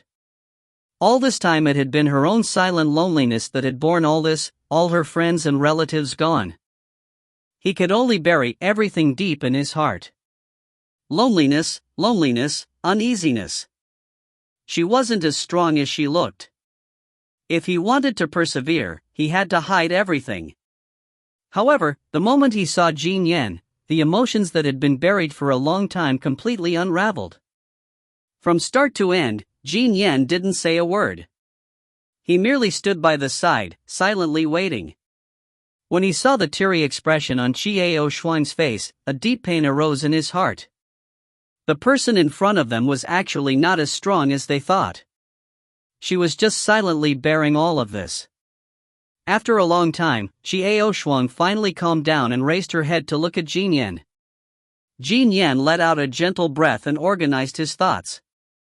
Only then did he slowly explain how he had come to this world and how he had found Qiao Shuang. If you find any errors, ads pop up, ads redirect, broken links, non-standard content, etc., please let us know. Report chapter so we can fix it as soon as possible. Chapter 287. Stunning Edge, C287. Jin Yan gently exhaled. He organized his thoughts before slowly explaining how he had come to this world and how he had found Qiao Shuang. Soul separation, this was the first time Qiao Shuang heard this word. It was also the first time that Qiao Shuang had heard of Jin Yan's clan. The family, mysterious and ancient but gone, had left only Ember. To be able to advance so quickly and catch up to Qiao Shuang in such a short period of time, it was all because of his soul stripping. It was as if a person had shed his skin. The separation of the soul rose to a higher level. However, the pain was far more painful than the pain of someone shedding their skin. Although Jin Yan had only mentioned it casually, Qiao Shuang knew that the pain was far beyond what ordinary people could bear. This is a secret skill that has been passed down in our family for generations, soul stripping and soul imprinting. My soul brand was imprinted on your body at the last moment before you left. So wherever you go, I can find you. However, this time, I've kept you waiting. A faint smile appeared on Jin Yan's handsome face as he looked deeply at the shocked Qiao Shuang. What Jin Yan didn't tell Qiao Shuang was that after using this secret skill, every bone in his body was broken inch by inch, then reconstructed, and then reassembled 9 times. The pain was obvious. And if this secret skill failed, it wouldn't be as simple as death. His soul would be completely destroyed, leaving no traces behind. He had chosen to keep these things a secret so that Qiao Shuang wouldn't feel any burden, not even a little bit. Qiao Shuang stared blankly at the smiling Jin Yan in front of her. She mumbled but couldn't say anything. Deep emotions and heartache arose from the bottom of his heart. Jin Yan, who had been following by his side all this time, had unexpectedly used such a method to follow him. How could he endure the pain? Was he worth it? He was not the real Freya, not the one who was tied up with him. But, Jin Yan, I am not. Miss. Jin Yan suddenly raised his voice to interrupt Qiao Shuang. He looked at Qiao Shuang brilliantly and said clearly, Miss, you don't need to say anything else. I only know that you are the one I want to follow for the rest of my life. I said I would protect you and stand by you forever. Don't think about anything else. Qiao Shuang stared blankly at Jin Yan, her lips trembling slightly as she asked with great complexity, Why? Why did you? Miss, please don't have any burdens. I didn't want her to respond to my feelings, not at all. I just want to stay by your side and quietly guard you. I want to watch over you and accompany you all the way. Jin Yan smiled, but his tone was firm. The room was quiet. Everything was silent. After a while, the two of them calmed down and talked about their current situation. Qiao Shuang also told Jin Yan of her suspicions about the Star Academy. In that case, it is very suspicious. Jin Yan frowned as he pondered, What is the purpose of the Star Academy being so keen to make someone become an expert? It seemed as if the miss had said there was no benefit to it. However, if these experts have some unknown uses for the Star Academy. Xiao Ao Xuan was shocked. What unknown uses? Strange. But, mademoiselle, don't act rashly now. Just like you said, tell that Perina's brother to stop improving and listen to the mysterious man for now. Jin Yan analyzed, the Star Academy's attention is also focused on this year's Four Seasons Gardens event. They probably want to find out if there are any experts or people with potential. At this point, Jin Yan's words suddenly came to a halt. The two of them looked at each other, and their expressions changed drastically. Why didn't he expect that the Star Academy would be the host of the Four Seasons Gardens trials? Was this to satisfy the Star Academy's unknown purpose? And this goal seemed very obvious now. It was to find the strong and those with the potential to break through the space-shattering realm. But what was the point of looking for these people? A chill rose from the bottom of Qiao Shuang's heart. At this moment, she thought of someone. The person who had passed the 8th floor on his first attempt at the Heavenly Pagoda trial had met a bad end with the people from the Star Academy. He almost destroyed the entire Heavenly Star Tower. The rumors said that he had already reached the space-shattering realm. His whereabouts were unknown. Some said that he had died, while others said that he had sneaked out. Did that person discover something? Or? Qiao Shuang quivered, her entire body quivered. The mysterious man that prevented him from going to the 9th floor appeared in his mind. Said he'd fix things. Could it be that he was the one who went against the Star Academy? From the analysis of the various clues, it was very likely that this was the case. Miss? Miss? Jin Yan looked at the entranced Qiao Shuang. He didn't even regain his senses when he cried out a few times. Ha! Qiao Shuang finally recovered her senses and looked at Jin Yan. Miss, did you think of something? Jin Yan frowned slightly as he asked in a deep voice. Yes. I thought of someone. Qiao Shuang nodded, revealing all the guesses in her heart. Mrs. Words make a lot of sense. This seems tricky. But what we have to do, as you decided, miss, is to wait and see. Furthermore. After a slight pause, Jin Yan said in a deep voice, moreover, we currently don't have the strength to contend against the Star Academy. Yes. Now we can only drag it out for the time being. Qiao Shuang nodded. What is Miss going to do next? Jin Yan asked. Min, I want to meet the disciples of the Heaven's Path sect. Qiao Shuang said. Is he under the tutelage of the young miss? Yes. To see if there's anything I can do for you. Qiao Shuang nodded, I was planning to go there before I met you. Then I'll go with Miss now. Jin Yan stood up. That's fine. However, you can't continue to call her Mississippi. Qiao Shuang smiled faintly. Yes, young master. Jin Yan and Qiao Shuang looked at each other and smiled. Walking on the main street, Jin Yan habitually followed behind Qiao Shuang. He silently watched Qiao Shuang's back while his mind filled with thoughts. Seeing the miss again was such an occasion. So many things had happened to Miss, and now she had even exchanged bodies with Feng Yixuan. And the one who had done all this was Ling Lingyun. However, because Miss didn't want Feng Yixuan to die, Ling Lingyun did so.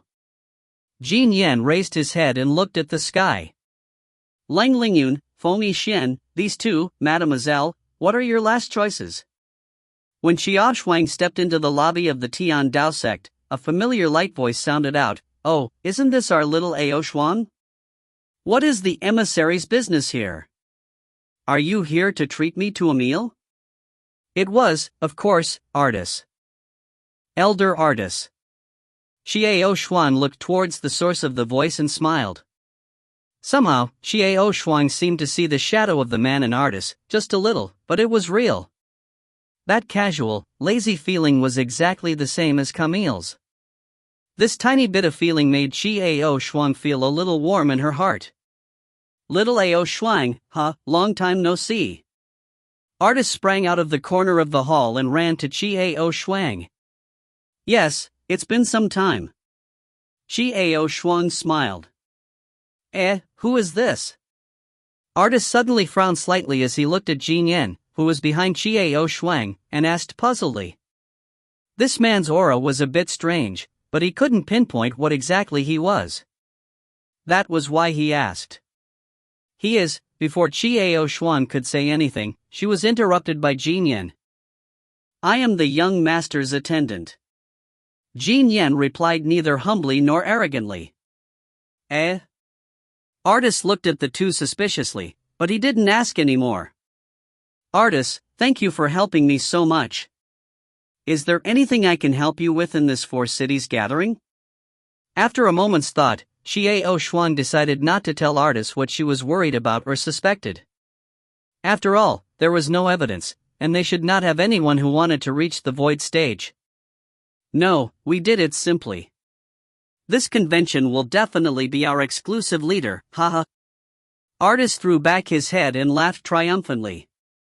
Qiao Shuang looked at the complacent expression on Artist's face and felt a little embarrassed. That's why you came. There's nothing you need help with. Come, invite me to dinner. Artist said with a smile. He reached out his hand to grab onto Qiao Shuang's shoulder and pushed her out of the way. Jin Yan's gaze was as sharp as a sword as it landed on the hand on Qiao Shuang's shoulder. However, Artist didn't notice it at all as he continued to happily head out with Qiao Shuang. Jin Yan frowned slightly. In the end, he silently followed her. On the second floor of the inn, Talina stared blankly at Qiao Shuang's back as she disappeared from the entrance, her eyes filled with reluctance. After dinner with Artist, Qiao Shuang and Jin Yan returned to the Star Hotel. He had the waiter arrange a room for him in a room not far from Qiao Shuang. When night fell, Jonathan and Dittos returned. Xiao Shuang's door was tightly shut. The two did not disturb him and went to their respective rooms. Lying on the bed, Qiao Shuang looked at the gorgeous curtain. Her heart was excited and happy. He didn't expect to meet Jin Yan today. The warmth and cordiality of the heart are indescribable. It was good to have Jin Yan here. Qiao Shuang closed her eyes in satisfaction and slowly fell asleep. At night, the moonlight shone through the window and the surroundings were quiet. A figure quietly appeared in front of the sleeping Qiao Shuang's bed. Just like that, the figure stood quietly beside the bed, silently looking at the sleeping Xiao Shuang's peaceful face. Sigh, an almost inaudible sigh came out from this man's mouth, carrying a hint of sadness and confusion. Suddenly, the person in front of the bed slightly frowned. After taking a glance at the door, he instantly disappeared, as if he had never appeared at all. If you find any errors, ads pop-up, ads redirect, broken links, non-standard content, etc., please let us know. Report chapter so we can fix it as soon as possible. Chapter 288. Stunning Edge, C288. The figure disappeared from the spot, and the room remained silent. While Xiao Shuang was sleeping, she did not notice that anyone had come. Outside the city, two figures were chasing after each other. He kept his distance until he entered a small, dark forest. The person in front finally stopped and stood with his hands behind his back, but he did not turn around. Jin Yan, who was chasing after them, also stopped and looked at the people before him silently. You, why are you chasing me? The man in front spat out those words softly. Who are you? Jin Yan frowned slightly as he looked at the person in front of him, his eyes burning. Is it important who it is? The man in front whispered. Jin Yan was silent.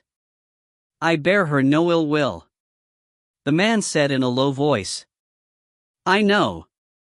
Jin Yan affirmed with a deep voice, on the contrary, I still have some concerns. Jin Yan voiced the question in his heart. Who was this man? Why is the attitude towards the young lady so strange? That's fine. For the time being, don't get involved in the Star Academy's affairs. I'll take care of it, and when the time comes, you'll understand. At that time, it won't be too late for you to make a move. The person in front said slowly. It's you. You are the mysterious man that Miss talked about. Jin Yen was shocked. You were the one who almost destroyed the Star Heavenly Pagoda back then? No wonder this person's strength was unfathomable. If it weren't for the fact that his soul had been ejected and was abnormally sensitive, he wouldn't have noticed that he was standing in the young lady's bedroom. And the chase just now was clearly because he hadn't tried his best. Otherwise, he wouldn't have been able to keep up with him. He stopped here to wait for her.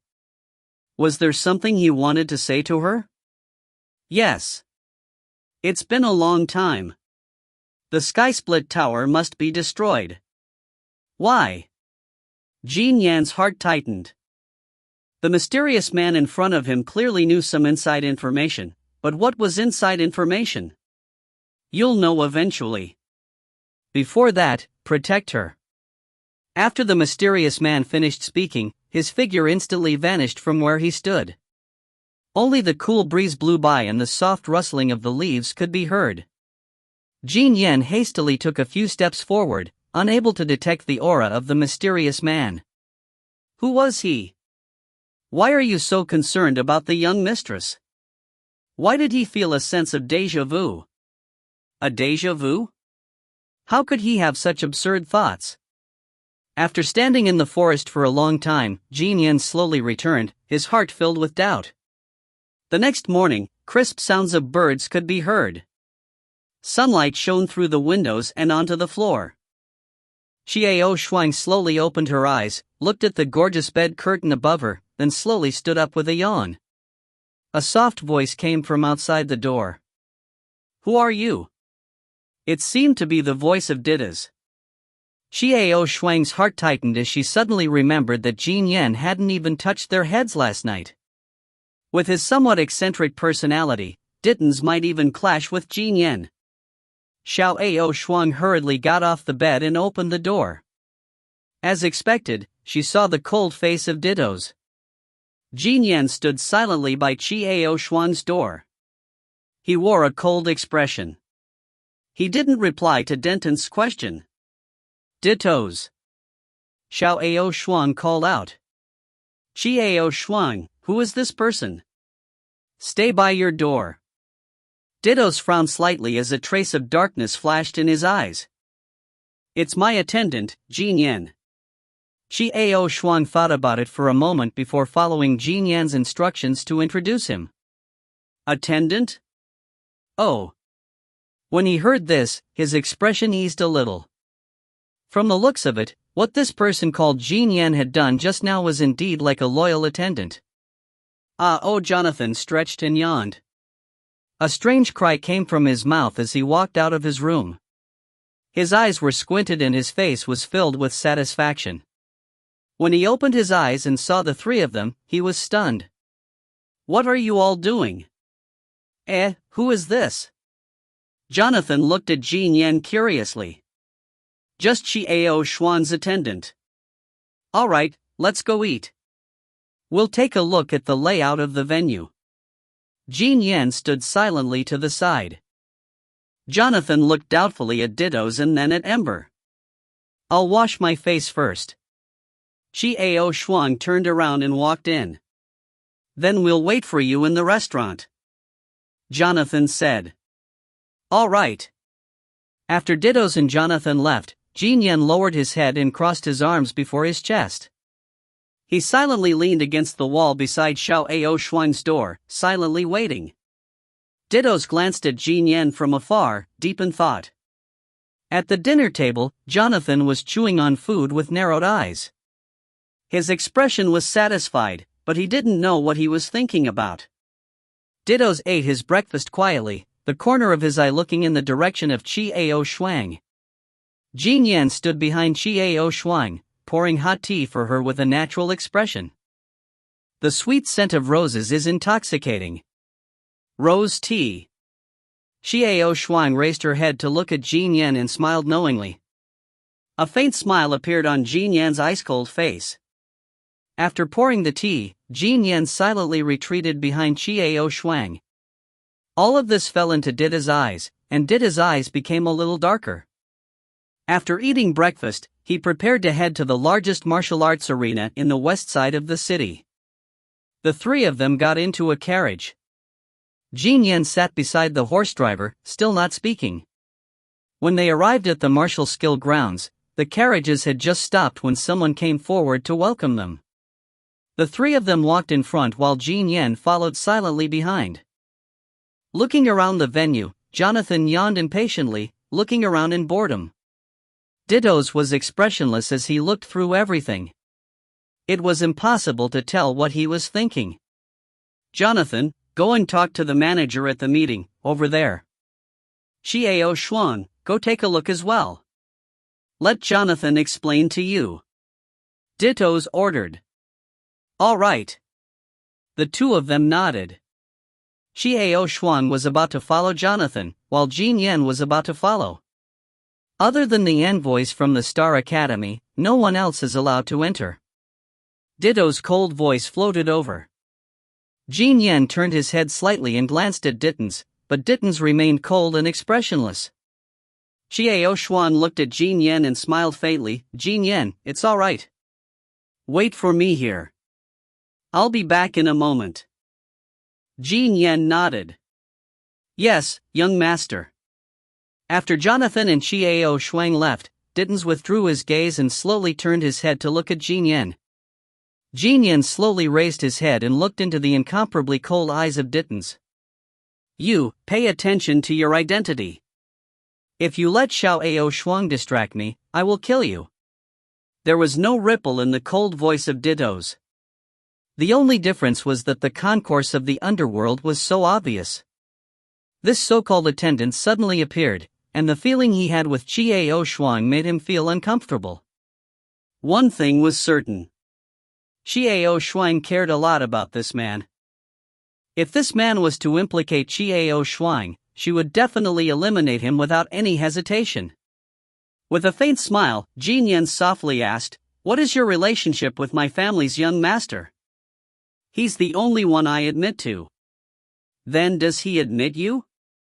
The corners of Jin Yan's mouth curled into a mocking smile. "You don't have to worry about that."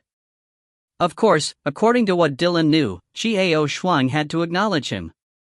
"Do you know what young master wants the most?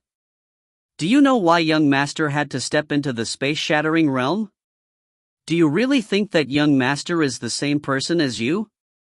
The mocking smile on the corner of Jin Yan's mouth became even more obvious. In the next instant, an enormous aura suddenly assaulted Jin Yan. Endless terrifying killing intent enveloped Jin Yan's entire body at this moment. A trace of blood slowly appeared on Jin Yan's handsome face. A trace of blood silently flowed out in fear. However, Jin Yan didn't have any reaction. His face was still filled with a faint mocking smile.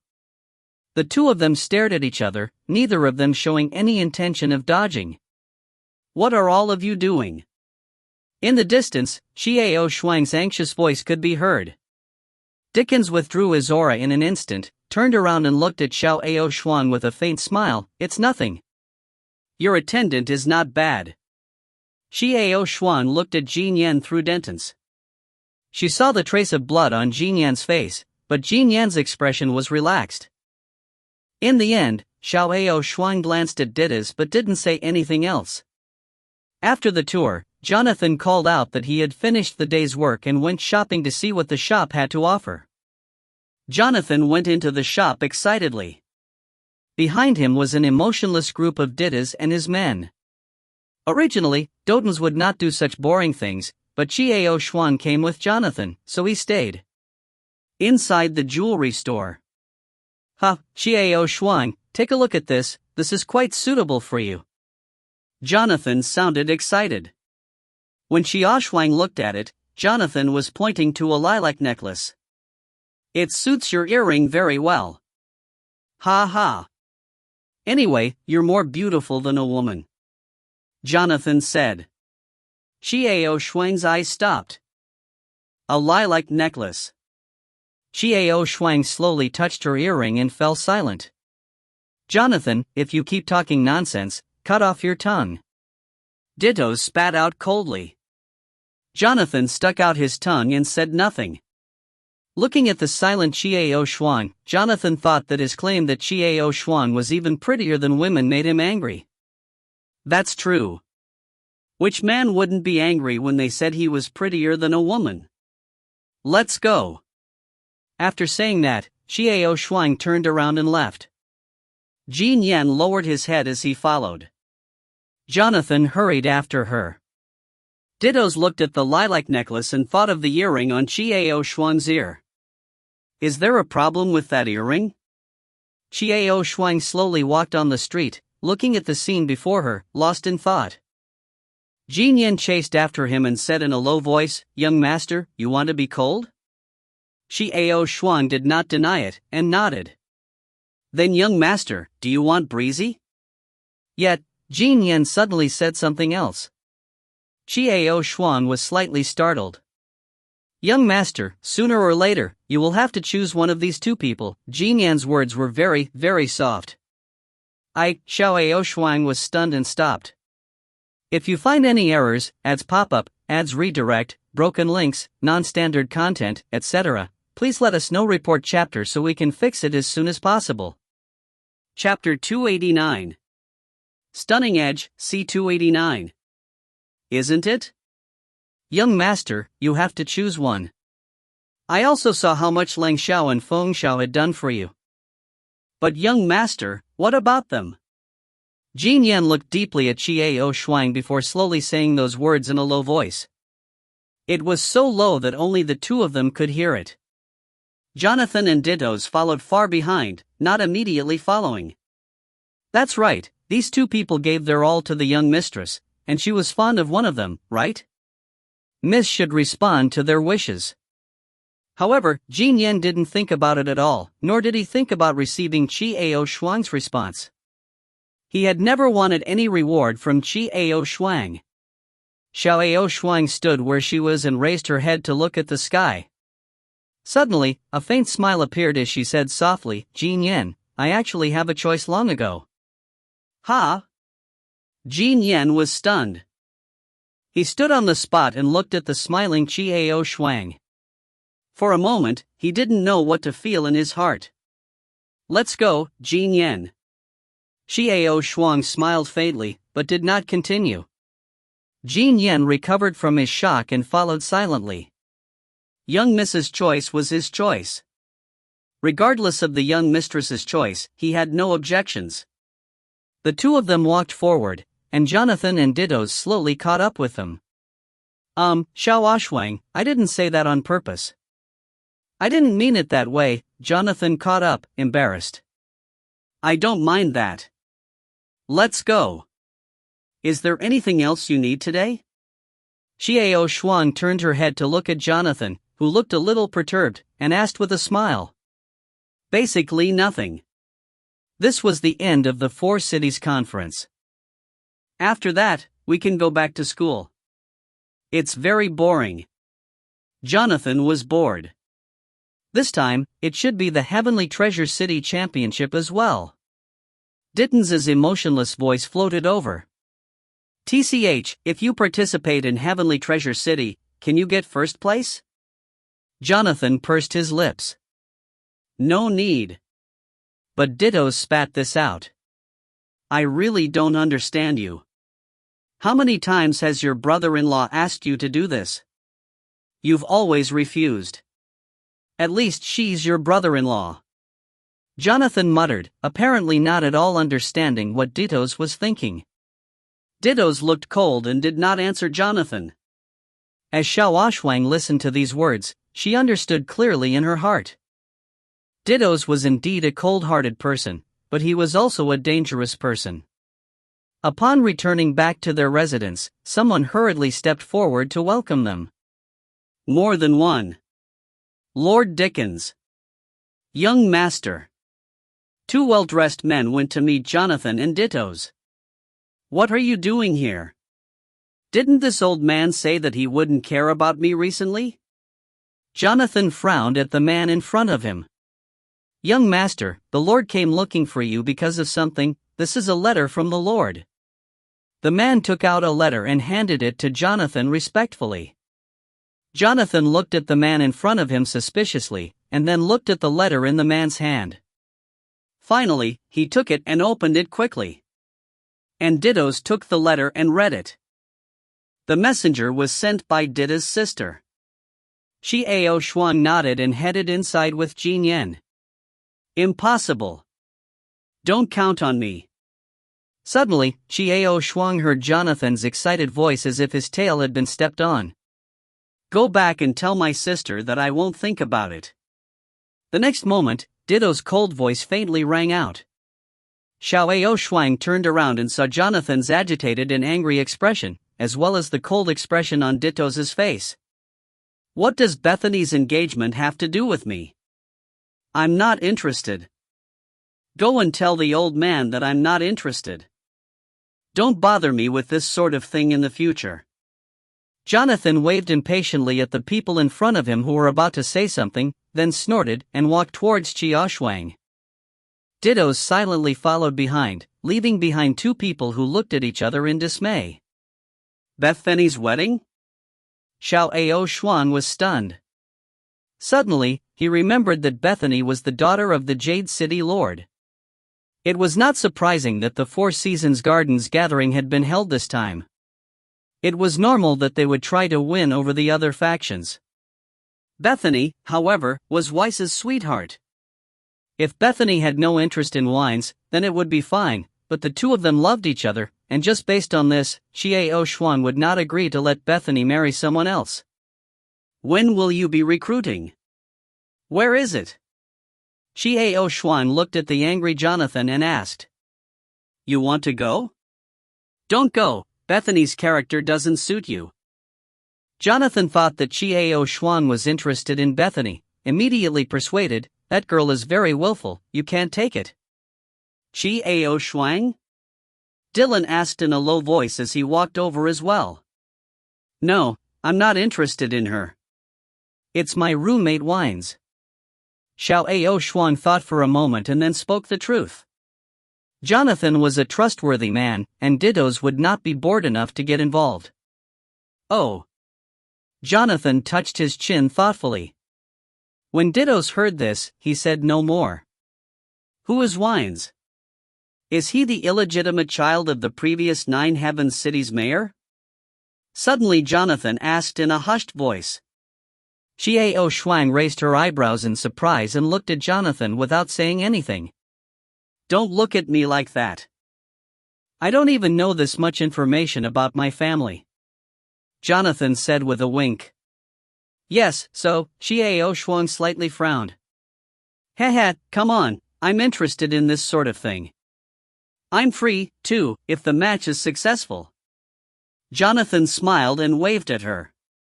Come, let's talk in detail. Dittos glanced at Jonathan, but said nothing. He turned and went back to his room. He won't even care if the sky collapses.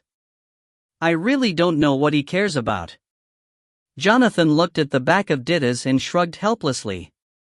Maybe he cares about himself? Isn't he lonely? He's afraid of loneliness. Suddenly, Jin Yan indifferently said those words. What? Jonathan stared at Jin Yan, but he remained calm, as if he hadn't said anything earlier.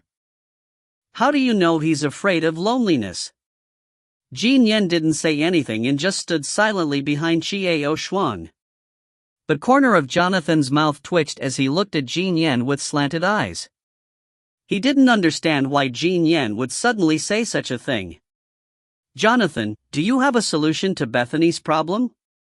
Xiao Shuang said. No. Jonathan looked serious. Xiao Shuang twitched her lips and was about to say something, but Jonathan grinned and said, there's no way to think of something now. Let's go. I have long disliked the current Nine Heavens City's lord. A trace of worry surfaced in Xiao Shuang's heart. The current Nine Heavens City lord was the brother-in-law of Dittos in name. Would it be troublesome to deal with this matter? Jonathan grabbed hold of Qiao Shuang's shoulder and dragged her to his room. Jin Yan's burning gaze naturally stopped on Jonathan's hands. A trace of doubt flashed in the corner of Jonathan's eyes when he saw Jin Yan's torch-like gaze. Why was the expression in the attendant's eyes like this? Jonathan walked into Jonathan's room and sat beside him. After the door closed, Jonathan popped out a barrier and grinned at Xiao Shuang. Xiao Shuang, why do you want to help Wines? He's my friend. Xiao Shuang sat down and said lightly. Am I your friend? Jonathan suddenly put away his smile and asked seriously. Xiao Shuang nodded. Jonathan smiled at her. Everything went without saying. All right, I'll help you with this. It was actually very simple. He could just kill the current mayor of Nine Heaven City. The men of the old city lord would support Wines. Then it'll be much easier to marry Bethany. Jonathan spoke very simply. Xiao Shuang was stunned, then she slightly frowned. How is the strength of that mayor? TSK, I can cut him up like a watermelon. He's just a piece of sh*t. Jonathan snorted. It's good to kill him. Our family has a grudge against him for a long time. Xiao Shuang went silent as she thought of the nephew of Didas, the son of the Nine Heaven City Lord.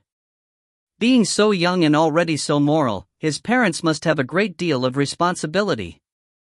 His mother was spoiling him, but what about his father? From the looks of it, that mayor probably wasn't a person with a good character. He's Didos's brother-in-law, Xiao Shuang said with a faint voice. Just don't let Didos know. When he knows we've killed the mayor, he won't care. This was because the person was already dead. No matter what, it was impossible for him to revive. He was a man who could calculate everything. In his heart, everything had a price. You and I are more in love with him than with a dead man. Jonathan, who had studied with Didas for many years, knew his character well enough to say such a thing. Although Xiao Shuang understood Jonathan's words, her heart was cold. Didas, that's the way he is. So, I'll help you get rid of that idiot city lord. Jonathan casually said this, but his eyes flashed with a cold, bloodthirsty light. Xiao Shuang was stunned, still in a daze. Kill the Nine Heavens City's mayor? Do you really want to do that?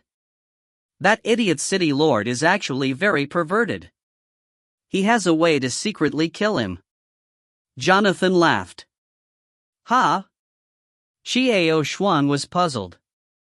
Our family's intelligence is the fastest and most accurate in this world. Including the Jade Green City Lord's underwear, we know all the colors.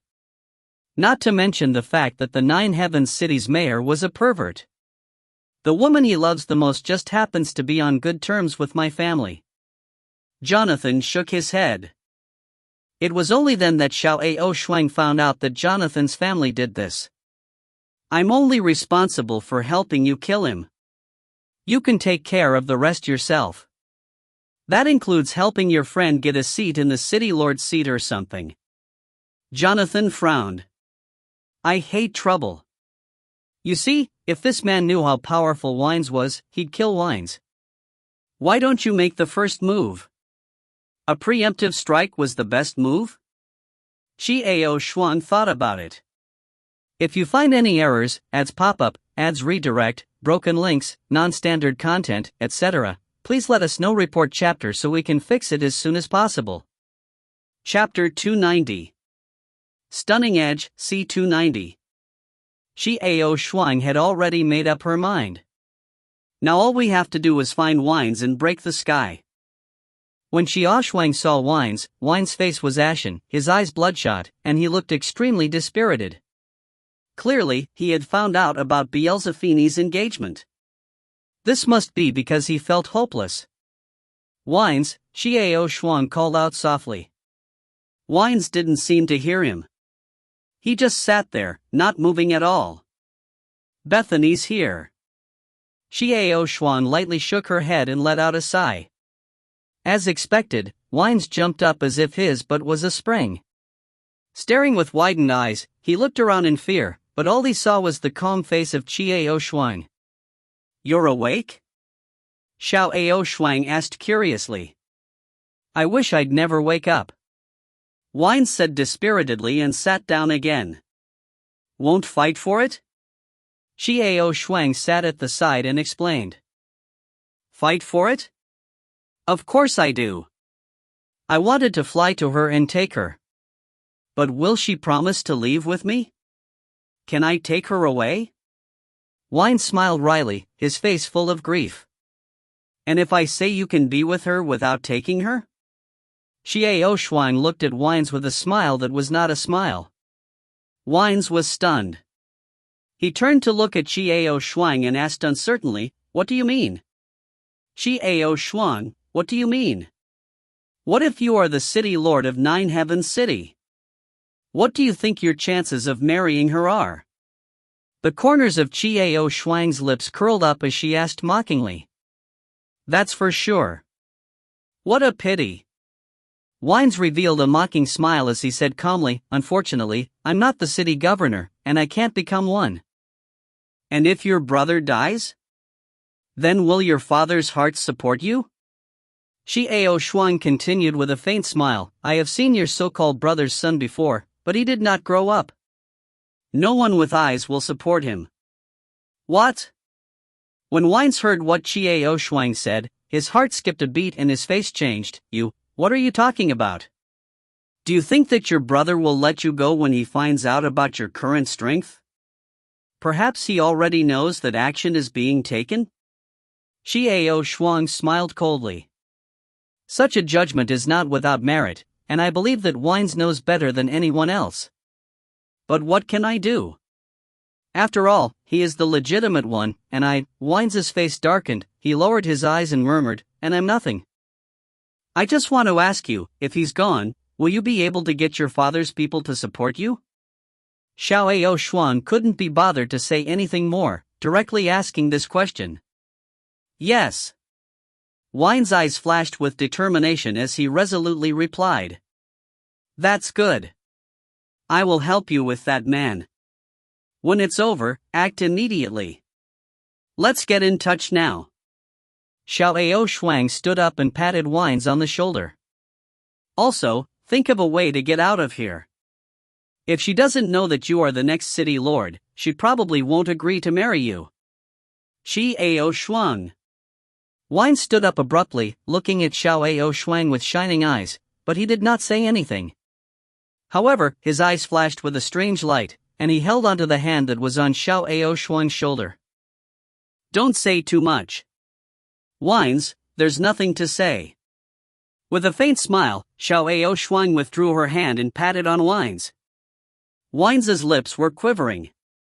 He looked at Xiao Shuang and seemed to have thousands of words to say. However, in the end, he didn't say anything. "Let's do it now." Xiao Shuang kept her smile and spoke seriously to Wines. "Bethany, I will help you with your appointment. It's easier for me to meet her as an emissary. Where are we supposed to go?" At this point, Wines, who was very serious a moment ago, suddenly turned red, unable to speak for a long time. Xiao Shuang laughed and shook her head. "Then why don't I ask you to come to the white-leafed forest outside the city?" "When?" "Of course." Wines blurted it out without thinking. This was rather urgent. "And I will help you with your appointment after settling this matter. Go and contact the person who supports you now." Xiao Shuang did not waste any more words. She was going to urge Jonathan to deal with this matter as soon as possible. "Xiao Shuang," Wines looked at Xiao Shuang and shouted the three words. "That word goes without saying. When you were beaten like a pig and refused to frame me, you already had the qualification to not say those words." Xiao Shuang smiled, nodded her head and turned around to leave. Wines was left standing on the spot, watching Xiao Shuang's back gradually disappear. A warm feeling filled his heart and gradually overflowed. A knife on the head. Indeed, it was Jonathan's style. He had asked the woman whom he liked in the Nine Heavens City Lord to send him a secret letter, inviting him to meet her outside the city in the White Leaf Forest. Upon hearing the location, Yixuan felt embarrassed. It seems that the quiet place in the White Leaf Forest is really suitable for lovers to meet. More accurately speaking, it was a wild mandarin duck. I'll go after him and kill him in secret tonight. Jonathan's eyes lit up. I'll go too. Yixuan said calmly. Okay, sneak in. Just don't let Dido know. What if he really can't stop us? Jonathan lowered his voice. Yixuan nodded. When night fell, Jonathan, Yixuan and Jin Yan quietly left the city. Naturally, they didn't inform Didas. Moonlight poured down, filling the land with a hazy mist. The moonlight was mesmerizing. In the White Leaf Forest, a simple and unadorned carriage was quietly parked there. As for the horses pulling the carriage, their forehooves were all wrapped in a soft cloth as they kicked silently on the spot. That's the witch's carriage. TSK, as expected of a professional hooker. Look at that horse carriage, look at those hoofs. Jonathan found a secret place to squat and looked vulgarly at the carriage in front of him, sighing. That silly bird is coming soon. He would definitely not bring many people with him. At most, he would bring 2 trusted aides with him, and he would also not let his trusted aides approach him. This is awesome. Watch me chop watermelons later. What kind of enmity does he have with you? Yixuan looked at Jonathan's glowing eyes and asked in confusion. He insulted me, he insulted my entire family. Jonathan said through clenched teeth. He looked extremely angry and sorrowful. It seemed that there was indeed a deep hatred between them. That's not right, according to your personality. How could your people still be alive? You will only find someone to settle the score with now? Yixuan asked in disdain. This, in fact, is the intelligence that he suspects my family has betrayed. That's when I said what someone was wearing that day, and he said no. Jonathan rolled his eyes and said in an unnatural way. Yixuan twitched the corner of her mouth and did not say anything. At this moment, there was a slight sound of movement in the distance. It's here. Jonathan made a silent gesture and restrained his breath. Yixuan and Jin Yan did the same and withdrew their auras. As the soft voice got closer, a man's voice came in low. Just wait here for me. Do not disturb me without my instructions. His voice was filled with excitement. Yes, Mayor. The 2 voices responded in unison. Then a footstep came closer. Johansson looked at Yixuan and gave her a complacent look. Look, sure enough, this pervert has a confidant, but he won't let it get close. In order to meet with a woman, he had even given up his life. Yixuan was speechless. This mayor. Under the moonlight, Yixuan could see a man dressed in black walking towards the horse carriage at top speed. Even from such a distance, she could hear his breathing quicken.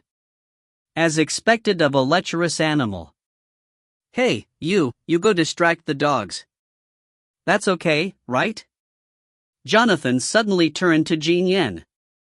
Jin Yan's expression was calm as he nodded his head slowly. Without saying a word, he silently disappeared from his original spot. Let's go. Jonathan narrowed his eyes and watched the man in black open the carriage door and spit out a word. In the next moment, Jonathan and Yixuan appeared behind the man in black. Without any hesitation, Jonathan made his move.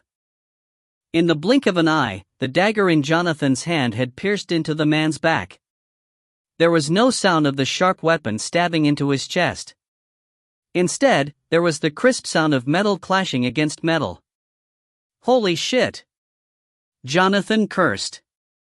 It was obvious that the Nine Heavens City Lord had a life-saving magical equipment on him. Thinking about it, it made sense. It would be strange if the dignified City Lord didn't have a life-saving magical equipment.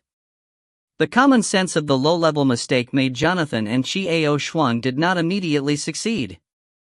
However, although Jonathan was cursing, there was no sign of panic. In any case, in his eyes, this man was already a watermelon. There was no difference between him cutting it now and cutting it later. You. Who is it?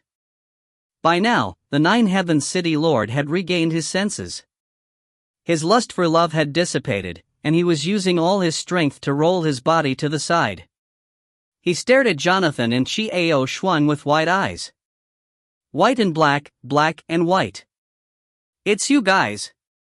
The Nine Heavens City's Lord gritted his teeth in anger and fear. An envoy from the Star Academy.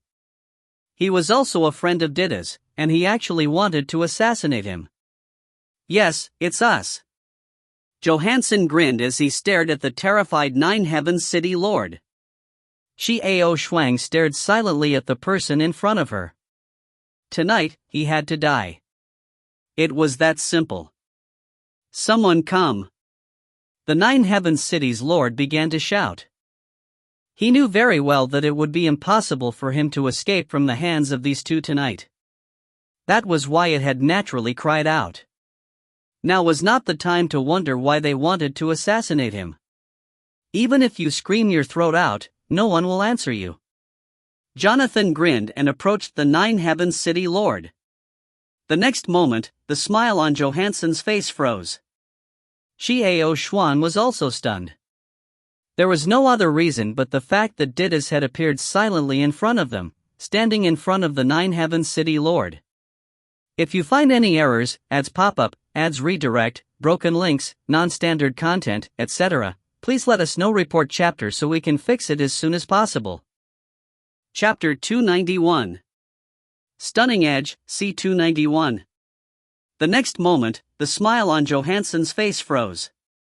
Xiao Shuang was also stunned. There was no other reason but the fact that Didas had appeared silently in front of them, standing in front of the Nine Heavens City Lord. With a calm expression, Dido stood before the two of them and looked at them indifferently. As for the Nine Heavens City's Lord, he was ecstatic as he shouted anxiously, Didas! Didas! It's good that you're here. These two people want to kill me, you save me. You can kill them. Help me kill them. At the end, the Nine Heavens City's Lord yelled out crazily. There was not the slightest change in the expression of Ditto's. He only looked calmly at Xiao Shuang and said faintly, Are you the one who wanted to kill him? Reason? Yes, he must die. Xiao Shuang said this with a calm face. This was not a valid reason. Even if he said it, he wouldn't answer. Dittos. What's the use of talking to them, dittos? Kill them for me. The Nine Heavens City's mayor shouted hysterically from behind him, Hurry! Do you want your sister to be a widow? With a cold and detached expression, Dentons looked at Xiao Shuang but did not say anything. Xiao Shuang did not dodge, but met his eyes. Johansson blinked and said nothing. Dittos. What the hell are you doing? Don't you understand what's going on? They want to kill me. They just tried to assassinate me. The Nine Heavens City Lord shouted angrily in embarrassment, but he did not dare to attack Xiao Shuang and Jonathan. He knew that he was far from being their match, and he also understood the erratic personality of Didas. If he did, Dittos might stop him. Even if he died, there's still someone who can become the Nine Heavens City Lord, and that person will be even better than him. Xiao Shuang said in a low voice. What? What? The Nine Heavens City Lord cried out in shock and looked at Xiao Shuang in disbelief.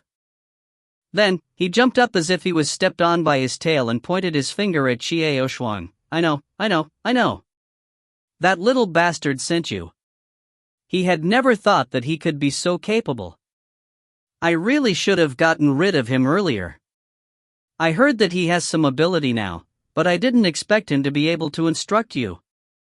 The Nine Heavens City Lord cursed angrily. He was extremely shocked in his heart. He never thought that the useless bastard would increase his strength so greatly in such a short period of time, not to mention that he would actually invite this year's Star Academy envoy to assassinate him.